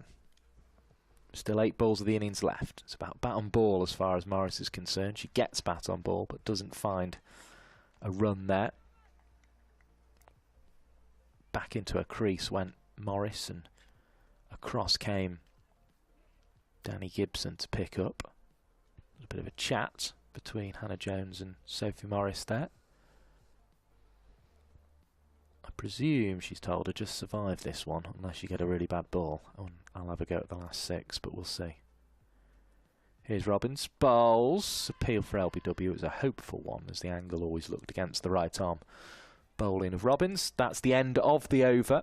One more remaining then, because this game has been reduced to 44 overs a side due to a rain delay. We took the interval during that delay as well as the extra half hour we get and lost 6 overs off each innings. So we're back on track. And Lancashire have 162 for 9 now. Not the total they would have liked, but still something that's going to give them an opportunity to bowl. And I guess we're mentioning the restrictions on the overs, but actually in some ways they can, if it goes the distance, Somerset are probably going to win it, so they can kind of throw caution to that a little bit and just go looking for wickets. Whether the ball will behave as it did earlier in the day when the cloud was creeping in, we'll see. Griffiths, who took catch in the previous over, bowls here. Now this one's gone straight up in the air and straight into the gap between extra cover and backward point. Cover off the boundary was racing in as well, but it landed just outside the fielding circle and in between all the fielders. So another one's added, 163 for 9.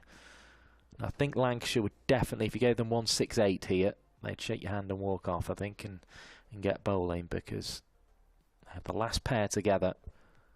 So one of each of these remaining balls, or a 4 and a 1, I think they'd take quite happily here. A little bit of a chat between Jones and Sophie Morris. No doubt have a role to play with the ball, even if the seamers do have to get things started. Here comes Griffiths. Bowls, slashed away. Tumbling effort there at backward point from Fran Wilson. Doesn't get to the ball. Sophie Morris picks up a useful 2. So she just needs the number on the back of her shirt now to get that 168. Score 165 for 9.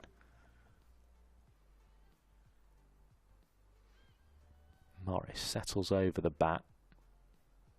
Fairly open stance. And she waits for Griffiths to bowl full medium pace and push down the ground to mid-on. No run. Morris looks frustrated there. Yeah, I think it's one of those where you're in the last over, you want to give it a bit of welly. 3 balls now. She's really got the licence, hasn't she? And if not, if she just gets a 1, no problem. Hannah Jones can go after it as it's hit back at the bowler who can't hold on. They're going to run it anyway. Morris gets there. Jones gets there. Another 1 to the total. 166 for 9. So they're 2 away from that 168 that we were talking about earlier in the over, which would have been 5 off the last 5 balls. They now need 2 off the last 2 balls. But can Hannah Jones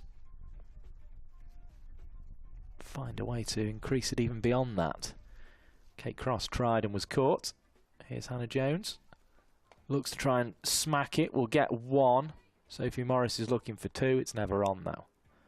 Throw comes back into the hand in the end. The left hand of Griffiths, which was outstretched to catch it. 167 for 9. This is feeling fairly honours even at the moment. Unless Sophie Morris can find a boundary from the last ball to put the last over slightly in Lancashire's favour. They've really scrapped to get to a total here, Lancashire. Can they make it count? Elbows jutting out. In comes Griffiths. Bowls to Hannah Jones, who hits it over the top. In fact, Sophie Morris, rather, sorry, who's hit that one over the top and is going to get back for 2. So they go one better than the 5 off the last 5 balls. They finish with 169 for 9. Polly Starkey, what do you make of that as a total? Lancashire have worked hard to get there.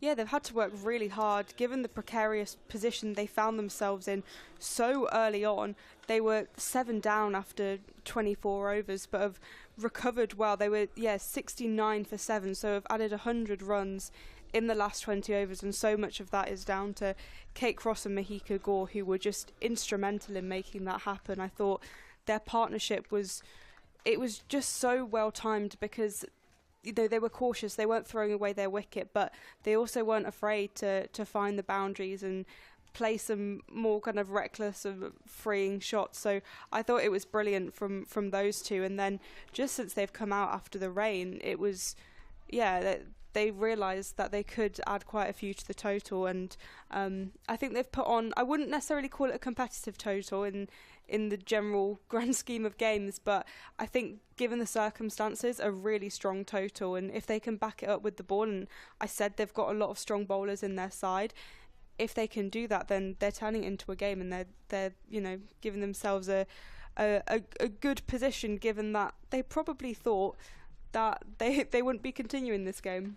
Well, we'll leave you to enjoy the highlights. A word as well for Ellie Anderson, whose wickets you'll be seeing here.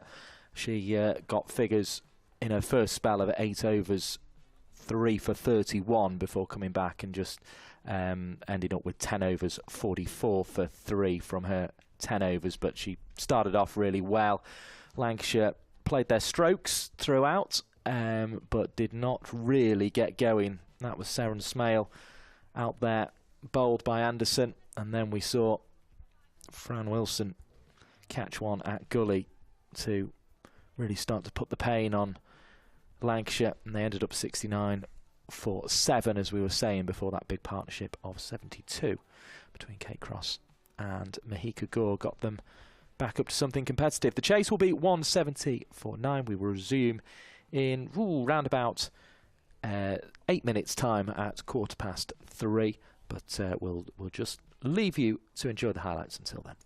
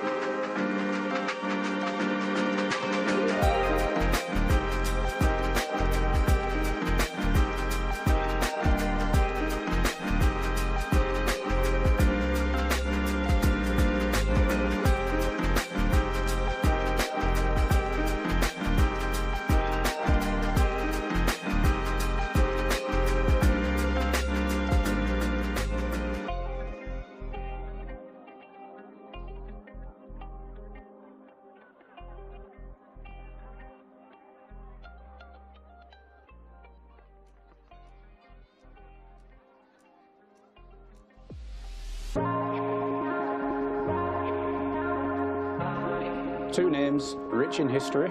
Barton's, our family-run business with over 100 years of experience in drinks distribution, and Lancashire Cricket, a club drenched in tradition, heritage and globally recognised moments. Since 1917, Barton's has been supplying the finest wines, soft drinks and premium beverages across the UK, partnering with world-class brands to bring unforgettable experiences to every occasion. Now, we're excited to announce we will be bringing that same passion to cricket fans at Emirates Old Trafford. As the official wine, spirits and soft drinks partner of Lancashire Cricket, we're elevating matchday experiences, hospitality and celebrations across the next 3 years. From the first ball to the final cheers, Barton's is here to make every moment one to savour. Keep an eye out for some familiar brands such as Guinness, Celavino, VK Hooch and Britvic. Barton's and Lancashire Cricket, partnership built on passion, unforgettable moments and history.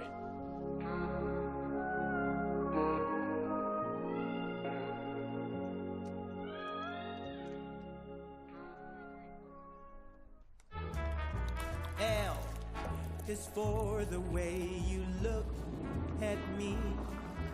O is for the only one I see.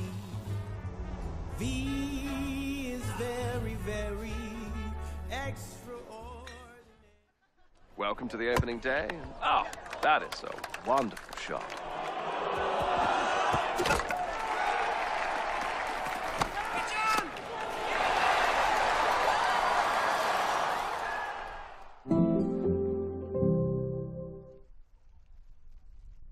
This is a call for hungry dreamers and hard-working self-believers. Success is down to more than just luck and talent. It's striving to be the best, breaking the boundaries and never giving up. Are you ready to become your best self? Are you ready to unlock your greatness? So what are you waiting for? This is Education Evolved. This is UA 92. When I was a kid, there was no professional women's cricket. I didn't even think that women could be professional sports people. Especially early on, it just didn't really seem like there was a career in it. To support myself around cricket, I had to work at the petrol garage. I was the only girl, so I stood out. I'd love for young girls to be able to dream about being an athlete and it to be achievable. Thanks to the Hilton funding my contract, it's allowed me to play the game that I love all day, every day. We're like an engine and we need to be fuelled with the right gas. Without funding, we can't be visible. You can't be what you can't see. As a team, it feels like we're breaking boundaries. Thunder and Lancashire always want to put women's cricket at the forefront, and now I think that's really shining through. It's mad to think that without the Hilton funding, like, we wouldn't be playing cricket every day, training. Well, we could be, but we wouldn't have any money. We wouldn't, yeah, true.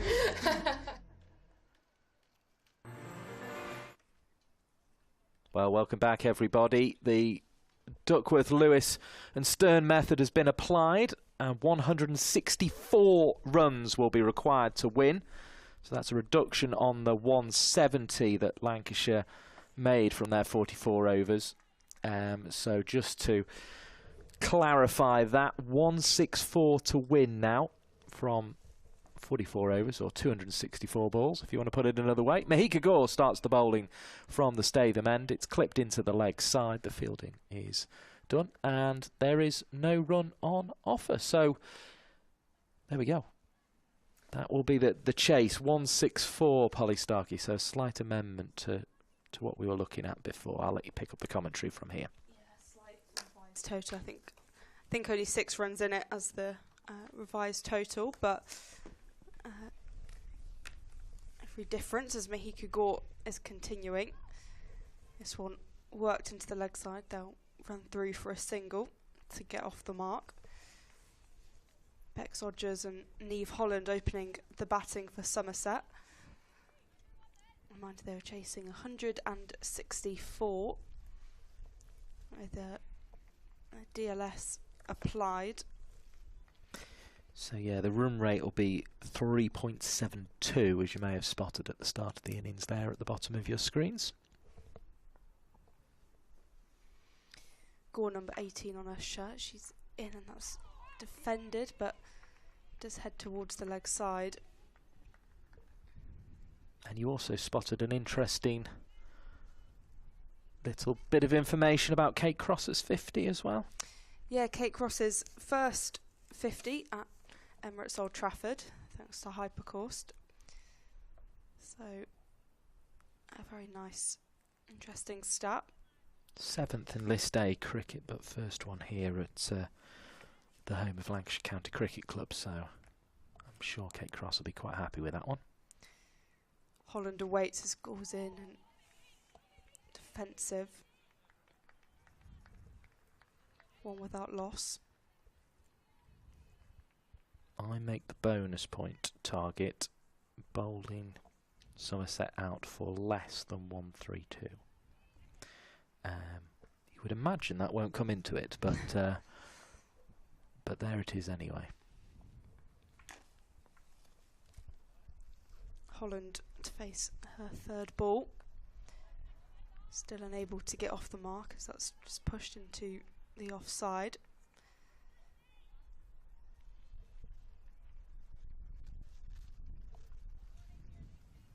I think more likely would be if Somerset were able to chase this in with a run rate 1.25 times better than Lancashire. I think that's more likely. Gore again. This one just slapped into the pitch.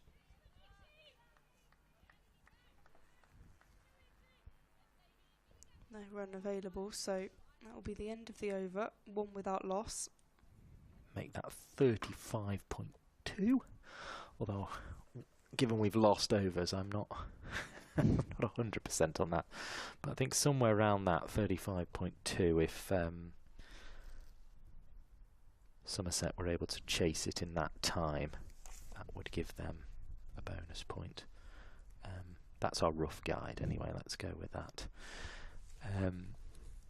But either way, I think this game is going to go one way or the other. Now we're in the Manchester sunshine, or at least the floodlights. It does feel like it's breaking through a bit though, the natural light now. And yes, it feels as if that shower all came down very quickly in one go, which is good news for us really, because it's allowed us to get back on. Kate Cross from the James Anderson end. Odgers awaits, and it beats the diving Elsa Lister. And it's slowing up in the outfield. It will just about reach the boundary. It was a rapid Alice Clark, I think. It was Fee Morris even. He was in pursuit. It was really slowing up with the saturation in the outfield. Useful 4 runs though, that could have easily not gone. And it just nudged up against the rope, so useful runs. As we say, it's really got to be down to these two to get the breakthroughs, and Cross has chosen to go from the same end that Anderson, the Anderson end, but that Ellie Anderson took 3 wickets from earlier. Odgers defensive this time. 5 without loss. Yeah, Anderson was superb this morning. I think her figures were slightly skewed in the end when she was hit around a little bit, but those 3 wickets she took were fantastic. Cross in again. This one driven out into the offside. No run available. As we say, starting to brighten up. You can see the high rises nice and clear now. They were kind of covered by cloud and rain just over an hour ago. We do have results in 2 of the games. That is to say, there have been no results in the 2 games. The one at Trent Bridge, the Blaze v Surrey. Driven down the ground by Odgers. Blaze did make it 66 for 5 in that game before they abandoned. They didn't get a ball bowled between Warwickshire and Durham, who was smack in the middle of the country. It looks like the toss has taken place between Essex and Hampshire, it's been won by Essex, and they've unsurprisingly decided to field. I imagine that'll be a much shorter game if they're going to start around 3:30. Cross again. It was a slight shout. Nothing from it. I will see what more information is about. I can see teams as well. The Blaze will be very happy though with that. From going from 66 to 5 to actually getting something from the game. Getting 2 points, yeah. Although Lancashire was 69 for 7 and have given themselves a little bit of a chance here of getting something out of this one. In fact, getting all the points out of this one. Cross through a rhythm again, and just tentative from Odgers, who's 4 from 7. And that'll be the end of the over. Match reduced to 17 overs between Essex and Hampshire. They will, the ground delay was from 10:16 to 15:06 officially. Obviously, it was only scheduled to start at 10:30, so sort of that's where the counting started from, if you like. But 17 overs aside, I must confess, I always thought it was minimum of 20 overs to constitute a game. I think it's 20 overs total, so minimum 10 overs each. 10 overs each, you can go down as far as that. There we go.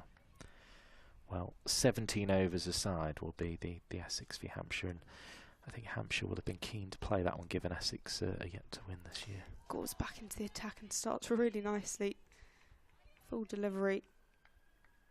That's a lie. Have one win this year, which did come against Lancashire, unfortunately. 5 without loss.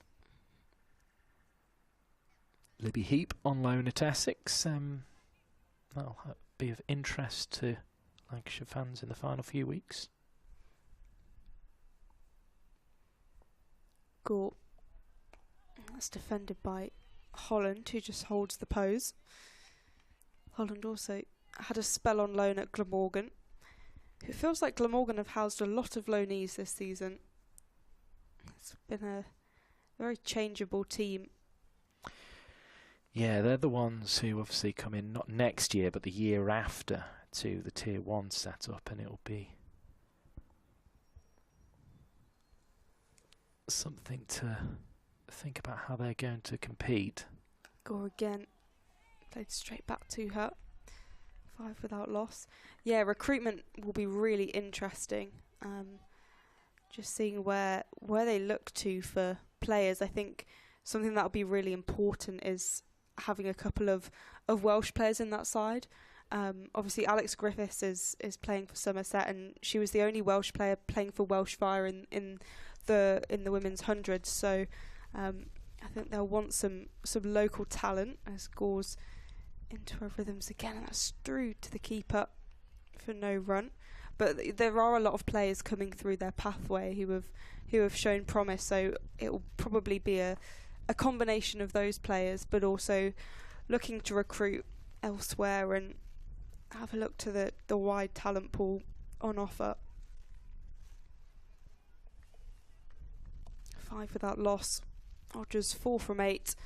Holland yet to get off the mark.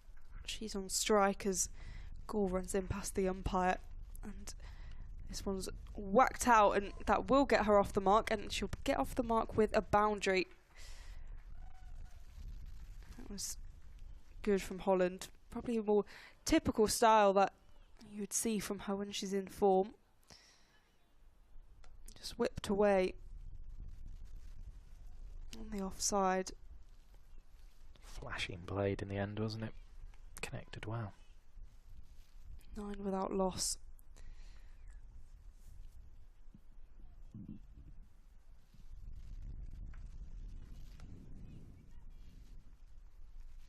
Yeah, Gore took best figures of the competition so far, 3 for 25 in the previous match against Essex before the 100.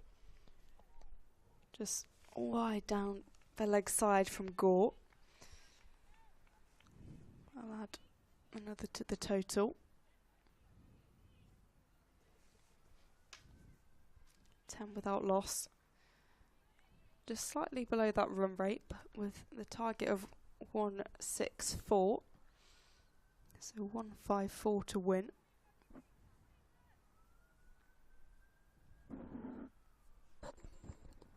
see Libby Heap in the Essex team today. Just taking a look at those. Holland has a swish at it, but through to Threlkeld. And that'll be the end of the over. 3 overs gone, 10 without loss. But she has gone on loan down there from Lancashire, so that'll be something that Lancashire fans will have an eye on for the rest of the season, but most importantly they'll have an eye on how their team goes, because they're in second position today and they've got an opportunity they didn't think they would have today to try and take maximum points, or at least the 4 for the win from this game here against Somerset. But they need wickets early. It's all about these two opening up, and it just doesn't feel as threatening at the moment as it did earlier in the day, where the clouds were really amassing at that point around the batters. Kate Cross back from the James Anderson end, and this one's worked off the hip down to Hannah Jones. I'll take the 1 run. Yeah, it doesn't feel like that ominous feeling that we were experiencing this morning. It seems to have disappeared a bit. The kind of excitement that Anderson caused. It just felt a bowling day this morning. Yeah, very much so.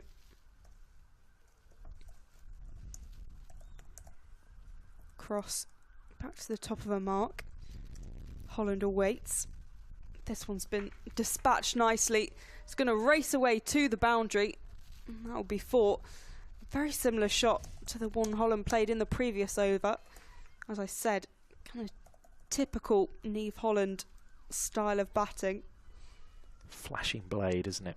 Whenever she gets a little bit of width on the ball, and she put that one away well. 15 without loss, and Holland moves to 8 from 11.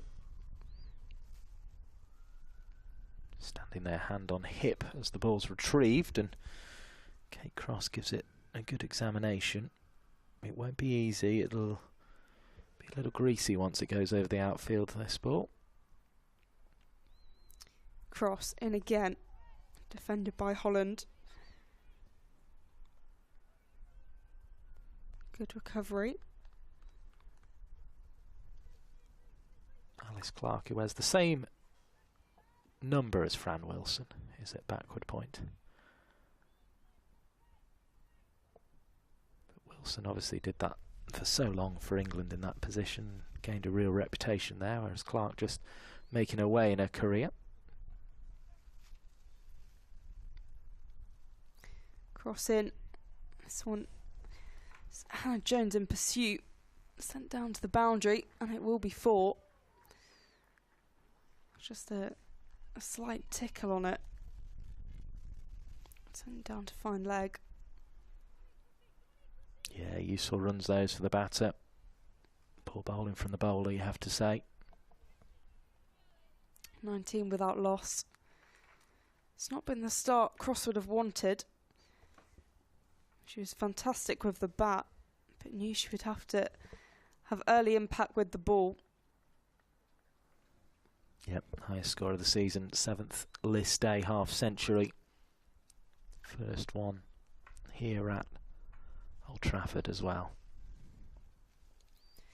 The destructive Holland awaits as, once again, just slight edge on the bat. It's heading towards the boundary, will be stopped by Sophie Morris, just much slower in the outfield, but nicely making use of both sides of the bat is Niamh Holland. Manages to get a single, so 20 without loss, the score ticks over 2. Yeah, rode the bounce there and fiddled that one away. Odgers 5 from 9. Taps a bat as Cross in. Just straight to Alice Clark. So that will wrap up the over. 4 overs gone. 20 without loss for Somerset, chasing 164. So 144 runs required to win. Yep, they're going along very nicely indeed. They've started well, but a couple of inroads from Lancashire could make this one very interesting indeed. And you feel if they get one, they might all of a sudden start feeling an opportunity that wasn't there was or is going to open up for them. But we will find out with you on Lancs TV. Mike Perkins and Polly Starkey, your commentary team. Mahika Gore ready to bowl her third over, 0 for 5 so far. Holland on strike, who drives this, beat the fielder inside the ring. I'll just get the 1 in the end. I didn't get any in the end. In fact, sent back. Sent back. I'm not quite sure why she would send it back. There was a... Well, Odgers was clean on it, but Holland hadn't left a crease, so she decided against it. Yeah, she was... And Odgers was so far down that I presumed they'd crossed. As Gore looks to find a wicket, and this is sent down the leg side for a wide. 21 without loss.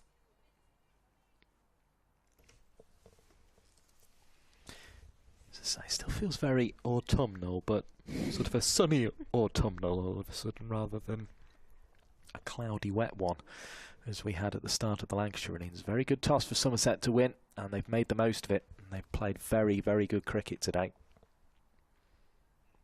Gore to Holland, and just finds an edge. We'll take the run this time. Yeah, it really feels like the back end of the season. Just the sort of weather around.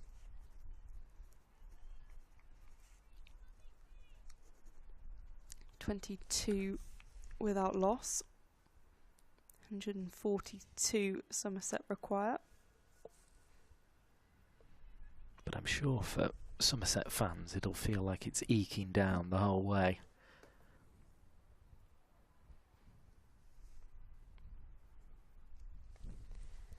Gore in again. Odgers this time opts to push and defend.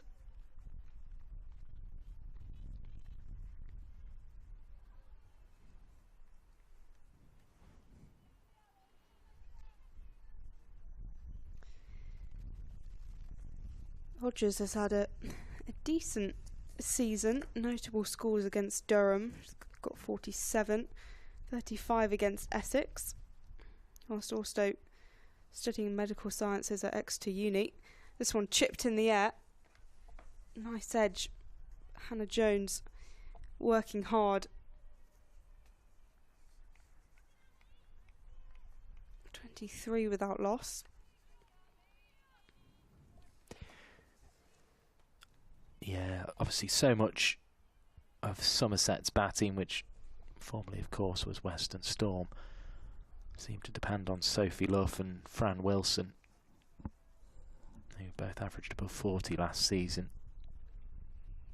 and in Luff's case managed to amass 1,769 runs across Rachel Hale Flint Trophy cricket, including 491. Gore in again. Just leaning over the ball. Holland defending. 23 without loss. So yeah, those 491 runs coming in last season's competition. So perhaps not a vintage year with the highest of 76 not out, but still, as I say, averaged above 40, which you would take at the start of the season, I think. And she played every match, 14 innings. Pushed away by Holland, but good work by Gabby Lewis, Lancashire's new signing. Good stop inside the ring and also shy at the stumps. So Lancashire, I think, will be looking at this if they need to get one of these two and then have a go at Luff and probably Fran Wilson as well. If they can get those, they may start to believe that this is possible, but until then it's going to be a case of Somerset being on top. Yeah, this pair could build something quite significant. Kate Cross back into the attack. Odgers on strike. That's driven for no run. Lewis again with a hard throw into Threlkeld. But already Somerset feel like they're going a lot more fluently than Lancashire were at this stage. They were really penned in at the start of their innings, were Lancashire. Did very well to get up to 170, which has been reduced to a chase of 164 now from 44 overs by the Duckworth-Lewis-Stern method. Odgers straight down the ground to the hands of Mahika Gore. Nice stroke, that one from Odgers. Who, as we say, has got a bit of competition for the gloves, with Jess Hazel making half centuries in her first 2 appearances for Somerset.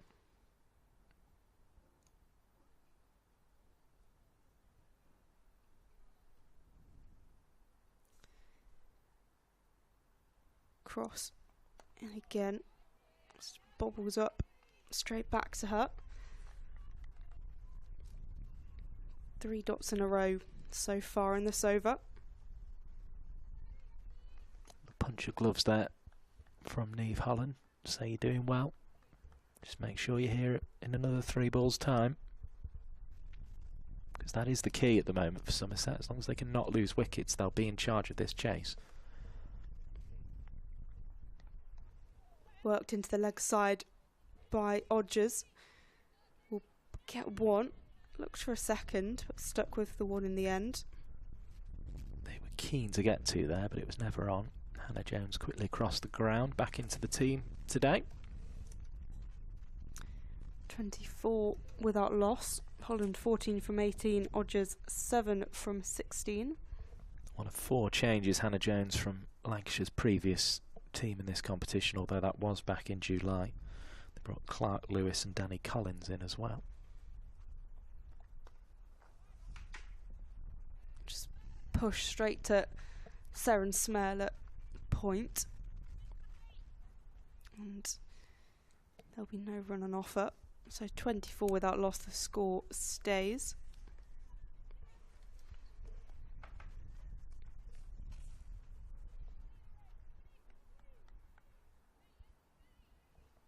Cross heading back to the top of her mark.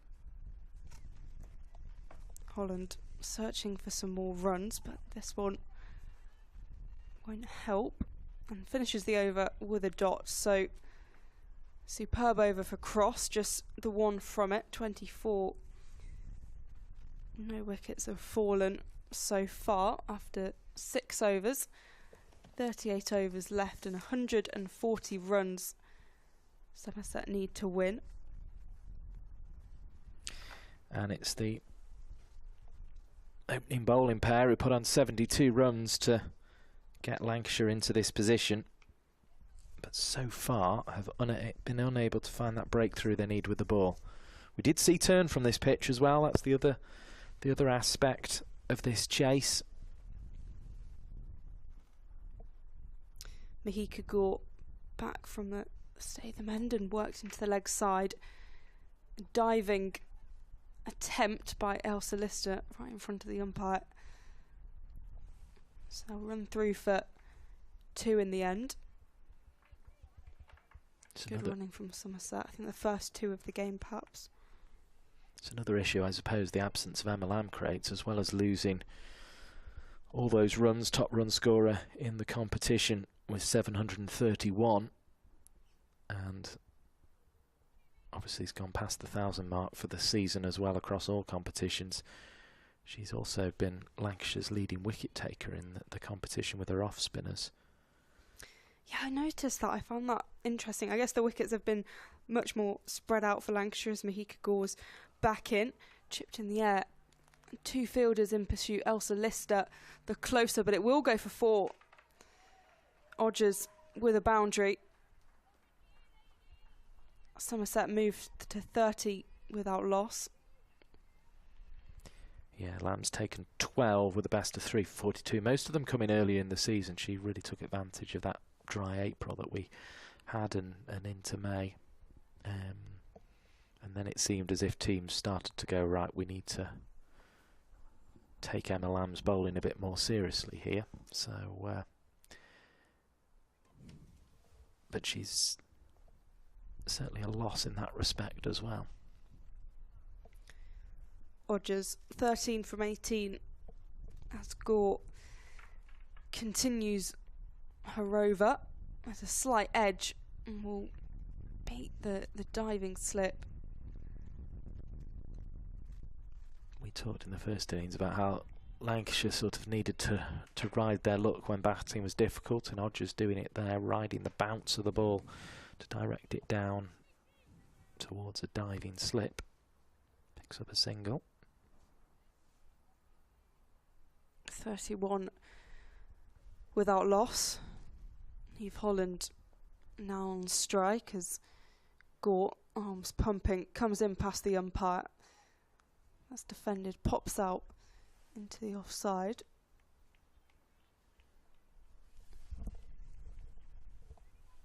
Nothing wrong with the approach Lancashire are taking here. There's plenty of buzz in the field. The bowlers more often than not are hitting their lengths, but just don't seem to be getting the assistance that they will require to defend this total. Just 133 more needed now.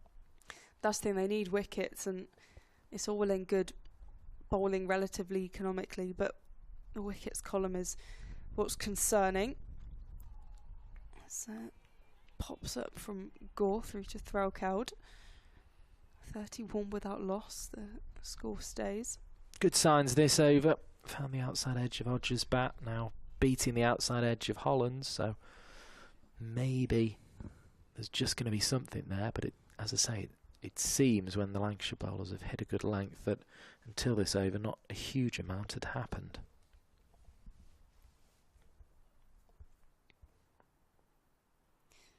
Holland poised, Gore in and slap down the ground. He's racing away to the boundary. You've got Danny Collins in pursuit, who works nicely in partnership with Gabby Lewis to protect the boundary and get that back to Gore, using the slippy outfield to their advantage. One of the best fielders in the game, Danny Collins, proving it there. Even producing a little dive from Niamh Holland to make sure she remade her ground. 7 overs gone, 34 without loss, 130 required for victory for Somerset. Clouds have lifted now all of a sudden around Old Trafford and out towards the city of Manchester, away to our right and over Trafford Town Hall as well. Dare I say, I see some blue skies to our left. And that's the direction it's been coming from all day, which is good. Good news, we're going to get this 44 over chase in, it would seem. And Somerset will be hopeful that will bring them victory. Kate Cross back into the attack. This one whipped away by Niamh Holland. Sophie Morris is going to try and cut it off, but it will go for 4. Good intent from Niamh Holland, moving the score to 38 without loss. Yeah, nice little shot behind square on the offside. Whip the wrists at the right moment to send it there.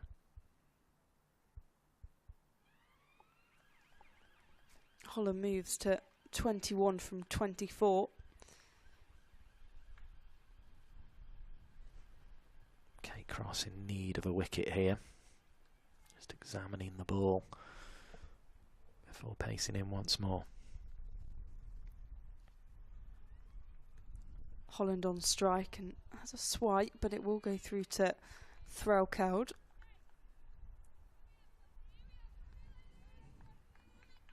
Lancashire captain with thinking to do at the moment.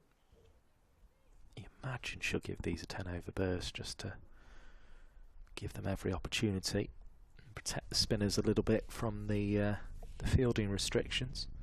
Though Sophie Morris is partial to 1 in the power play, isn't she? Cross once again.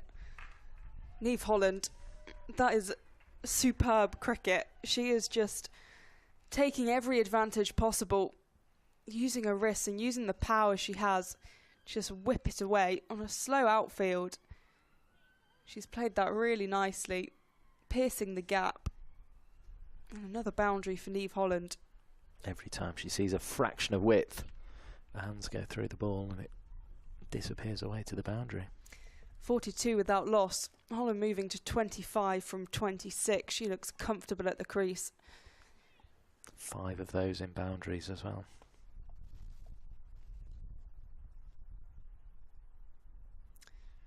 Dead ball as Holland wasn't quite ready and Cross was coming in into bowl. Cross will try again this time, and it's defended by Holland, a bit more tentative, but it's a better ball, wasn't it? Cramped Holland for room, didn't allow her to get her hands through the ball, but of course we've seen earlier in this innings she can clip that one off her legs if Cross goes too straight, trying to compensate here. just a change in the field with Hannah Jones coming up and Elsa Lister being sent out. Jones coming into the short fine leg as this one's worked into the leg side, but we'll just find Fee Morris. 42 without loss. Just whipped in with a bit of intent there from Fee Morris, even though the batter barely left their ground. Struck the batter in the end.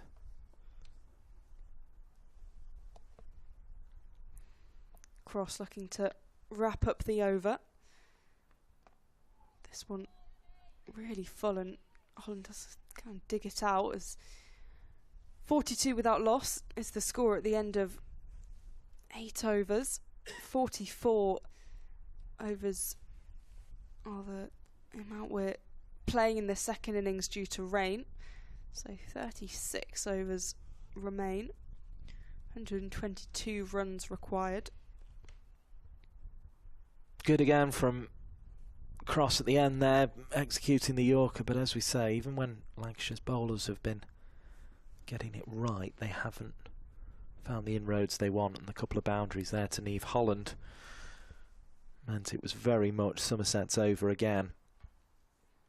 I think they dominated the first 10 overs of this game, and they're showing signs of dominating the first 10 of the reply. A reminder, it was 25 for 2, the Lancashire score after 10 overs, so they're well on their way to doubling it, and it will be Sophie Morris here to come on from the Statham end. Sophie Morris offering a bit of spin. We saw Amanda Jade Wellington get rather a lot away from the bat, but of course Morris is a left arm finger spinner as opposed to a right arm wrist spinner, so whether she'll get the same purchase off the surface I'm not sure, but we'll see. Took 5 for 33 against Durham. That's probably been the highlight of her season. Morris in, and this one's just pushed into the offside. There's a bit of a scramble. Hannah Jones at point.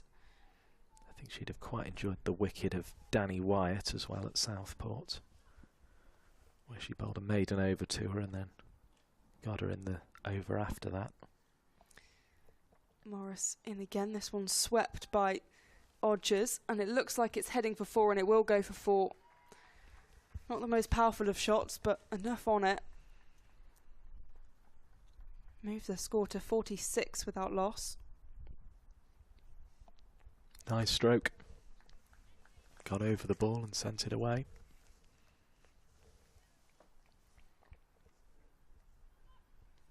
Odgers now 18 from 21.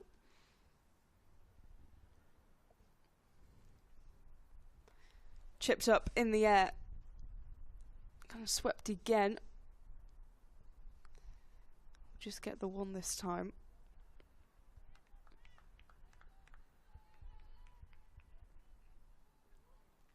Still that threat of thunderstorms working their way through, but at the moment here at Old Trafford it's lengthening shadows that's the story of the day, or at least of the last couple of hours anyway. Holland awaits as Morris is past the crease and worked into the leg side to square leg. Just the one run, rotating that strike. 48 without loss, 116 to win.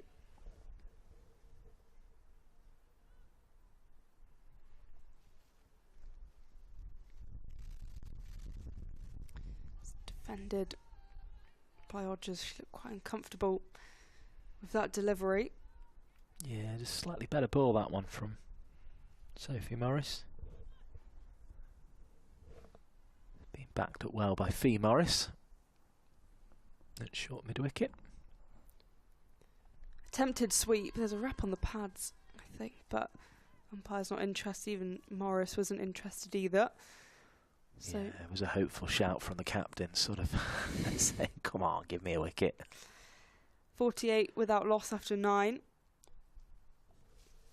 At the same stage, Lancashire were 23 for 2, so very different situation.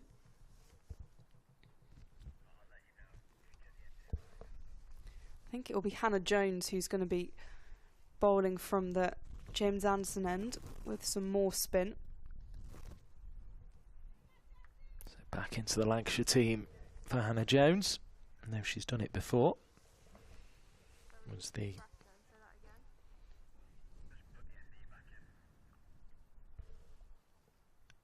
leading wicket taker in, or Lancashire's leading wicket taker, second highest I think in the competition. Back in the Rachel A. Flint Trophy days in 2023, I think that was. I'll just confirm that for you.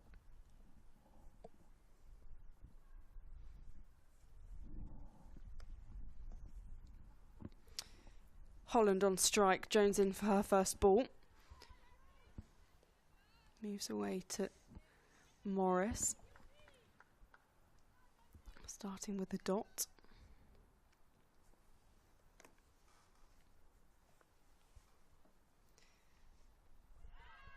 Gets Holland in all sorts of a bit of a tangle. There was a loose appeal from, I think, mainly Saren Smale, but targeting the stumps as Holland makes contact with the ball this time. Just drives it straight to Alice Clark. Second highest in 21 in the wicket takers and third highest in 24, Hannah Jones. 48 without loss. In again. This one given a bit of width and pushed out to Elsa Lister on the offside. 49 without loss. 115 required to win.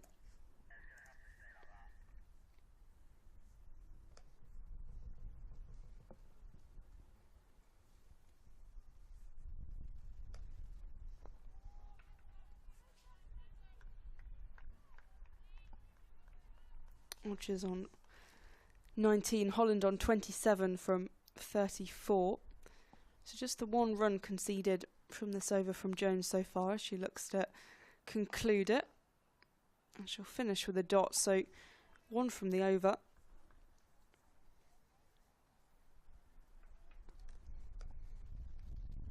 Yeah, so tidy starts from both the spinners, but no real sign of that grip that we were seeing in the Somerset innings, particularly from Amanda Jade Wellington, who bowled superbly in the first part of this game this afternoon before the rain delay. Ended up picking up figures of 10 overs, 3 maidens, 19 for 2 from her 10 overs, so a big part of her team setting up the game. Floodlights still on, but it's the sunshine that's taken over now. 49 without loss after 10 overs. So one short of doubling the Lancashire total of the first 10 overs, and they have 2 more wickets in hand. So Somerset in a dominant position, 115 more needed from 204 balls.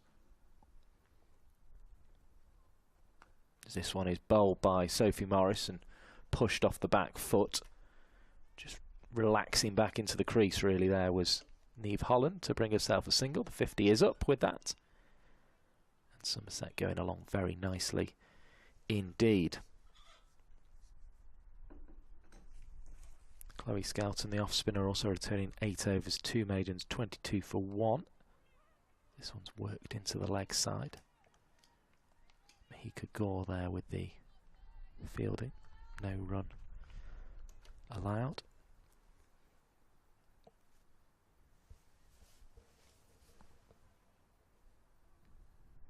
Here's Sophie Morris again. Floats it up, does get a bit of grip. There's an appeal for a stumping from Ellie Threlkeld. She felt it was close. I think she'd have liked another look at that one on all the slow motion replays and that kind of thing, but replaces the bails and has to go on. But that's a little bit of a sign of that grip there. Morris giving that one perhaps a tiny bit more air. It's quite full in length. There's another one that's chopped into the offside. Hodges, who you might have thought would have been keen to get away from strike, having seen the previous delivery spin past her bat, doesn't pick up the single there. So no score from that one. Sophie Morris once more. Floats it up a bit more, but that allows the sweep shot to be played because she drifted outside leg in trying to get that bit more flight. Round came Alice Clark out on the boundary at backward square leg. Get the scoring to 1. So Somerset just starting this second 10 overs. They have 44 in total to play with here in sedate fashion. With a cut now from Holland out to the cover sweeper. 1 run taken. And that will be the end of the 11th over. 52 without loss then. Somerset in complete control here. Another 112 needed from 198 balls. They may even have that bonus point in their minds at some point. There was a lift from Hodges there, just seeing it on the replay, but the foot was comfortably back down in the end, I think. I do like keepers trying to stump other keepers. I think it's quite interesting to watch. But I think Somerset may have that bonus point in mind. Their chances of qualification for the semi-finals are low, but a bonus point could give them a boost. I think it would also make things quite interesting in the table because of how many washed out games we've had today, and Lancashire are obviously quite prominent in second. Yeah, it's a chance to gain ground, isn't it? It was looking as if Surrey were going to get a win as well, but there was only 16 overs of their game against the Blaze possible as that one struck out on the drive to start the new over to Hannah Jones with by Niamh Holland. Picks up another single. That seems to be her plan to the spinners. Pick up as many singles as she can. 53 without loss. So Surrey just getting the 2 points today. Warwickshire and Durham both settling for 2 as this one is prodded back to the bowler Jones, who will pick up. Hampshire and Essex embarking on a 17 over a side game at the moment. Bring you an update from that shortly as this one is pushed into the offside. Hampshire 51 for 1 after 7 overs, so they've gone for that. It's fair to say. Kemp batting at 3 is 17 off 13, and Boucher's 30 off 27. There's a big swing. There's an appeal from Threlkeld. There's a shake of the head from the umpire. Big attempt at the heave there from Hodges. Didn't connect though. So 2 games going on in the One Day Cup at the moment. As this one is played to Hannah Jones to pick up off her own bowling. Should also say the men's One Day International has got underway at Lords. South Africa 210 for 3 after 37 overs. Hodges again tries to go for a swing into the leg side from a slightly shorter ball this time. Seemed to connect with it, but only found Alice Clark at mid-wicket and thumps the pad in frustration. But Hodges is still there, and whilst these two go on and build their partnership, Lancashire's chances of defending 164 seem to be slim. Yeah, they needed early wickets. That would have been the big difference. But this pair look pretty comfortable. And, you know, even if Lancashire get a couple of wickets now, I don't think it's going to make a huge difference. Was that Sue Redfern doing a bit of kind of shadow bowling? See her at the crease, just motioning that she's still got that seam bowling attribute. Just in case anyone's looking for a player, a couple of injuries around. I joke that Scotland and Namibia might have more chance of avoiding the rain. They've been delayed out in Canada as well. But there we go. Such is life. In comes Sophie Morris and bowls, and they're now excellent Manchester Sunshine. It's down the leg side though, so it's a frustrating wide to start the over with. 54 without loss the Somerset score moves on to, so they need another 110 for victory. DLS took 6 runs from the Lancashire total in the end. That swish of the bat doesn't connect once more. You always thought, because of where the delay came, I'm sure the calculation probably doesn't take that into account, that maybe they'd have gone the other way, but you never quite know with these things. In comes Fee Morris at mid-wicket to field off the bowling of Sophie Morris, and Hodges and Holland just taking a few balls at this stage to ensure they don't lose wickets and just keep tapping the score along. Fuller ball, driven awkwardly. Clark got a hand to it, buzzing around. Clark can keep wicket as well, of course, although there's very few opportunities for wicket keepers at Lancashire, with Ellie Threlkeld's gloves being as good as they are.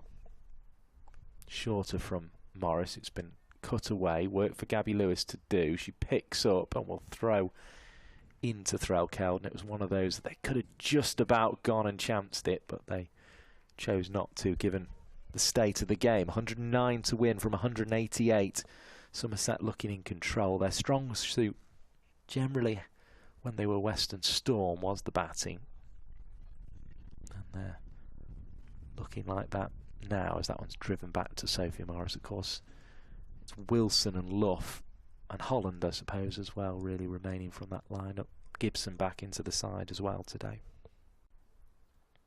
She'd probably quite like to get out there, you feel, having not played 50 over cricket this summer, this English summer. Yeah, obviously isn't bat bowling, so wasn't able to contribute with the ball, but a bit of time in the middle with the bat, I'm sure she'll be hoping for. Just busy in the field. That swept nicely, just picked up almost off the toe there, and swept away for 4 runs by Holland. And when she decides she's going after a ball, she really makes sure, and did so there. 60 without loss now. Another 104 for victory, and another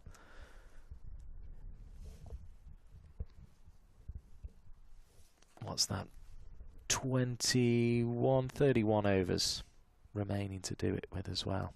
So 31 more overs to get to this target. It's Somerset's game to lose, as it has been for much of the day. It's felt like since they won that toss, they've been in the driving seat of this game. Very much so, and it's important for this pair. 2 players who haven't been guarantees in this Somerset lineup, doing good with the bat. Hannah Jones bowls. It's slashed away by Niamh Holland, but for once she doesn't find the gap she was looking for. Good tumbling stop by Sophie Morris. Prevents a run being scored. Flags blowing gustily now from left to right as we look from the stadium end. As Hannah Jones bowls, takes the gloves of Threlkeld as she goes down the leg side, but can't gather. So frustrating 2 more runs to the total. The best of returns from the overseas player Gabby Lewis there, but Threlkeld gathered from a uncomfortable bounce.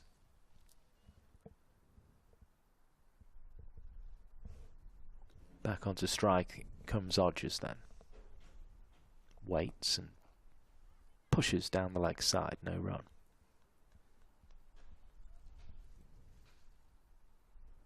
Spectators looking on from the old pavilion at the far end.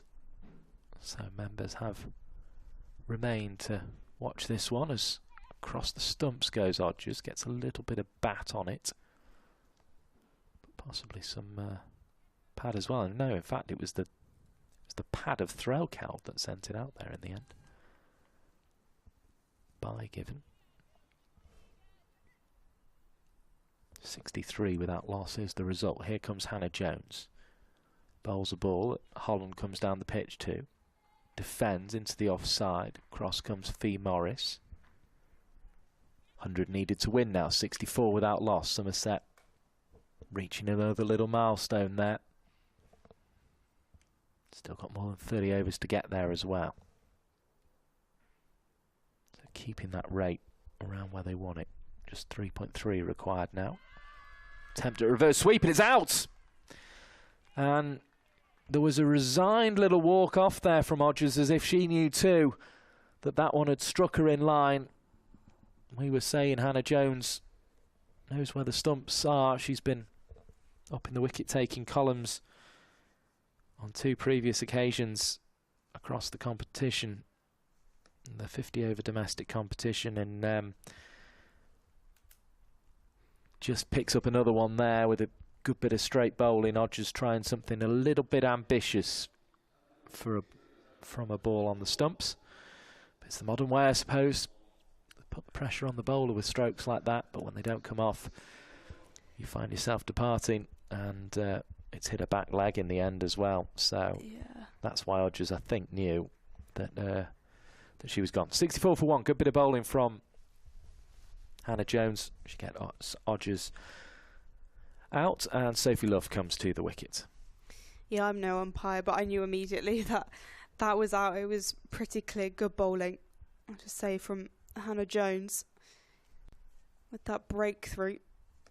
I don't think it will be enough in terms of tipping the balance in this game. Just 100 required for victory. Plenty of time to do it, and of course Sophie Luff coming to the crease, who is never ever shy of runs. So yeah, 1,769 in the Rachel Hare Flint Trophy, which was the previous 50-over competition before this switch to counties and the one-day cup. So she'll be busy on her feet throughout, and she'll want to guide her team to victory. Here comes Hannah Jones, bowls. Love, who's relatively diminutive in stature, is back and defending. Ball rolled out on the offside, and that's the end of the over. So Hannah Jones getting the breakthrough. As you say, Polly, I think it's come a little bit later in the piece than Lancashire would have liked it, but you never know.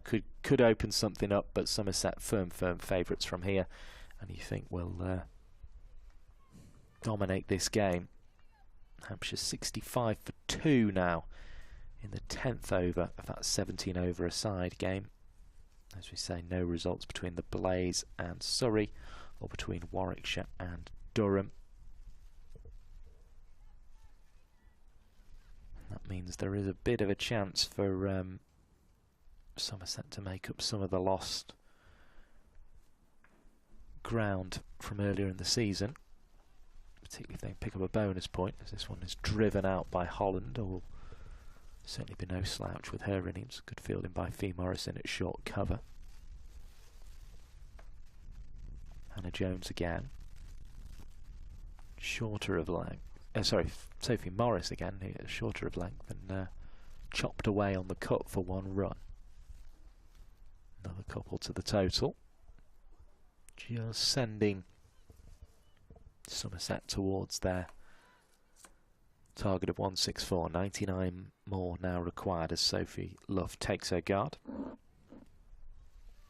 So yeah, the no results sending Durham up to 26, Surrey 27, the Blaze 31.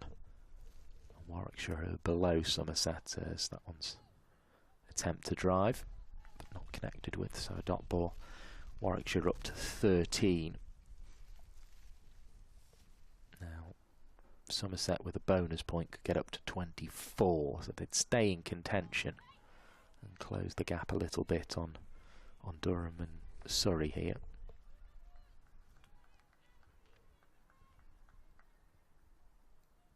Lancashire will be slightly anxious of Hampshire increasing their lead at the top as well if they beat Essex today in a 17 over a side game. Attempt to drive from Luff, gets a little bit on it, take it past Threlkeld.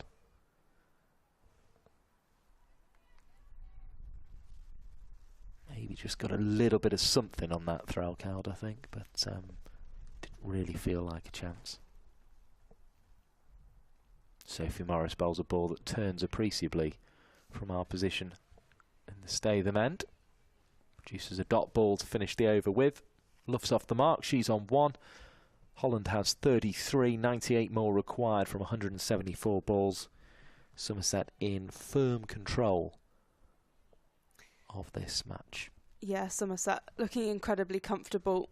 Now down into 2 figures for the total there. Chasing and having Sophie Luff at the crease. I mean, that's always a good situation for a team to be in.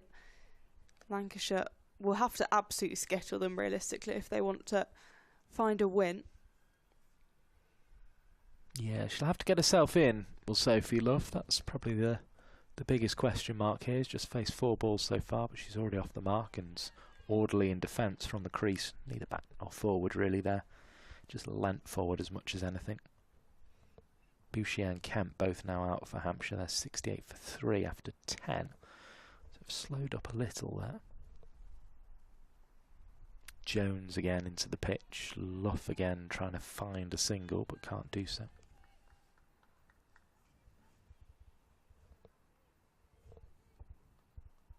Back to mark goes Hannah Jones. Paces in a couple of strides and then lets go left arm over the wicket. Flick down the ground. This could be close. Luff was jogging through in the end, which maybe gives the impression she thought she was short there. Wasn't the longest throw Kate Cross will have had in her career. Just missed the base of the stumps that she was aiming for.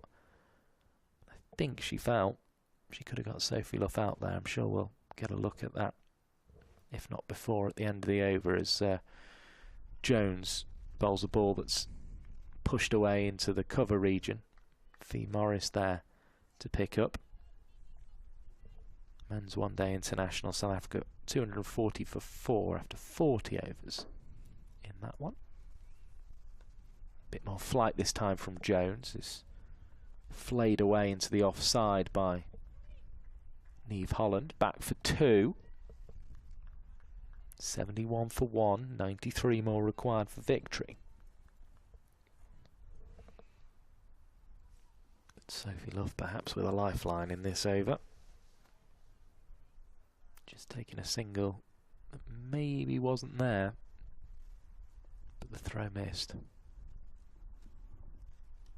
Here comes Hannah Jones, bowls a ball that is driven down the ground. Cross can't get there, and it's going to be chased all the way by Danny Collins, who does get there before the boundary, and 4 runs, but 2 more useful runs contributed to the Somerset total. Holland gets them 71 for 1, the score then. 93 more needed from 168 deliveries, 9 wickets in hand. Perhaps the crucial point as we see this replay again. And well, I think the fact that Sophie Luff didn't put her bat down there is indication she thought she was gone.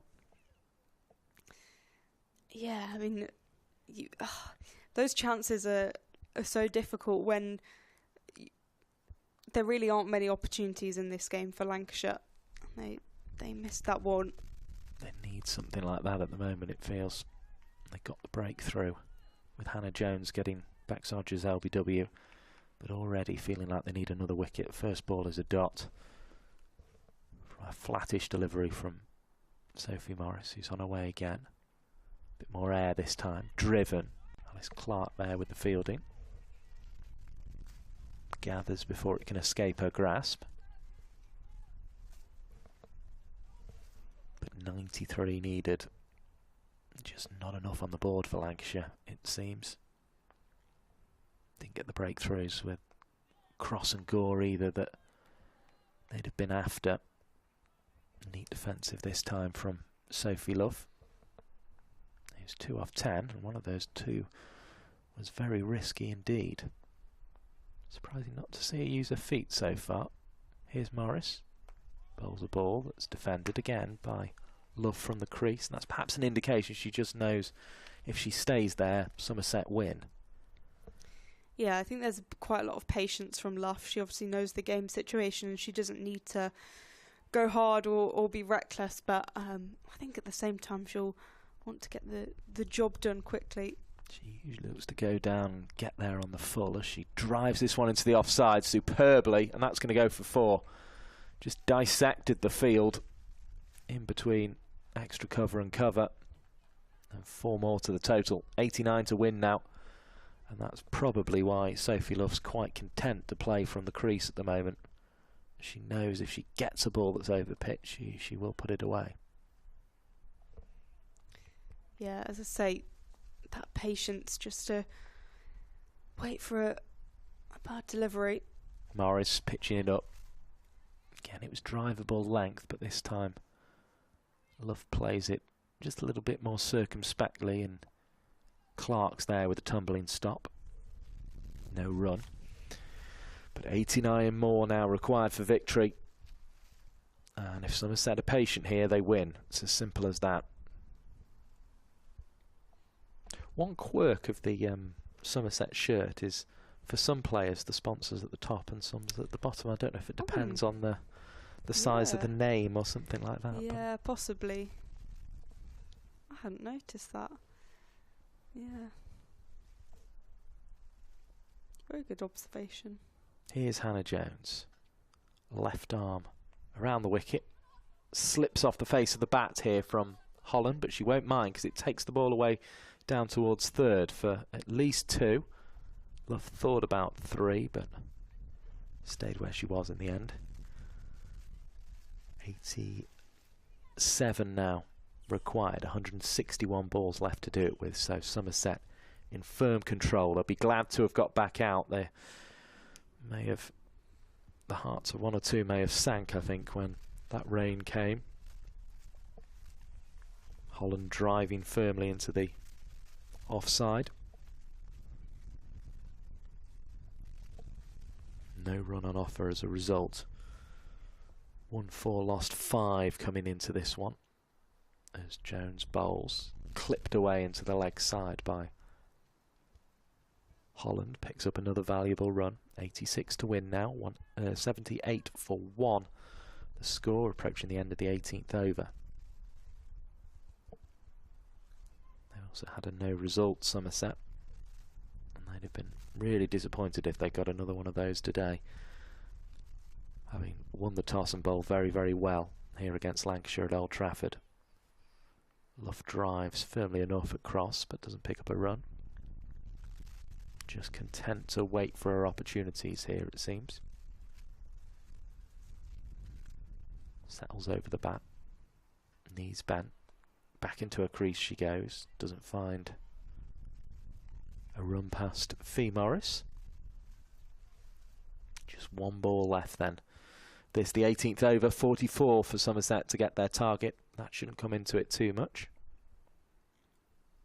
As Luff looks around once more, examines the field and is ready to try and find a single. Can't do so. I think she's finding it frustrating work at the moment, is Sophie Luff. But 6 off 16 will do her for now. 86 to win off 156 balls, 78 for 1 the score at the end of the 18th over.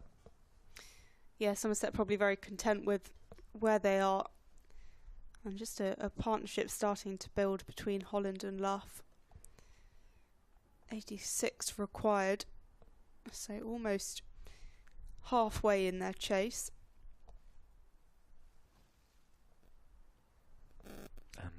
The weather, those down in the West Country will be glad to know, doesn't look like it's going to play any further part in this game.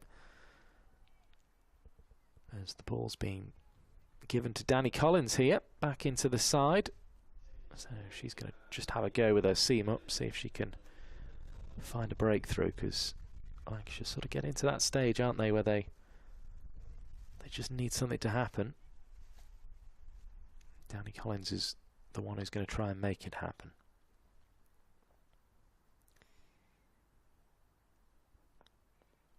Quick little glance around the field before she embarks on a run and is going to deliver this one. Right arm over, defended into the leg side. Fee Morris there to pick up. Collins starts with a dot, but we'll know pretty quickly she has to turn those dots into wickets. Yeah, I don't think it's a bad idea bringing Danny Collins into the attack. I haven't seen her bowl for a while, but I mean, with the context of the game, if she bowls badly, it's not drastically affecting everything. Their chances are already slim. Pitches up and it's slid off the bat by Holland, who's going to get 4 for it. Out to wide third. He just slipped off the face of the bat and slipped away from the fielders for 4 runs. Good stroke. 82 needed off 154. 82 for 1. Now the score, which will tell you we're at the halfway point of this chase of 164. Yeah, it's punish, but as I say, I don't think it's the worst idea in the world. Her bowling offers something different. These batters probably haven't batted against her bowling very much before. Bowls again, driven into the offside. Clark there across a little cover on one of the pitches to pick up. That sort of Hessian matting. She's there to protect the middle of the surfaces on the square, presumably ones they're trying to revive, because we're at the stage of the season where everything's been used pretty much, including this one, as Collins goes for a Yorker length delivery, shaped to take that ball down towards third, but couldn't get much on it in the end. 82 for 1. Halfway point of the chase. Neve Holland will want to take it beyond that from this delivery as Collins hits a length again. There's an appeal for caught behind, and it is caught behind. And Holland won't take the chase beyond the halfway point. She's caught for 44. A knock that has done a bulk of the damage. But Danny Collins, we said she'd come in to just try and mix things up, try and produce a wicket, and she's done exactly that. Thin little edge through to Threlkeld, the captain, who made no mistake as always. Such a reliable pair of gloves, and just got the little tickle into the hands of the Lancashire wicketkeeper. And that's that, 82 for 2. So, well, they're at very least going to have a look at Fran Wilson and Sophie Luff. They might not have the runs on the board they would want at this stage, but if they can pick these two up, then you never know what could happen. But at the moment, it's still Somerset's game. But Danny Collins, credit to it, she's got a breakthrough.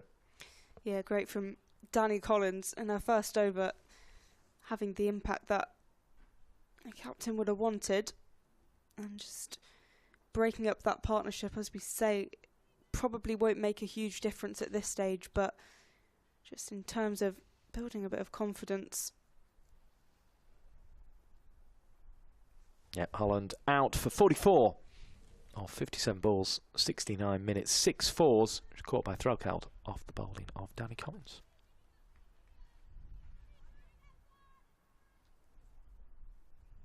Fran Wilson then, former England international, settling into the crease here at Old Trafford. Down the leg side goes Threlkeld, threatened to whip the bails off, but it's a wide ball. And 81 now, needed 83 for 2 the score.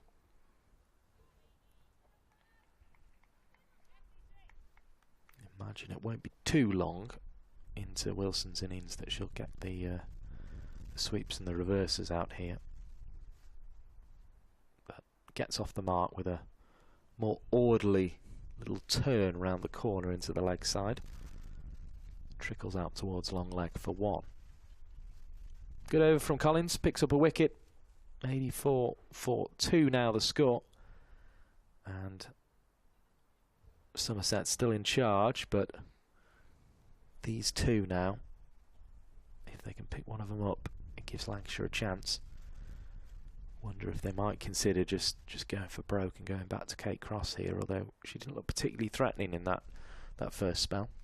Yeah, as we said, it felt like the effects and everything that was going on in the morning seemed to have disappeared by the time Kate Cross and Mahika Gore were opening the bowling for Lancashire. I think it's going to be Fee Morris who's going to have a bowl, which I don't think is a bad choice at all. We'll turn the ball in a different direction to either Jones, who tends to be a flatter bowler, and Morris, who's a pretty flat bowler herself.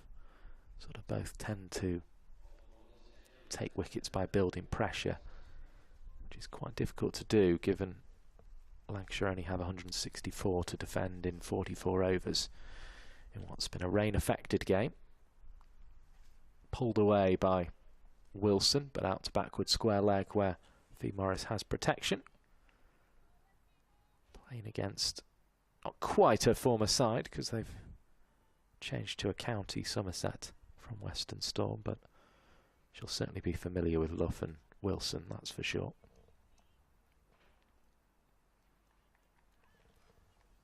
Just switched 45 to square leg, and backward square leg on the boundary's gone a bit further round, a bit finer. Driven up to mid-off, no run. Plenty of time though here for Somerset, they just have to bat. Sophie Luff faces up, turns it into the offside, picks up one. Another little bit of the total trickles away. That's the order of the day here. Somerset captain leading the way. 78 more required. The flags continue to flutter in the distance, a little bit of sunshine behind them now. Now the rain has gone. Again, Wilson turns it away to backward square leg. Gabby Lewis there with the fielding. One more to the total.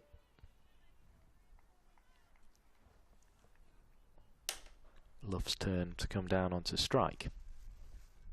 Morris bowls. Dabbed into the offside. Wilson having to stretch the legs, which might not be her preferred option at this stage in her career, but she does so anyway for her captain and gets through for the single. Yeah, it was a proper scampering through.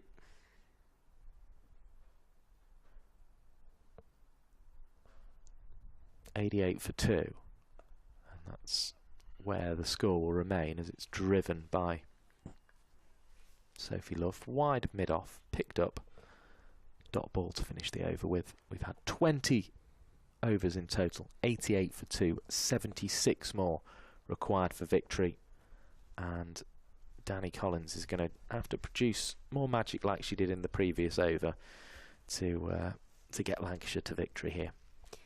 Yeah, it's very much in Somerset's hands with this pair at the crease. Sophie Luff, the captain, and one of the most senior domestic players, Fran Wilson, who's also been involved coaching in the 100. I believe she was with Birmingham Phoenix. So that's an interesting insight into perhaps post-cricket career prospects as Collins is in and has been pushed away. Hannah Jones working hard down at a wide third. Now, was that a no ball? I think it was. Yep, it was a no ball. Free hit. Little discussion between the batters. Obviously the field can move. Fran Wilson will be on strike for the free hit. Quite a creative player. So just having a look around at her options.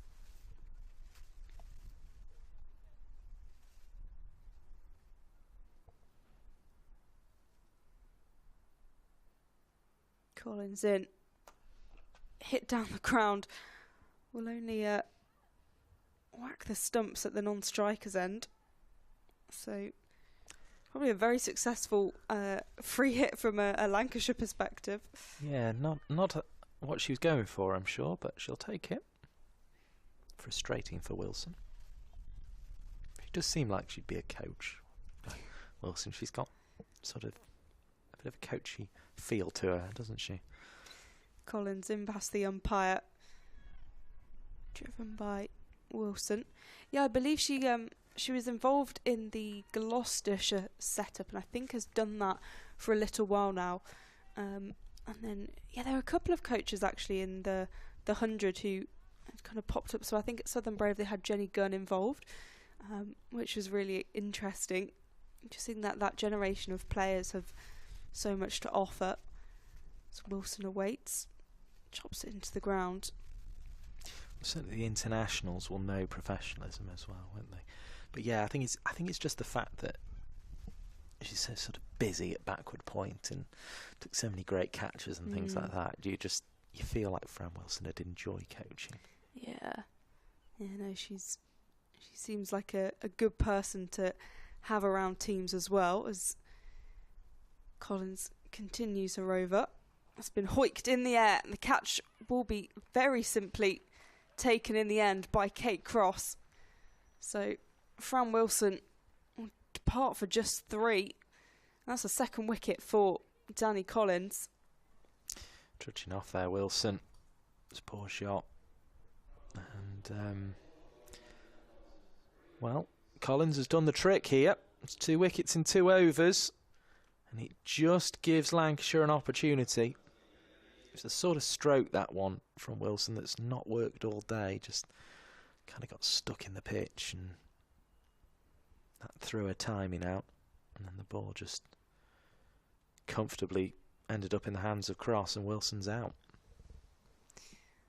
Breakthrough for Lancashire, but one a little too late, you suspect. Somerset 90 for 3. It brings Danny Gibson to the crease, which is a fantastic opportunity to get a bit of time in the middle. They've got one of those 2 wickets, though, we mentioned. Obviously, Gibson will take the game away from them quickly if she stays at the crease for any period of time. But, yeah, you just never know here. Luff's not exactly got going 9 of 20. You just never know, but it feels as if there aren't enough runs on the board. 74 to win. As Collins is in to Gibson down the leg side. Signalled a wide, so she'll re-bowl.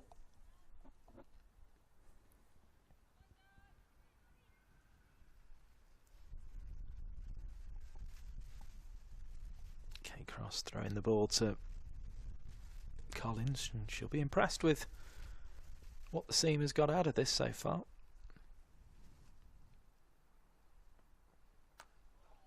Defensive from Gibson. 91 for 3. Just one of those frustrating little seamers to face, it feels, Danny Collins. Just kind of a little bit of an in-between kind of pace, and hits a good length, makes it difficult. Always seems to be at the stumps. This one slashed away. Elsa Lister running round to cut it off. Are they going to push for 2?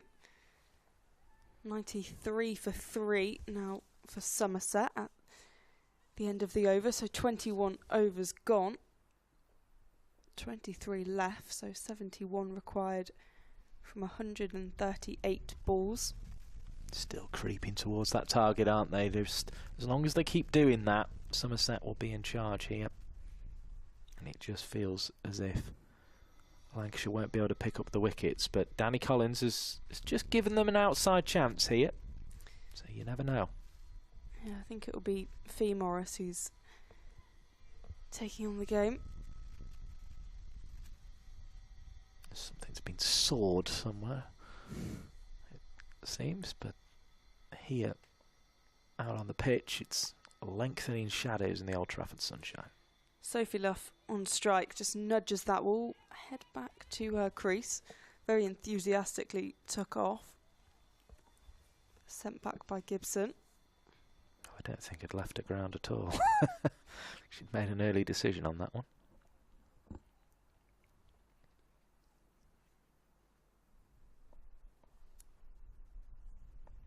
Fee Morris into her second over. Played straight back to it by Luff. As we said, not looking entirely comfortable at the crease, 9 from 22. Guess is aware she has plenty of time and doesn't want to give away her wicket cheaply, as it's been nudged down the ground. They're sprinting through for a single and good running by Gibson. 94 for 3.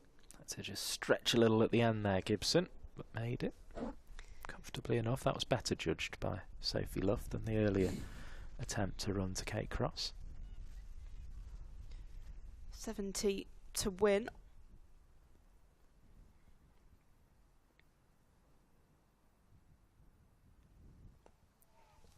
Just edged out to the offside. Gibson 2 from 3.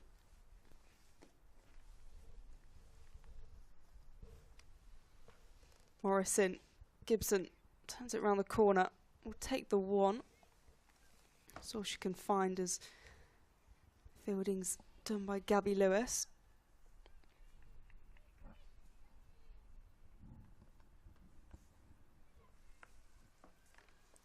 .95 for 3. Luff has a big swipe, but just through to Threlkeld to wrap up the over. So just the 2 from the over in the end. Well, we've got very lucky today, haven't we? The weather forecast didn't look like we'd see a game of this length, and we've done well to get 44 overs a side in, and it seemed as if it all came down in one go at 2 o'clock on the dot. So drinks coming onto the pitch, because this is now the halfway point of the innings. Chance for us to catch up on the scores elsewhere in the cricket that's being played, whilst you catch up on the scorecard there. The innings of Holland, the most significant, 44 before she was caught by the wicketkeeper Threlkeld of the bowling of Collins, and it's Collins who's picked up those 2 wickets here at Emirates Old Trafford, 1 for Jones as well. So we'll see if those remaining 69 runs can be defended. It seems unlikely, but who knows. Elsewhere, Hampshire 96 for 7 now in the final over of their innings against Essex, and in the one-day international between England and South Africa's man. 295 for 5 is the South Africa score. They've had 45 overs in that one, so they're almost playing a 100 game, really, aren't they? Essex and Hampshire. They sort of get 104 balls, isn't it? 17 overs, something like that. Yeah, 104 balls. So it's difficult to know, really, whether that total of around 100 is going to be good enough. I suppose it will have been wet down there, so that'll be one factor that will make it more difficult for the batters. But who knows? I presume it was Hampshire pushing to play there, and they could end up on the wrong end of it. I suppose it won't disadvantage them too much. They'll still be top, because it doesn't look like Lancashire are going to win here. But it's sort of almost a free go to just get some extra points from the Hampshire point of view. But they might not end up doing it, and Essex might end up having wins over the top 2 teams in the competition, but nobody else, which would be quite interesting. Yeah, I'm surprised they managed to get a game on down there, because I saw the rain was falling for quite a long time. But just like here, they've perhaps got a little bit lucky. Well, clearly the ground staff at Chelmsford put in a similar effort to the one that was put in here. It was very efficient here, wasn't it? It was rain was coming down already, came down very heavily at 2 o'clock. As soon as it stopped, tipped it all off the covers, got the stopper on, and then it was pretty much right. We're good to go now. I think it was a 2:45 start in the end. So some very, very efficient work there, which has allowed us to get a really good game of cricket in 44 overs a side. Lancashire's innings was broken. Kate Cross is going to come on, despite Danny Collins having picked up a couple of wickets. So she's going to try a look from the Statham end, which is the end she usually bowls from, I think, here at Old Trafford. Maybe had to go from the other end because she'd seen Anderson do well in the first part of this game. Gibson awaiting a straight drive down the ground, tumbling Mahika Gore, preventing the run. And the floodlights are almost looking a little silly here, aren't they, with the sunshine out now? It's definitely the natural light which is taken over. Crossing again, and this one's swiped away. Hannah Jones has always been kept busy. We'll take the one run. Cross just has the look of someone here who's going to come on and bowl full and straight and just try and find a way through one of these two. And if she can, then who knows, but it seems to be a long shot at this stage with just 68 more needed to win. Luff, 10 from 24, and that's bowler Kate Cross through the gate. That's her first wicket of the game. She hoped to have success with the ball early on, but she's switched ends and she's found the breakthrough. The Somerset captain going for 10. Well, she's going to bowl full and straight and try and find a way through, and she has. 6 more wickets needed now for Lancashire. Just the 68 runs required for Somerset, so they are still the side you'd expect to win this game, but it's not impossible. They've got Wilson and Luff now, and that might just open things up. Obviously, Gibson played a little bit in the 100, but hasn't played in this competition much this season, so she could be a bit rusty. Griffiths on her way to the crease. You never know. We could just be seeing a little bit of a wobble in this Somerset lineup now. They've been in control for much of the day, but it was the second half of the innings that Lancashire came into the game with the bat, and now they're going to try and do the same with the ball. 96 for 4. Griffiths, the new batter at the crease. Kate Cross looking for a second. 2 and 2 really would make it interesting. Just defensive, no run available. Safe option from Griffiths. Just got to stay in control here, Somerset. Another 20 runs from these two, and they'll start feeling more confident again. But they've been I'll let you bring them in this ball. Cross in, and that's defended for no run. 96 for 4, the score stays.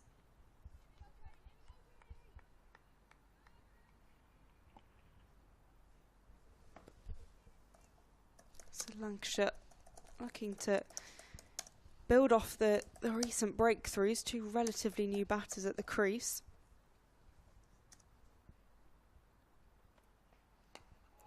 Griffiths onto the leg side, beats the diving fielder.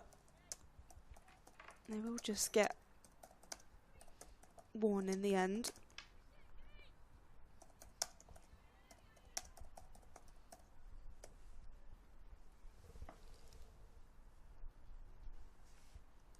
$97 for 4. Gibson 4 from 6. Griffiths 1 from 3 after 23 overs.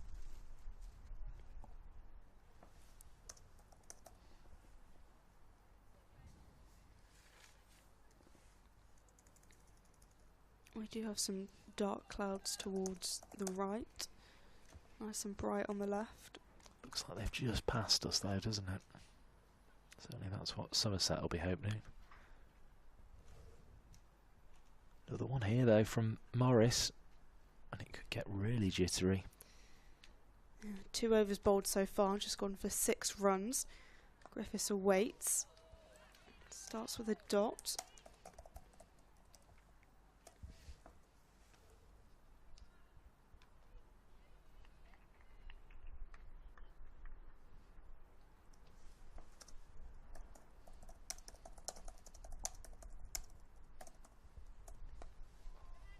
Griffiths not getting the full face of the bat on the ball. Kind of bottom edges it away. No run available. 67 runs to win from 124 balls. Worked into the leg side. Still no run available.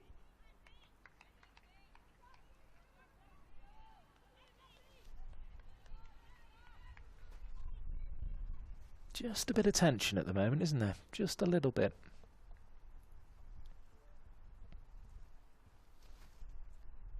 Morrison again. This one swiped. Just get the one run. Moves to 98 for 4.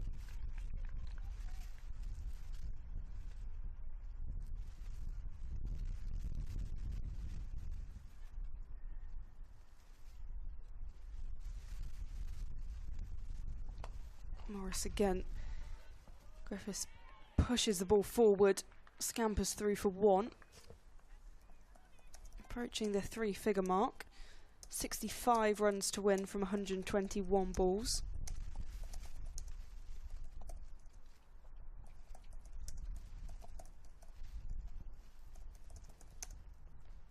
Griffiths tries to rock back, doesn't make contact. So that will finish the over. 99 for 4. 2 runs conceded. Still 65 to win. Griffiths 2 from 8. Gibson 5 from 7. Kate Cross will continue for Lancs. So far 5 overs, 1 for 25. Well, it's been this end it's happening from, isn't it? Danny Collins with a couple, Cross in the previous over. If it's going to happen, you feel it's going to be this end. Cross starting her 6th over. They look for 2, but we'll just have 1 in the end. Cut away competently on that occasion. 100's up.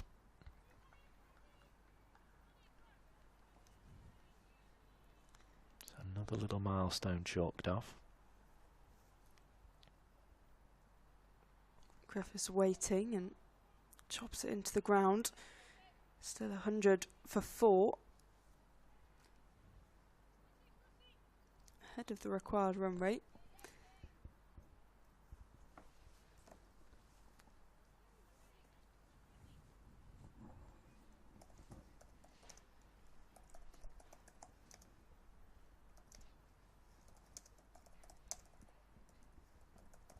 Cross in, whipped away on the leg side by Griffiths.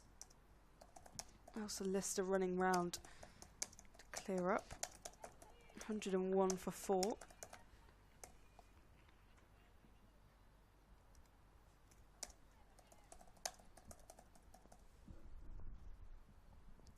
$63 to win.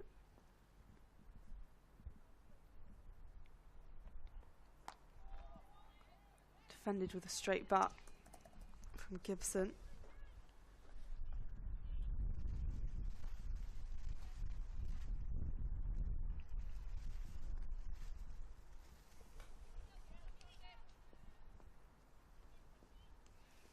Yeah, just a little bit of tension at the moment. If they get it below 50, that'll probably dissipate.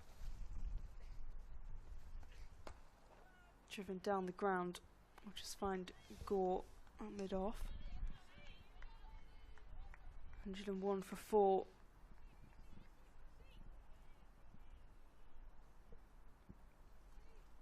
It's good from Cross, who's been busy today, mainly with the bat. 7th list day half century, first one at Old Trafford. Once again driven straight to Gore. So Essex will be chasing less than 1 a ball, 101 from the 104 balls they have in that game. Other than Kemp and Bouchier, who got off to a flyer, it was hard work for everyone else. So with the likes of Scrivens, Dow, Screwcock, Smale, Miller, Gardner, Gray, Carman, Rowe, McGregor and Maxsood. That's who Essex will be trying to chase the runs down with. Had a torrid season, just won the one game against Lancashire so far.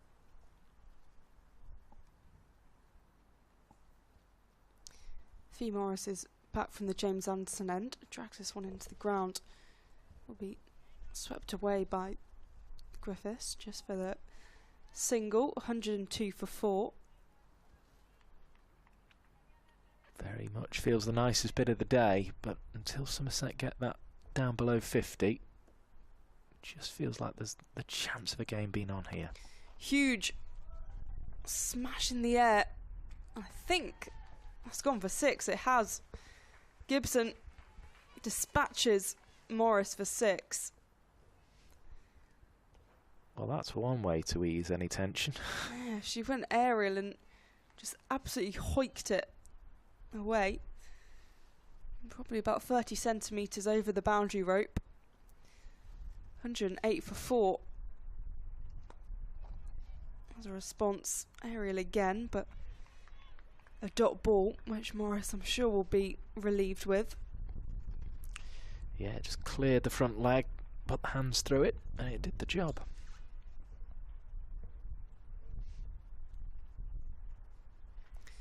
Looks to sweep and it's heading towards the boundary. Gabby Lewis cutting it off. 109 for 4. The way those were sort of trickling away when Cross and Gore were at the crease, though, they don't seem to be quite as much anymore. Although it was really from the other end that Cross was sweeping. Griffiths chipped in the air. The catch will be taken. Oh, that's a soft dismissal in the end. The 5th wicket falling, and Kate Cross, Fee Morris even, getting her first wicket of the day. Really simple in the end. Kate Cross with the catch. Yeah, really poor dismissal from Griffiths, because it felt like that was going to be the last over from Fee Morris and that they'd done the bit, and she picks up a wicket on the way. And it's still not done, is it, for Somerset here? They've got the weaker half of their batting lineup. It's been difficult all day for batters, and well, Gibson's shown the way she's going to go about it. Amanda Jade Wellington, you imagine, will adopt a similar approach. But if those two don't come off, then we really do have a game.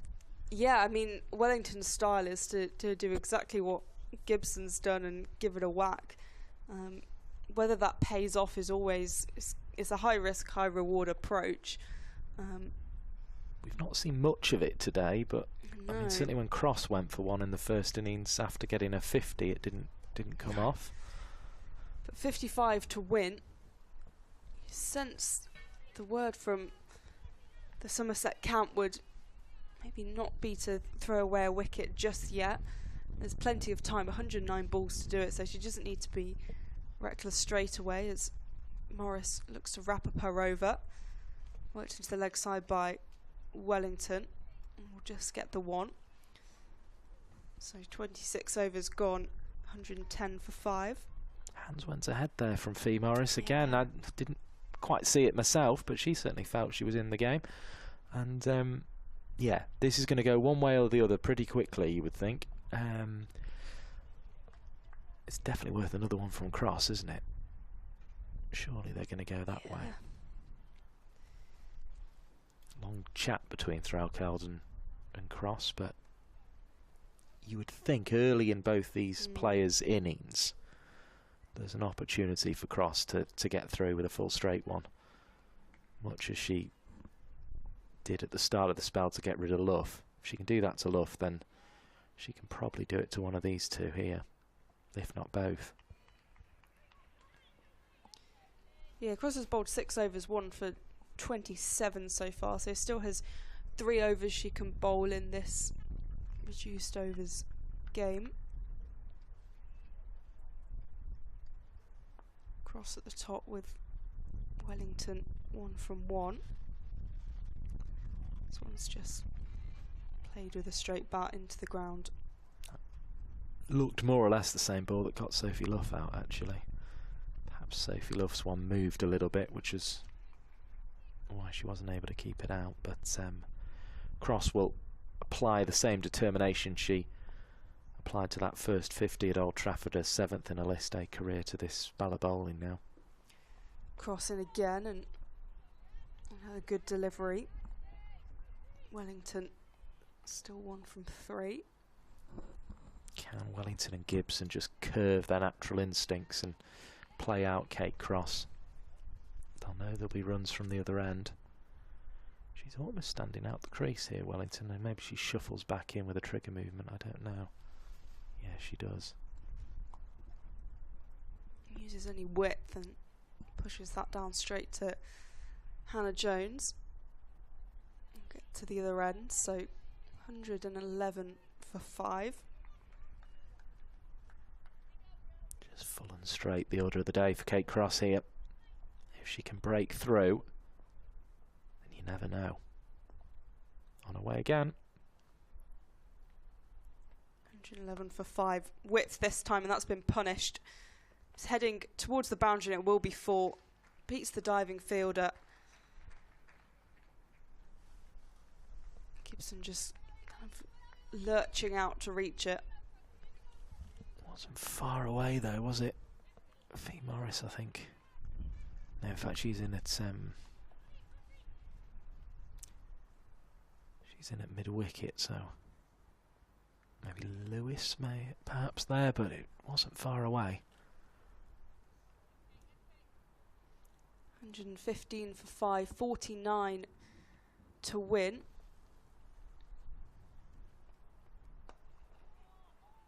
Defensive, Morris with a slightly wide shot at the stumps. It was uppish again though. It was uppish. Smale, I beg your pardon, is there just behind square on the offside. It was the fielder who got close to that boundary, and it was in the air for a moment.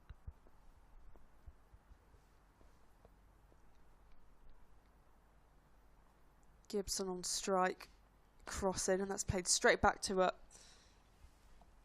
Will be fielded in the end by Danny Collins, but that concludes the over. 115 for 5 after 27. Well, it is below 50 now, but they've lost another wicket in the process. It could well turn into a real nipper, this one, and get very, very close. We're not quite in that territory yet, but you never know. Yeah, I think it's one that has the potential to, and I think Somerset will be incredibly keen to avoid that because they were kind of gifted an opportunity. Now, do they go with crossbowling at the other end? Do they try and go from this end a bit more naturally and play a bit more aggressively? Morrison, that's guided nicely by Wellington down to third. It's heading towards the boundary. It will slow in the outfield and Sophie Morris will chase it. But they will get 2. Neatly dabbed in the end by Wellington, which isn't necessarily the game you associate with her, but a good bit of touch there. Fee Morris into a 5th over. She tries to reverse sweep. Successful. It kind of shows the intention. That's more what you associate with Amanda Jade Wellington. Throw belt now, she had a big smile on her face. 117 for 5. Morris again. Just pushes it into the leg side, and Gibson's keen to get down to the other end, but Wellington's unmoved. Looks around, assesses her options again.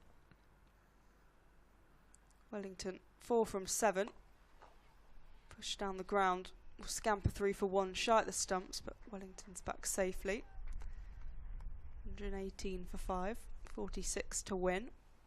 Little anticlimactic that. You felt it was either going to end in a 4-6 or a wicket, but it ends in a 1. Might be the same with Danny Gibson here.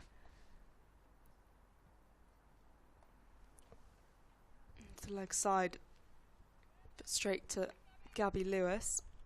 Just rotating the strike. Another sensible shot.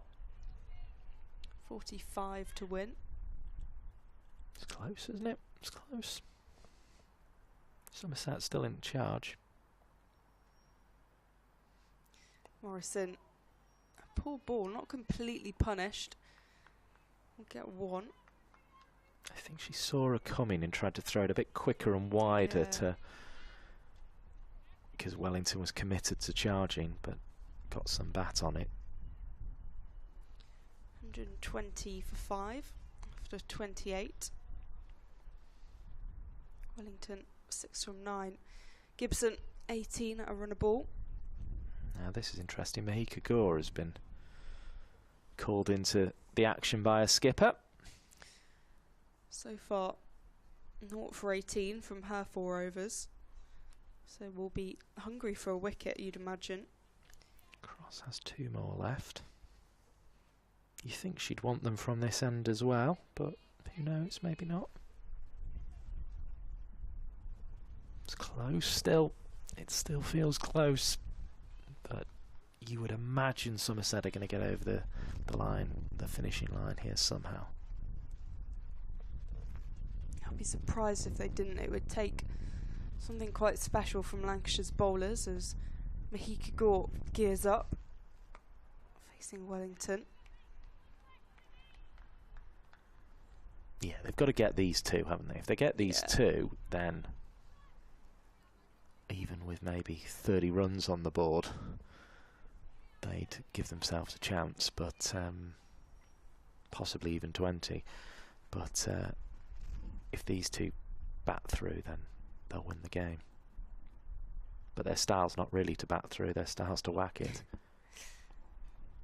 Gore for a action, just driven for no run. Wellington lined up as if she was thinking about a leg side slog there. Only the second ball she'd faced from the talented Mahika Gore.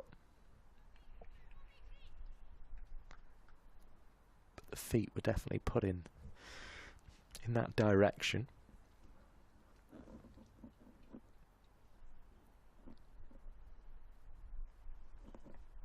Gore left arm up, chipped up in the air by Wellington. Will just be 1.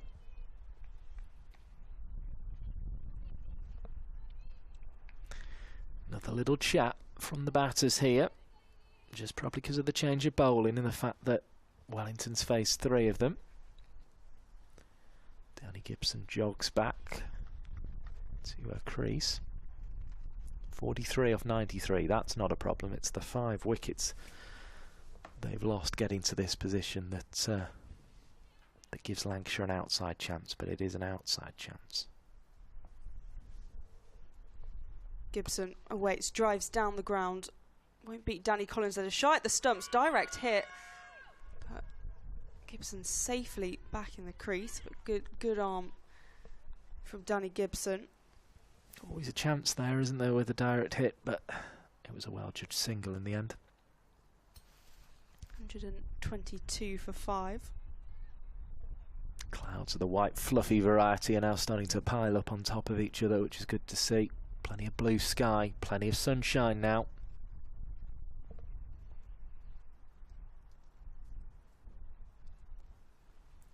Gore in again.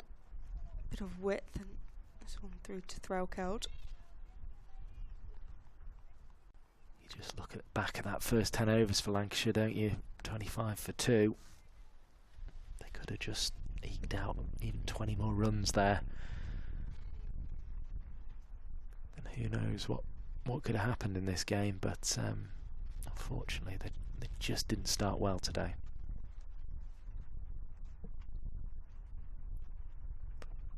Wellington defends, she's 7 from 14. 42 to win. 15 overs left then. 122 for 5, 42 off 90.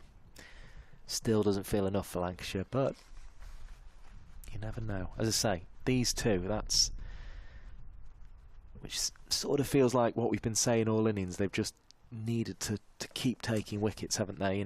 But if they can take 2 more now, they give themselves a real chance. Yeah, definitely. 42 to win, 122 for 5. And doing well. The 4 batters still to come. Skelton, Anderson, Robbins and Barnes. V. Morris back into the attack. Swept. We'll find Gabby Lewis, who's been patrolling the boundary. 123 for 5. 41 runs to win. It's those sort of strokes, those kind of firm strokes on the ground that will ease any Somerset nerves. Morris again. Looked like Wellington wanted to go aerial, but plays down the ground for no run. They've stuck with Morris here, haven't they? Yeah, interesting decision.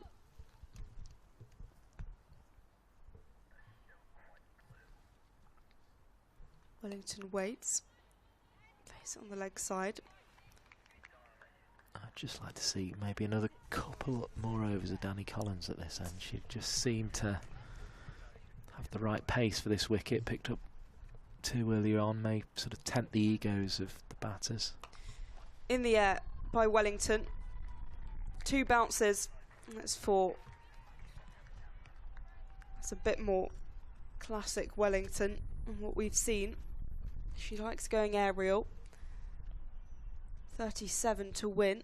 127 for 5. Again, Morris did her best to throw it wide, but I don't think spotted her coming in time to get it as wide as she would have liked there. It just ended up in the arc and went away for 4, so long on's gone back.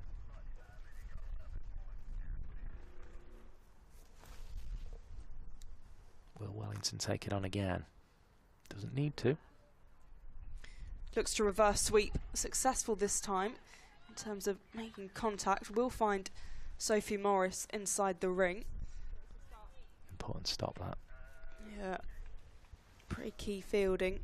128 for 5.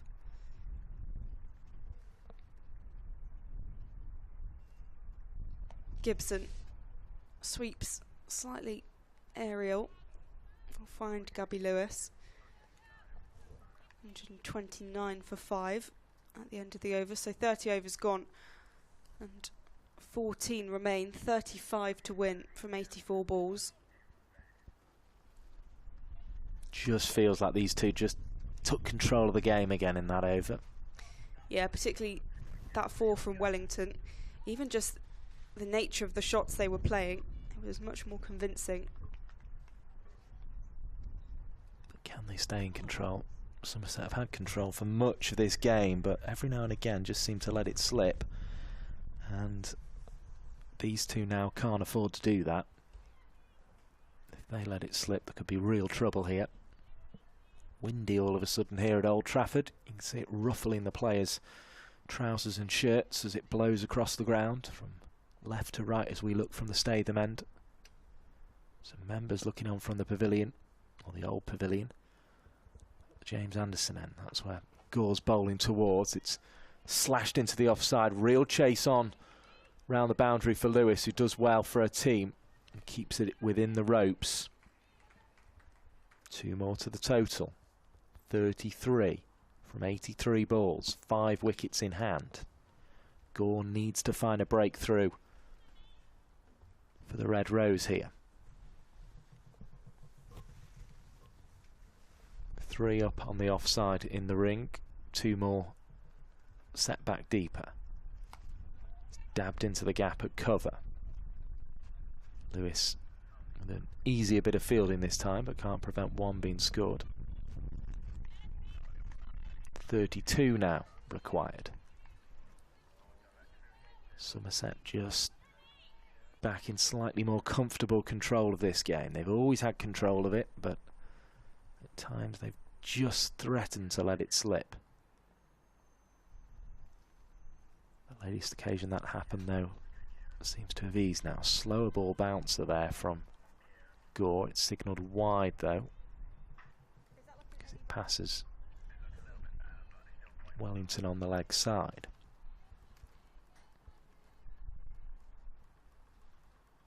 .31 now. In the sunshine here in Manchester. Sunshine we weren't necessarily convinced we were going to see. But a big shower at 2 o'clock, or a heavy shower at 2 o'clock, has now passed, and the skies have cleared. Another 1 to the total with that dab. 30 needed now, with 5 wickets in hand. This should be a formality, barring a bit of magic from Mahika Gore or one of the other Lancashire bowlers. Gibson facing up now. Somebody she'll have come across on international camps, no doubt. Whizzes it away on the pull, out towards the mid-wicket boundary. Tumbling stop. And because of the tumble from Lister, it allowed the second run to be taken.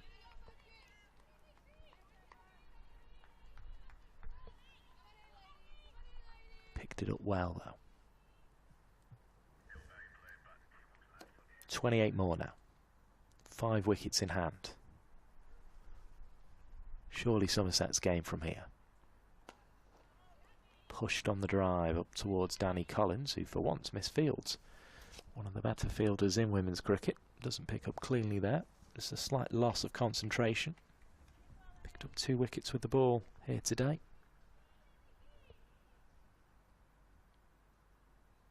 But it's Mahika Gore that Lancashire are relying on at the moment. Can she produce something magical for her team, just to get them back into this game? Slashing outside the off stump goes Gibson, makes no contact. That's the end of the 31st over. 136 for 5, 28 more needed to win. Lancashire look as if having sort of threatened to get themselves back into the game on several occasions. The partnership between Gore and Cross, of course, of 72. That got them to a total. They then had a little go with the new ball, but not a lot happened. Seemed to be drifting out the game, but Collins picked up a couple, got them back in. But now Somerset in control again, and the ball has been thrown to Kate Cross once more. Yeah, Gibson and Wellington have been able to kind of take the game away. They were in a, Lancashire in a better position with those few wickets and breaking those partnerships, but realistically it was always going to be a huge task, and it was always Somerset's to lose. So the way that Gibson and Wellington have batted has just put them in the best position possible. As we say, it's still not impossible for Lancashire to win, but I mean, Somerset will be, these two in particular, will be looking to get their side across the line. 5 spread between backward point and straight mid-wicket in the ring for Cross as she runs into Wellington. Bowls, it's glided away down to third with an open face at the bat. 1 more to the total. Full delivery, that one from Cross. Found a way through Sophie Luff, did Kate Cross for her wicket. Needs to find a way through one, if not both of these two. Even then it could be a little too late for Lancashire. Here's Cross. Right arm over the wicket. Bowls down towards the stumps, but Gibson drives firmly. Straight back, good shot. Gibson's batted very, very sensibly here. 1 or 2 in front of her didn't quite do the jobs they needed to do. Wilson and Luff just contributing 13 between them. Holland with an excellent 44. Hodges got 24. Gibson now on to 26. Got Wellington for company on 13. 14 in fact. Just doesn't find the gap there. Past Fee Morris at short extra cover.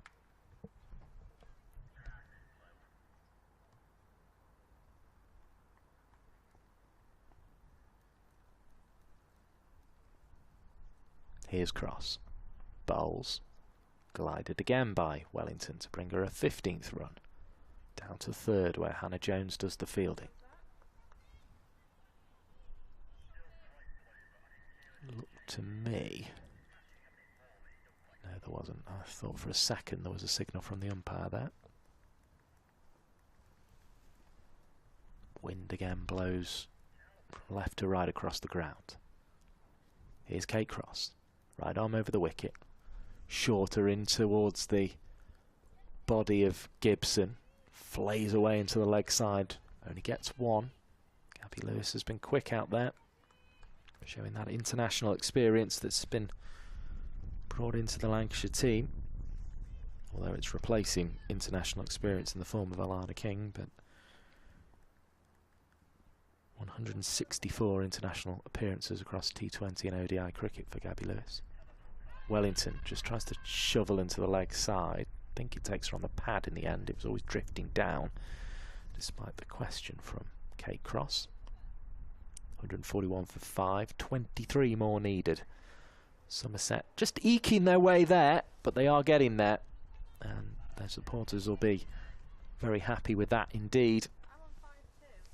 Not had a bad season, but a bit behind where they would like to be at this stage, but looking on course for victory.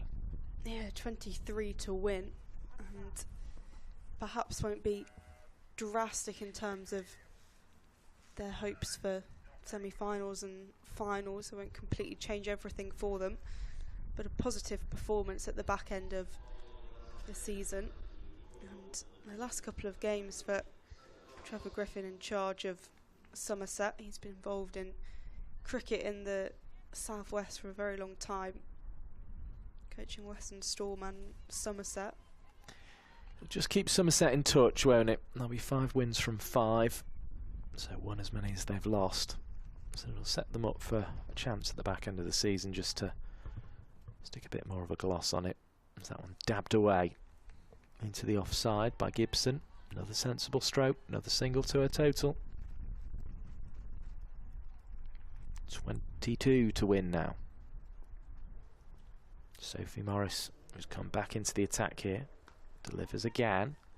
Pushed on the cut away. There's a big appeal for the run out. I think more in hope than expectation though from Threlkeld, just trying to make something happen for her team. Another one to the total.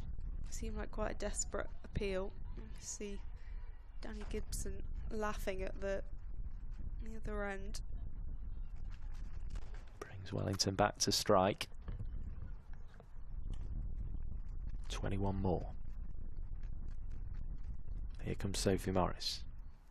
Looks for the reverse sweep, does Wellington. Takes it from well outside leg stump. Has to scamper to make it ground.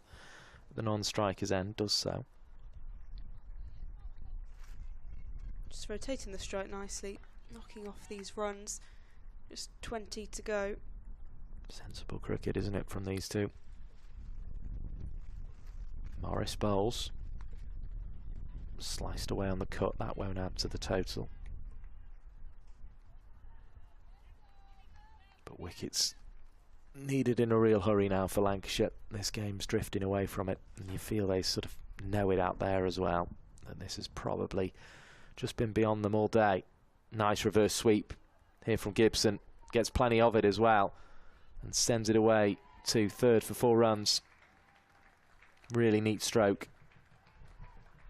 Sent it very fine, but got a good chunk of bat on it in the end.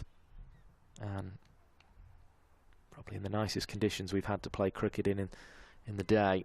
Somerset progressing to victory. Just 16 now needed. Morris, in she comes, bowls. Driven, but not perfectly on that occasion. Clark gets across to make the stop. 148 for 5, 33 overs gone, 11 left, and Somerset on course for victory, remaining in control.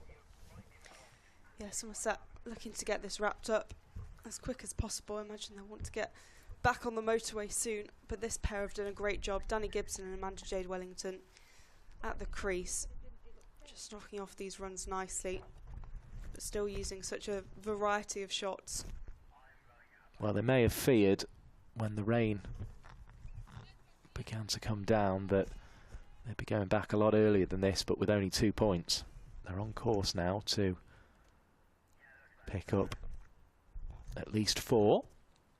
they can do it in the next, I believe, 2.2 overs, they will pick up a bonus point as well as cross bowls, and Wellington fortuitously chops past her stumps as she tries to drive and picks up 1. 15 more needed. So there's just a little thing to keep an eye on, if indeed I am right about 35.2 being the mark, but I think I am. We've obviously lost overs, which alters things. You've got to have a run rate in excess of 1.25 of your opponent, as this one's hit down the ground, and that's going to be 4 runs. That'll help proceedings. Good stroke from Gibson. Third 4 of the innings, shows how patient she's been in many ways, but that was a proper vintage Danny Gibson shot. Clear the leg, allow the swing of the bat to go through the ball. She hit another one like that earlier in the innings.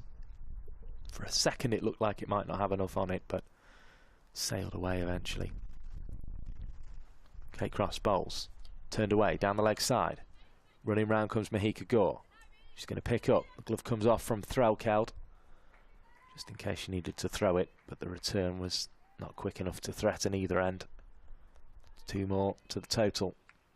9 to win now for Somerset. And it was built on the 44 at the top of the innings from Niamh Holland, and now it's the 39 from Gibson. Good time, 34 balls, but it's been sensible so far as well. Cross bowls, Gibson guides into the gap on the offside. Morris probably went wrong end there. Gibson was struggling a little bit, having not set off straight away. But Morris went to the wicket-keeper's end, so there was no danger. Lancashire will know they lost this in the first 10-20 overs with the bat. Found themselves 69 for 7 for a partnership of 72 from Mahika Gore and Kate Cross. Showed that batting was possible on this wicket. It was difficult though in those early stages, as this one's dabbed out into the offside for another of the remaining runs. 7 more now needed for victory by Somerset. They're well on course, within a couple of hits.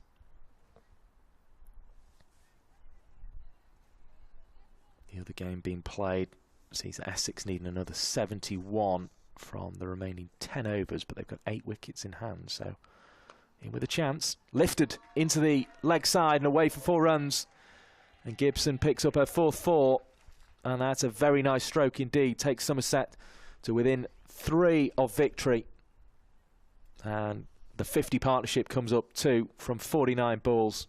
Well, we said if these two stayed in, they would win the game for Somerset, and they have proven that.